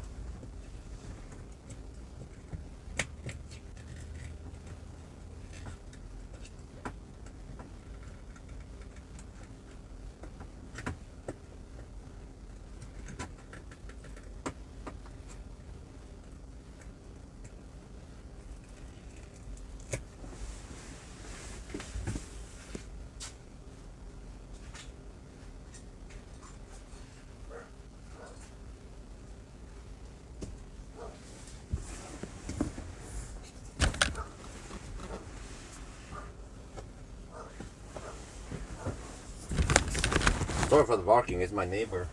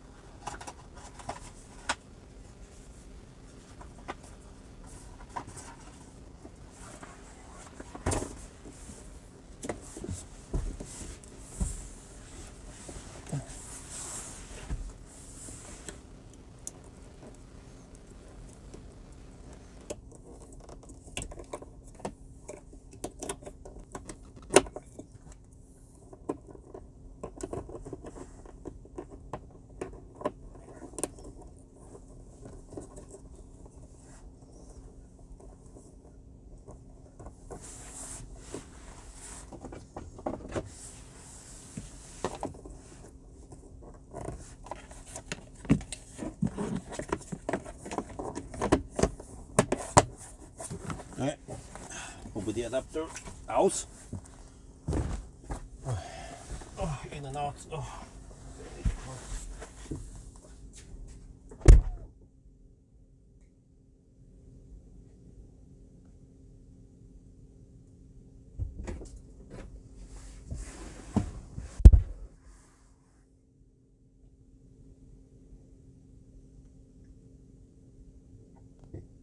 Three stories high. I mean, well, 2 floors and 1 basement, and 120 square meters.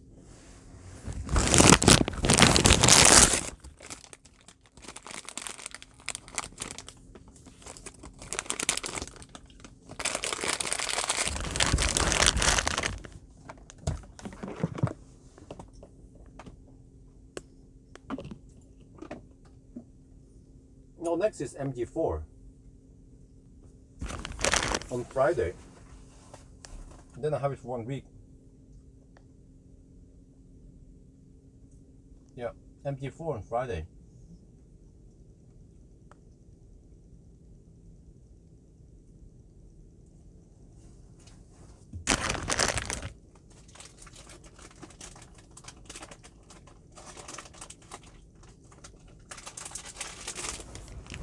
There's 60 what's it gonna be, 64 kilowatt hour, huh? Model Y videos will come in a couple of days, I think. I see I have a little backlog now. I'm done with the Toyota videos. I think tomorrow will be the last one where I just summarize the driving ASMR and summarizing it. And then from there, not sure. Yeah, maybe Model Y. Yeah, I think next one is Model Y. And then some EV6 GT also.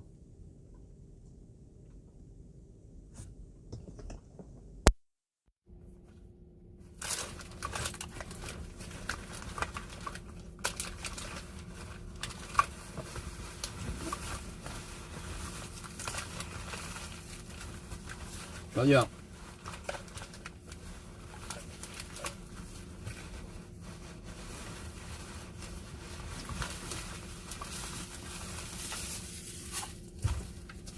I am quite convinced that the reason why my view count has declined over the years is simply because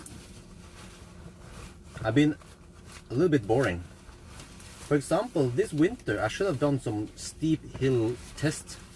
I think I should try to do that again this winter, because that should give some views. Where the heck did I put that thing? I'm looking for a little pouch somewhere. Where did it go? Too much shit with me.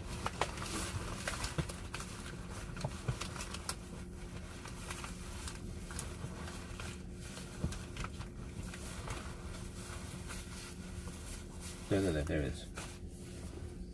So for example, with the Model Y Performance, I'm not sure what I'm supposed to do with it. Yeah, I should do the 90 to 10% acceleration test maybe. That one could be useful. But other than that, I even feel like a range test is a little bit waste, because I already done a Model Y Performance test. So people will start wondering like, hey, is this a re-upload? No, it's just a different Model Y or the same one. Yeah. I mean, has there been any changes since 1 year ago with the Model Y Performance?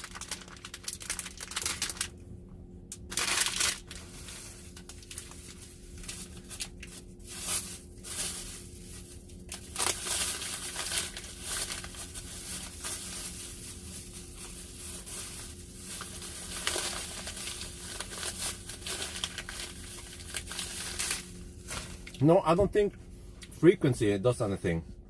I've been uploading daily for the past 6 years, something. But content is very important. Like I said, to be honest, for the past 2 years, roughly, I had to be more restrictive because wife was pregnant. I needed to be more standby, especially when she was, when we were ready to give birth soon. I had to restrict what to do. Like, I couldn't go to Germany and do those crazy things like a world record or some shit, right? I stopped doing Arctic Circle runs. There was some other stuff I stopped doing. I kept doing the same thing over again. It was very repetitive.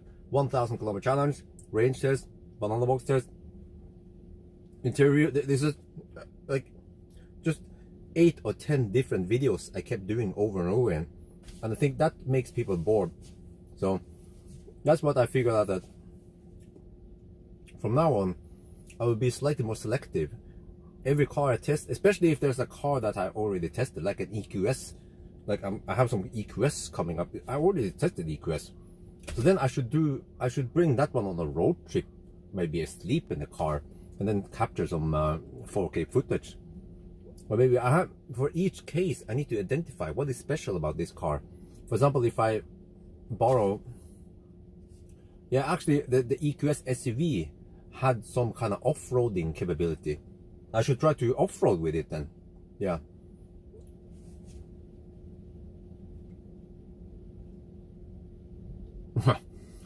With a story. More funny videos. Yeah, well, easier said than done. I mean, I tried some of that. Like, I tried to crush some banana. I tried to crush some cucumbers. But you see, this is exactly what I said, right? When someone claimed that the most viewed video was the tug of war. No, actually, no. The most viewed video in my channel is actually squeezing cucumbers and all that. But it's all about timing, because back then the Model X had a little bit of hype. It was still fairly new, and then I squeezed stuff in the doors and it became a hit, right? But if I did it again, nobody would give a shit. That's why my claim is that a tug of war video today is pointless. It will not get any views. But back then when I did it, nobody else had done it, and then I just humiliated that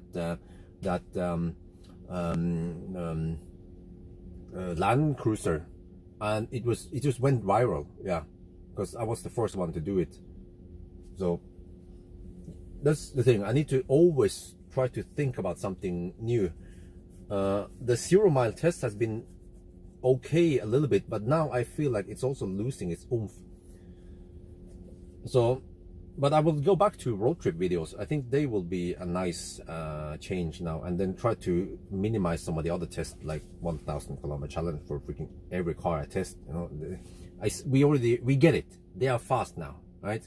And then another EQS variant will be slightly faster, slightly slower than the other EQS variant. So yeah, but okay, but if there's some new shit coming out, let's say ID7, then we have to do 1,000 kilometers because everyone wants to see it. But like, okay, and maybe ID3 facelift will get a 1,000 kilometer challenge. Yeah. So yeah, anyway, I need to get inside the house now. It's past 8. So I have shit to do, as usual, as a daddy, as a husband, and as a YouTuber.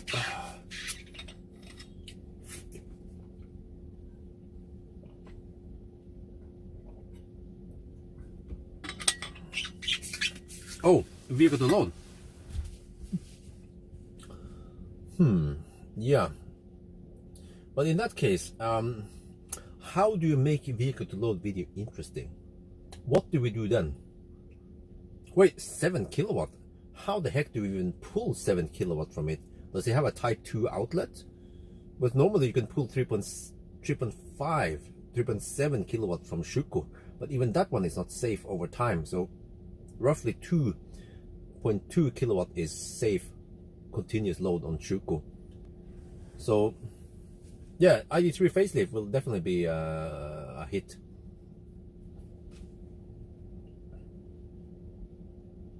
So yeah, I was actually a little bit disappointed or surprised because I expected that the Mirai videos would get lots of views. Some of them did get views as expected, but they didn't get that many views, you know, like the 1,000 kilometer challenge and some of the other ones, they didn't get that many views. I was expecting over 100k views, but it didn't. And also today I uploaded the interior review and what was it again, Sunday driving, and it was a remarkable long range and everything. I spent a whole day with it. What was it again? Let me check here. I was actually quite disappointed in the view count, but this is a good learning for me. Yeah, it was the interior view. Yeah, Sunday driving, very few views on the Sunday driving, and I spent a whole day with it and I spent a lot of time editing it. Because I put my work into it, and then it didn't get that many views. So exactly, this is exactly what I'm saying. People, you guys have plenty of ideas. Oh, you do this, why don't you do that? Why don't you test noise level on gravel road? Well, I might spend some time finding a gravel road, doing the test, and then I upload the video, 2k views, you know? Or what was it again? Tug of war. Yeah, I need to find another car. We do a tug of war. I upload it, 2k views, right? So that's why, yeah, I need to figure out something.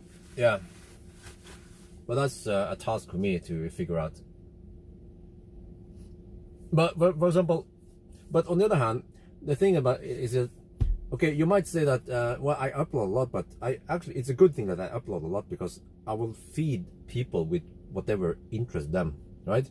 Some people are interested in Chinese cars, they'll watch those videos. Some people are interested in German cars, some people are interested in Tesla, and they watch those cars. And then it's like a hit and miss. And for example, the Toyota BZ video, the 1,000 kilometer challenge, that one got lots of views, so that was good.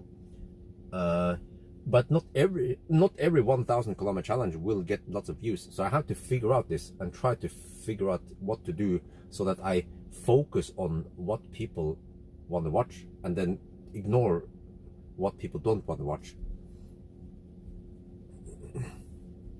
Used EVs, I already made videos about those. I guess I can make a new one. But the problem is that then I need to maybe go and try out the used EV. And I'm not sure what I'm supposed to do. I randomly visit one of the Finn dudes and try it out. Does that make any sense? But then I just focus on one car, a Leaf. But there's plenty of other cars on the market. So create a poll. Yeah, I guess that works. But then the problem is that it's only for my viewers. Like, you know, I limit only for my viewers. I need to figure out what people out there would be interested in, and then yeah, 1,000 kilometers at higher speed. Okay, yeah. But yeah, so I'll figure out something. It's a little bit of try and fail and figure out what people like, and I look at the view counts. Trailer, we already talked about it. It's actually a better, some people had better idea.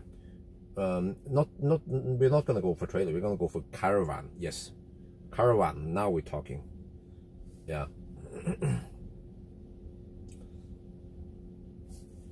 Oh, race with a car, big battery, charging fast and short.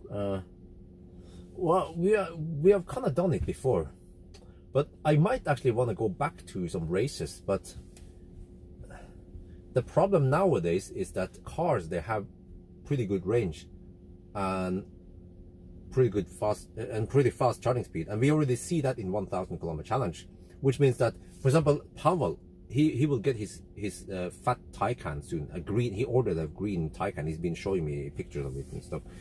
He will pick it up tomorrow or something. But if I do a 1,000, if I do a race with him with his new fat Taycan, and I use a Tesla, for example, for the race to be interesting, we have to drive to freaking Trondheim and back again, and we have to spend the whole day. And I can do it, but I see that Pawel gets a little bit tired for a long trip like that. He has to wake up early, he has to come up here, and we have to do the shit, and then intro, and then back again. So he has to spend a lot of time on this, and we probably end up having very similar race anyway, right? But what I might want to do is not to race to Trondheim. I will instead pick like an old car, like say the i3 that Marcus wants to buy. Okay, bring it on. And then maybe a Kia Soul or some shit like that. And then we only race to go to Gothenburg. That's even less, that's even more pointless. It's like we would go there, woohoo! If we go back, we charge one time, and then we, there's not any back and forth. So my idea is that we bring like an i3, 60 amp hour i3, and some Kia Soul, and then we put them up against each other, and then we go to only Alvdal and back in. That's a good one. Go to Alvdal and back, but then there's a lot of back and forth,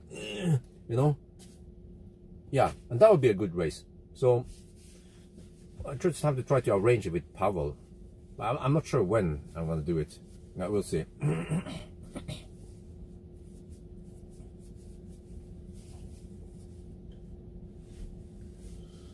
Trip to we will not go to Eastern Europe.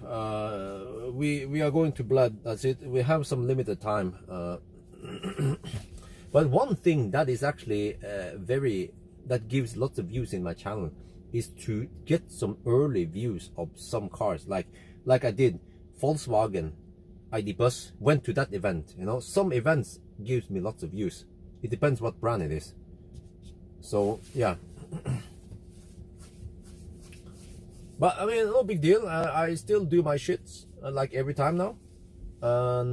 Yeah, I just keep production up. I test cars, but one thing is that the videos I post today, they might not get lots of views, but suddenly after 1 or 2 years, they might actually generate more views, because now the videos are out, and one day when people want to test a Model Y or the EV6 GT or something, then suddenly I get views. Yeah, that's a good thing about my YouTube channel, is that I can suddenly get views several years after I post the video.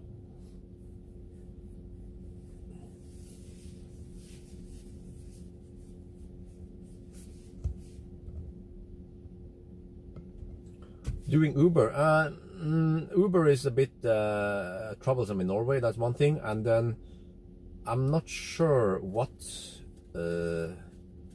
we are supposed to measure. It's supposed to be something interesting, something like when 1,000 kilometer challenge came out, it was like, ooh, it was the fight for the time. We were struggling for the time.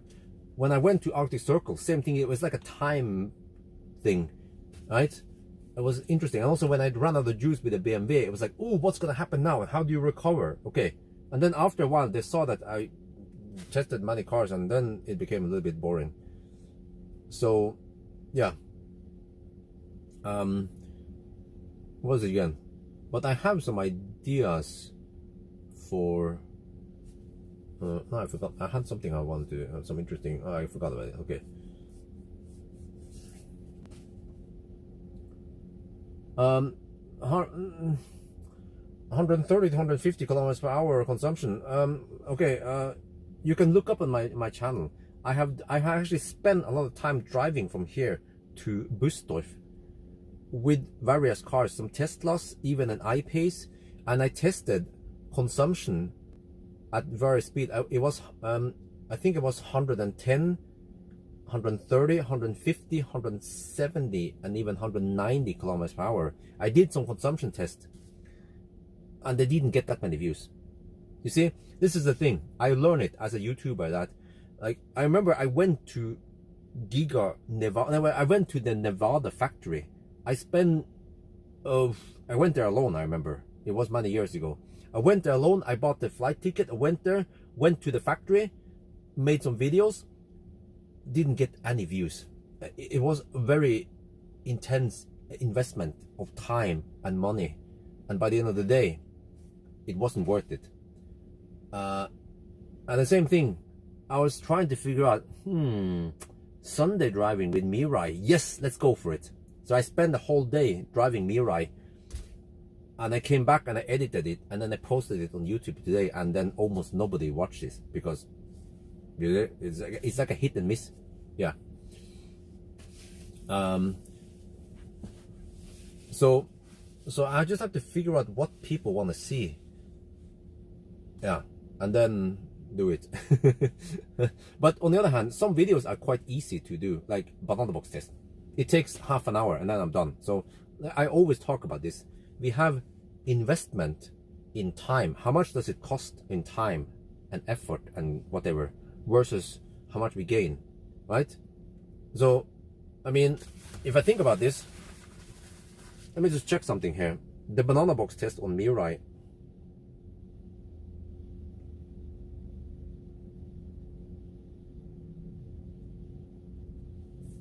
Yeah, the banana box test on Mirai got 5.8k views.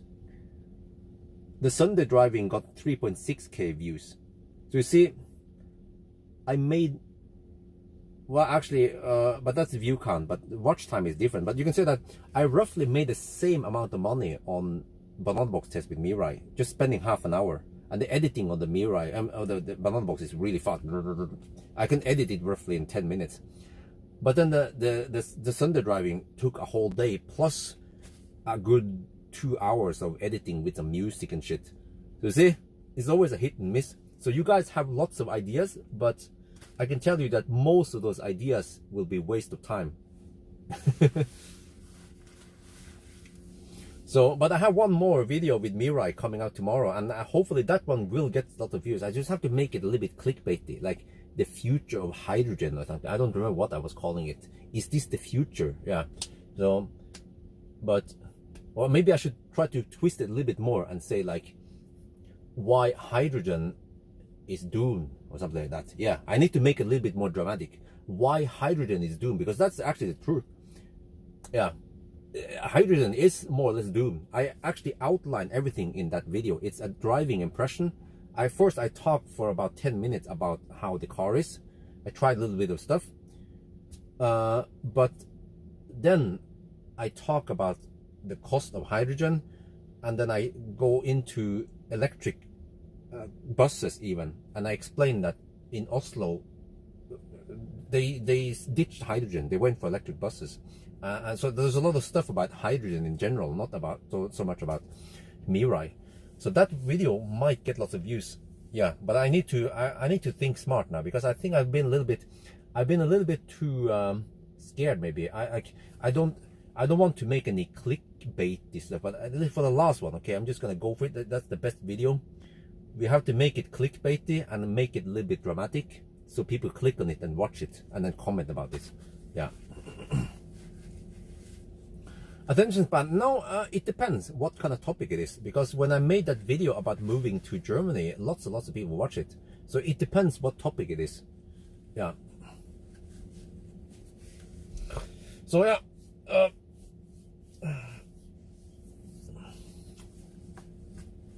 well, okay, anyway, good discussions, but I have to go inside now. Yeah. So and then I'm not sure if a wifey wants me to go to IKEA tonight. I can actually go to IKEA tonight. Surströmming, okay. Okay, let me tell you again, Timo. Like I said, it's all about timing. Surströmming work one time.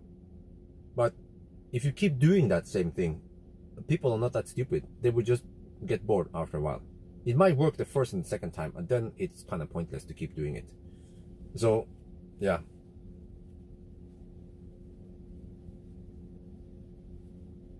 And the reason why we did it in Model X, you know why?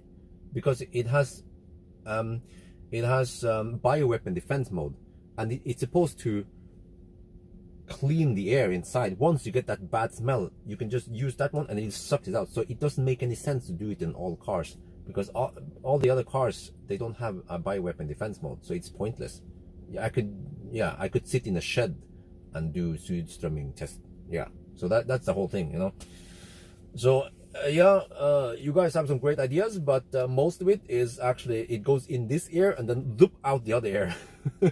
Yeah, because if I did all the tests that you, if I made all the videos that you guys suggested, I would be unemployed by now. Yeah, or people will start leaving the channel. But okay, anyway. Like I said again, I'm gonna leave now, so thank you very much. This weekend we will do 1,000 kilometer challenge with MG4. That one I consider important, so yes, I'm looking forward to it, and that one will most likely get lots of views, so that one is good shit. And then Arctic Circle with MG4 will also get lots of views, and then banana box test finally. Other than that, I guess noise acceleration test thing, yeah, charging test, yeah. And that'll be it, and then some kind of driving impression with it. That's the plan with the MG4. So yeah, you know, okay, I should do some, what I need to do is, like, I have to do some completely different shit, like include Maya, yeah, like banana box test. Like, I'm gonna wait until it's freaking hot outside, and then Maya in some short skirt, and then I will still be the presenter. She will just be my assistant. Yeah, you know, yeah, something like that, right? I just have to play that alpha male. Yeah, and then let her do the stuff, and then I just comment it, and you know, that you know, stupid shit like that. But it was a hit and miss, because when I let Maya do the presentation, to be honest, it sucked, because she does not do the presentation well. So I learned it from now. I will present, I will lead the video. She can just be there as an assistant, and that could actually be interesting to watch. Yeah. So it's just, I have a sense that that might be something. Yeah. Yeah, actually, they just what? Yeah, and you know, it's gonna be freaking hot next week.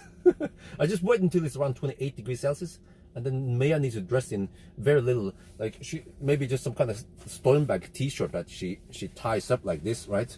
Something like this. Well, I don't know that. Yeah, something like that, right? Something like that. Yeah, stupid shit. Like, pointless stupid shit is what sells on YouTube, unfortunately, today. But to be honest, I also watch pointless stupid shit when I want to entertain myself on YouTube. When I render a video or something, you know, I just, yeah. So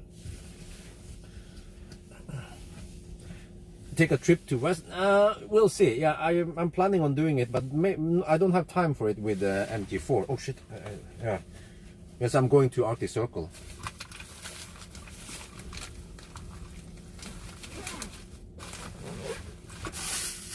Okay, but that's gonna be it. Time is out. So, all right, we get the popcorn ready for MG4 1,000 kilometer challenge. I'm looking forward to that one. Oh yeah. Put my down in child seat.